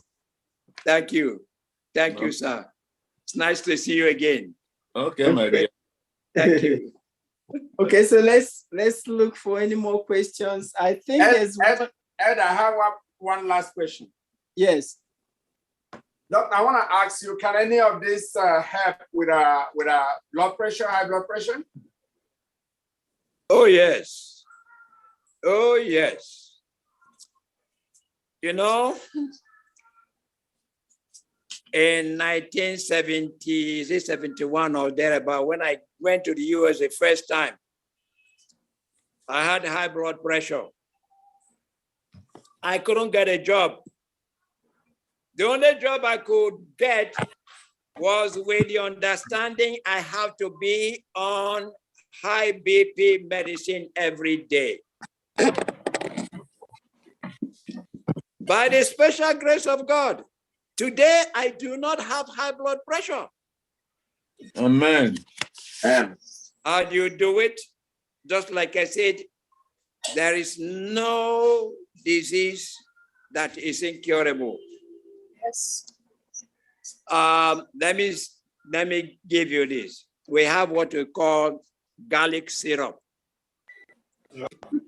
Blend your garlic, put it in a container, put honey on top of it so that honey covers it, and use that garlic syrup in your food, in your bread, in anything you eat. You'll be eating far more garlic than you ever thought was possible. And it is delicious. The garlic will clean out your high BP. Doctor, because that garlic also itself. with Okay. that Because also garlic with itself. cayenne pepper. Okay. Cayenne pepper. We use cayenne pepper, okay, to take care of high blood pressure.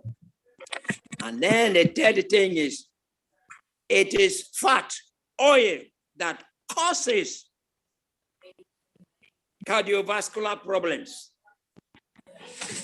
Oil, okay? You cannot be wanting to get better and continue to be eating oil. I say, if you must continue with oil, drastically reduce the quantity you use. Okay? If you have high BP and hopefully you are treating and you continue to be using oil, then you're not serious. Reduce. If you can't eliminate oil completely, reduce the quantity of oil. Eliminate fat if you can. Then you can get rid of high blood pressure.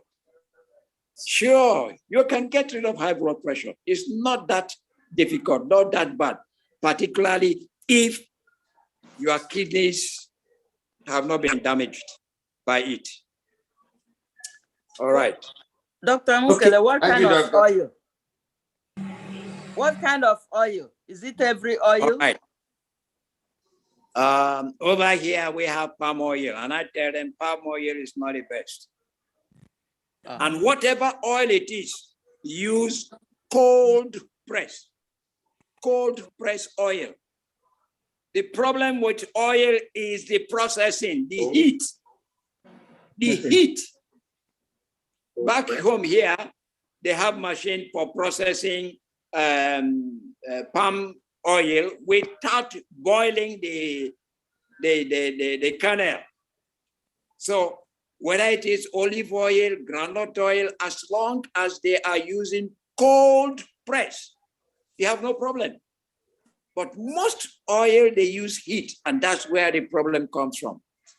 And So, Dr. Mukele, if I can add one thing quickly. Go. Another thing is fried food. That's yes, so oily. that's the oil. Yeah. And then some oils cannot be cold pressed because they're not from things that contain oil naturally. Like, corn doesn't contain much oil. So they have to use chemicals to extract the oil. But olives are naturally oily. So there you go, chemicals. That's the very thing we are trying to get rid of from our system. And in Nigeria here, anything that tends to come from the north is loaded with chemicals. Look at that. Unfortunately. Look at that. That's a bad development that is going on here now. Everything that seems to come from the north is chemicalized. Wow. Yes. Wow. All right, my brethren. I think I know it's been a long day. Then nobody wants to leave. But one thing I have to request is that remember to invite us to the online training. Yes. Get in touch with the pastor and then make sure that we can be part of it. Wonderful. And now Sister White says we all have to learn to do medical missionary work anyway. Yes. Whatever our profession, we all have to Testimonies, volume 7, page 62. Time has come for every member. It says, go and look it up. Testimonies, volume 7, page 62. It says, time has come for every member to be a medical missionary. Now, it doesn't mean that everybody is going to have to quit their job as I did. No. Okay? No. But you have to be involved. Hey, there's a quotation.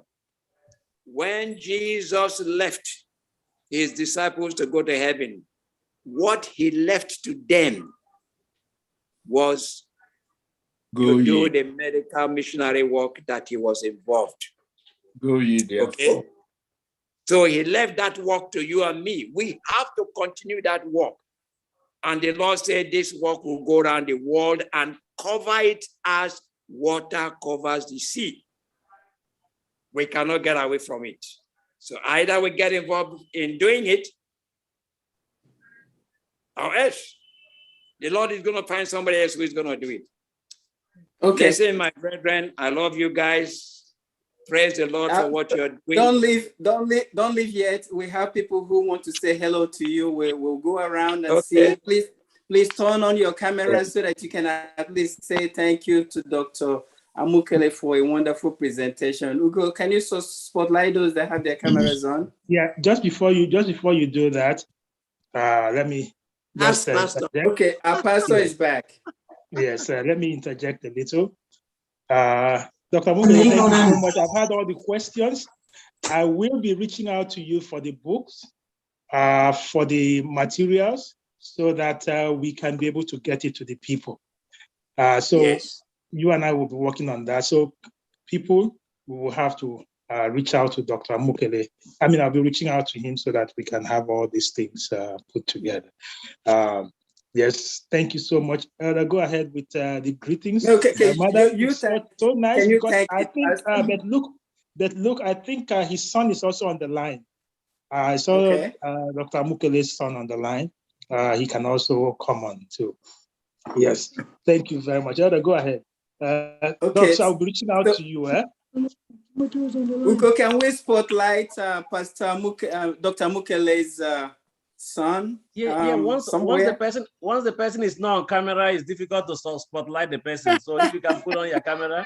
Can we see? Okay, Dr. Mukele's son, can you turn on your camera? Thank God. Is it thank God? I saw we met thank God already. I think he came up one. Okay, that's him. Okay, here. Tango, can you say hello to the church and to your dad also? He said that's my. Go ahead. Yeah, go ahead. Thank God, we can hear you.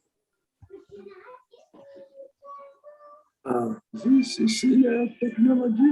Yeah, we can see you, thank God. Go ahead. Can you see your parents? I don't think I hear you. Something is wrong with the. Okay, we'll go back to him after. Okay. He don't hear you. Okay, so let's go back to him after. We can hear him. He's not speaking. Great. This is so wonderful. Okay, so, Nemeka, go ahead. Dr. Mukele, thank you so much. God bless your ministry.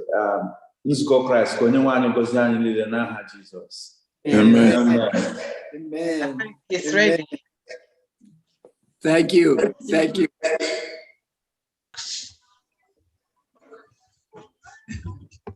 Hello, thank God. Can you hear us? Can you hear us? Himself. No, it's not. Let's he's on mute also. Yeah, he needs to unmute himself. Yeah, but okay. Yeah, go ahead. Maybe he can't hear you. Yeah, he can. I don't think he can hear us. Okay. He only has a chat on. He doesn't have his audio set up. Okay. Okay. He has chat. That's why he doesn't have the audio set up. Okay. Okay, so let's go to someone else. Okay. Yes, this chat. This launches us on internet. We go. Aruba. Okay, sister. Very good. Oh, happy Sabbath, everyone. Dr. Amukele, the information you gave us in the morning and this afternoon, we cannot quantify it enough. I pray it will go a long way, especially those of us in the health profession. So you've given us the courage, and there is every evidence that charcoal is very valuable in medical field. Even in research world is there. So the doctors are using it. So we have to carry the message along. Thank you so much. We appreciate you. And your wife, thank you. Thank God. Okay, Brother Austin, please. Thanks of God. May the grace of our God be upon everyone in Jesus' name. Amen. Dr. Amukele, thank you for your ministry. That all the information and everything has been so wonderful. May God continue to bless your ministry. In Jesus' name. Amen. Amen. Amen. Right. Okay, Sir Victor. Nekanye udo deremad lile. In the mortal Dr. Amukele, what he said, you know, so glad I had that. Amen. Thank you, sir. Thank you. Amen. Amen. Okay. Edomati Loni. Happy Sabbath, everyone. Happy Sabbath. Doctor, we thank you today for your message. That was really wonderful. See, everybody's paying attention. And we say, Camera, Chineke, Baranya Lioba, in the mighty name of Jesus. Amen. Amen. Happy Sabbath, saints of God. Happy Sabbath. Thank you. I think thank God can say something now. Here, I think I heard him. Yes, he's on. Yourself? Let's can hear you. Go ahead. Say something to your parents. It's still not working. Okay, let's go to Yeye. Yeye Kele, Dr. Mukele. Doctor and the wife, thank you for visiting us today. We enjoyed your lectures. May the Lord continue to bless you. Amen. In your ministry. Amen. Amen. God bless you. Bless the children for all of us too. Amen. Thank you for coming. Oh, thank you. Amen. Thank you. Zanini and Brother Sam.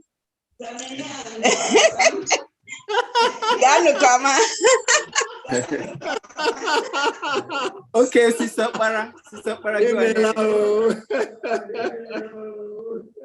Happy Sabbath, everyone. Happy Sabbath. Thank you to Dr. Amukele. I think indirectly I'm a testimony. Yeah, 5 years after I was trying to conceive, I came across the medical missionaries from Abuja. Okay. And they did some detoxification and the fermentation process for me, and Jonelli was conceived a month later after trying for 5 years. Wow. Amen. Amen. Amen. Amen. Yes. So I'm a testimony. God bless your ministry. You're touching lives. Amen. Amen. Amen. Amen. Sabbath, Oma. Okay. Sabbath, Oma. Thank you. Okay, so let's go to the hearers. Where's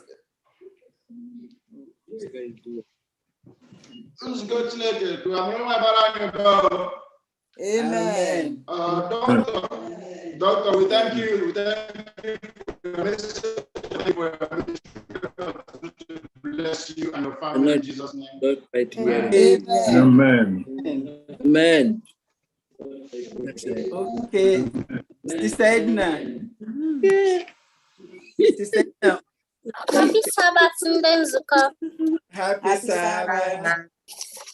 Doctor, thank you. Thank you so much for the lecture. I gained a lot.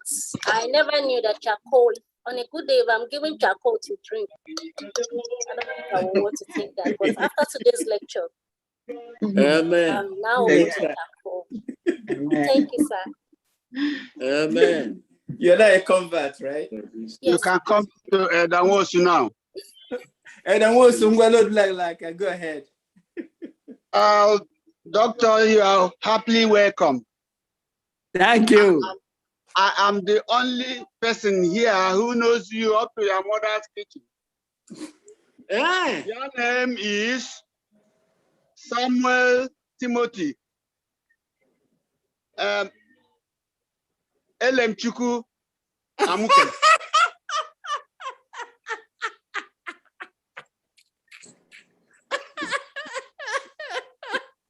If you can. Really? Eh? Wow. Wow. Wow. How are you? He's calling me by my home name, Chuku. Wow. How is it? I still remember that name. Yes. Yeah. Wow. How is it going? The Lord is good. Really, the Lord is good. Yes. Yes. He's blessing us far more than we can ever think of. Yes. Oh, how about our people over there? Fine, they're doing well. The Lord is helping them to cope with the conditions in Nigeria. Okay, send me word to all of them, okay?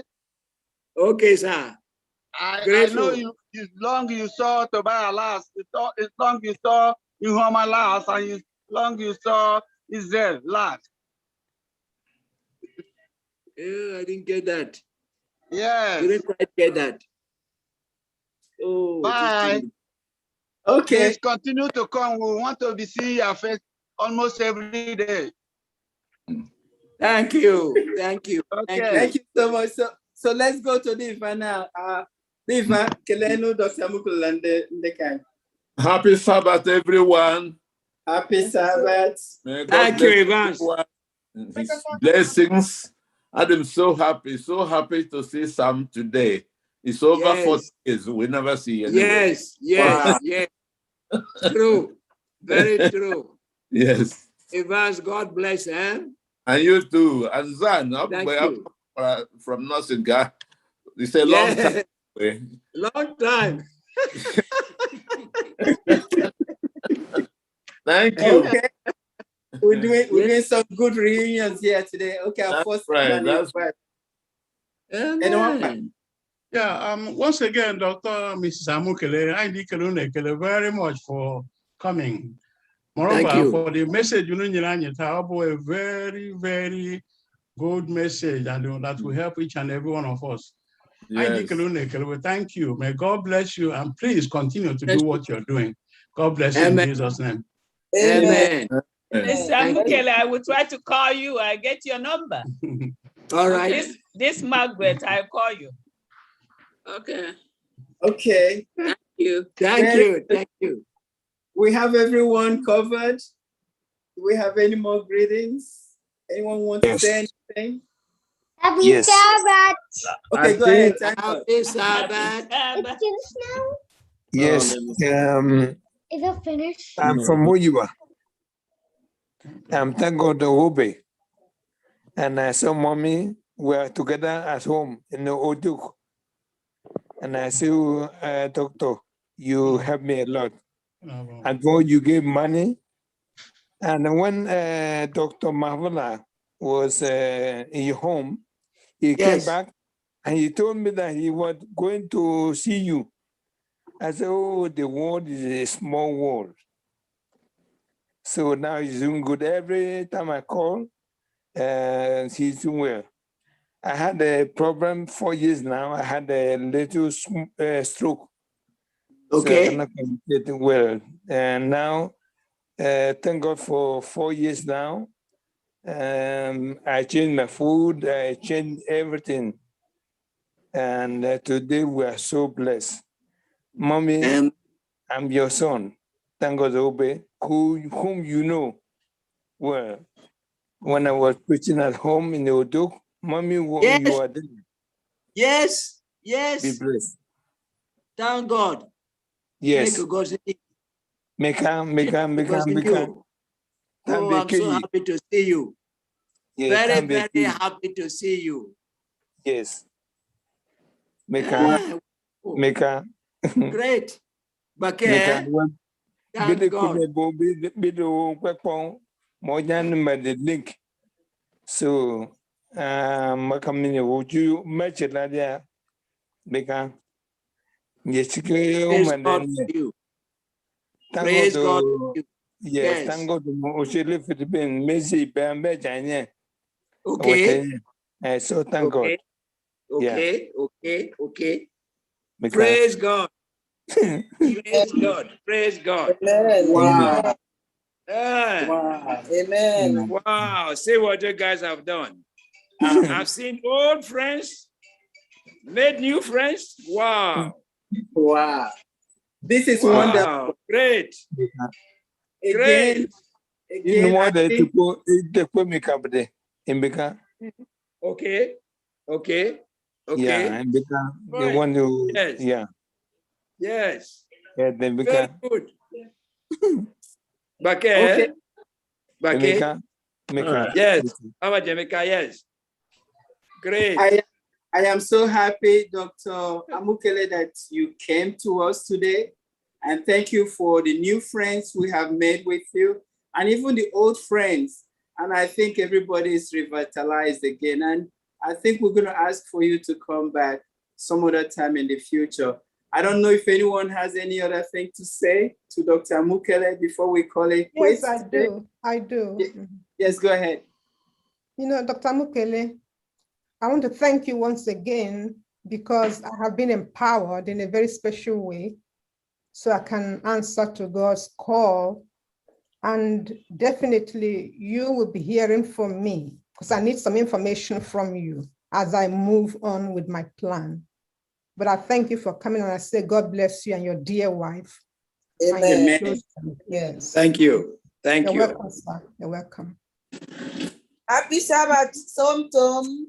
Yeah, on behalf of Akos family, we just want to say a very big thank you to Dr. Amukele. Thank you for the wonderful message of the day and also the lectures this evening. I can tell you, you have really imparted so many of us today. Yes. And we'll be looking out for the online training. Please don't forget. Yeah. And a lot of things that you have told us that you are going to give to Pastor. I will hold Pastor myself. I'll keep making sure that he releases all those information. So please don't forget to give us those information, please. And then, as we were saying about the online books, you can liaise with some of the publishers here, you know, and they can publish this on Amazon, and it could be the link could be shared to everyone. Yeah, and yeah, we can order those materials. From your suggestion, we will investigate that. From your suggestion, we'll investigate that. All right. Well, listen, I'm so happy and delighted. We thank God. I think God is working something out. I don't believe on, well, not since I became a medical missionary, I don't believe on coincidence. Yeah. Somehow the Lord knows how he works things out.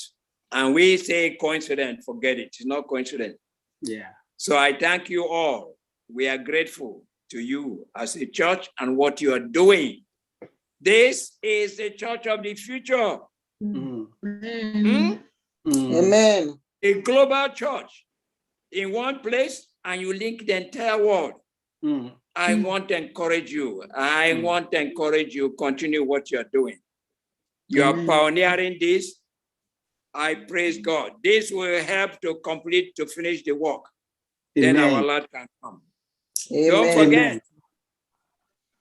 Let us be the overcomers in Jesus' name. Amen. Amen. Okay, so we are going to take our closing prayer. Let's just take Sister Vicky, Aaron. Yes, can you just do the last prayer for us? Okay, let's all bow our heads as we pray. Our most gracious Father in heaven, we just want to thank you so much because you're good, you're great. You brought a man of God, a medical missionary, he and his wife. And they're here to talk to your people because you know that help is needed. Time is running. The work is finishing. All of us have to put hands together to help finish it. And he has spoken. Your people have heard. Some of us who have been dilly-dallying, we know things that can help people. We don't use much of it outside. We use just in the neighborhood, around family. But then you said, go and be empowered. And we have been empowered because we can make a difference. We can save lives. And you want actually every Adventist to know how to do medical missionary work, not as a profession, because they can help people who are in need.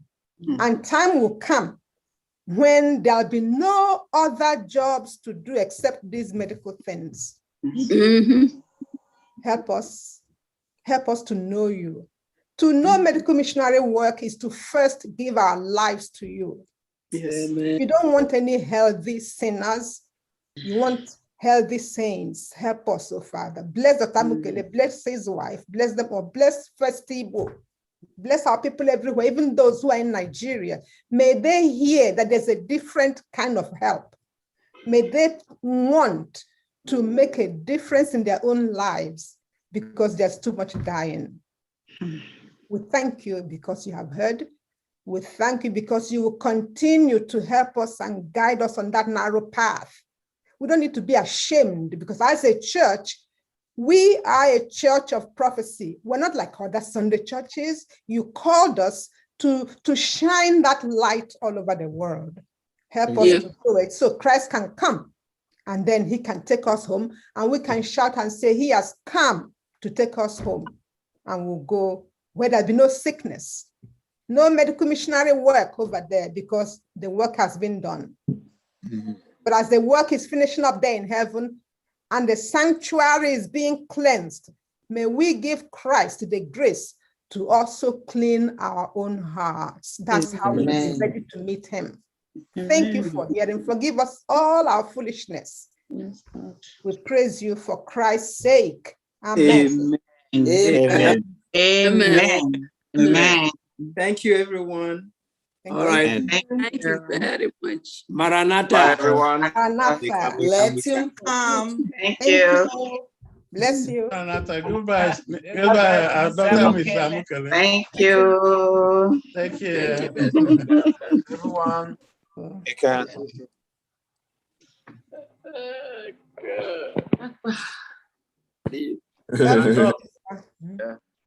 Diva, ndewonu. You know, tell her that. Odemasa. Diotenu. Sabbath too. Yes, sir. Hey, Val. Hello.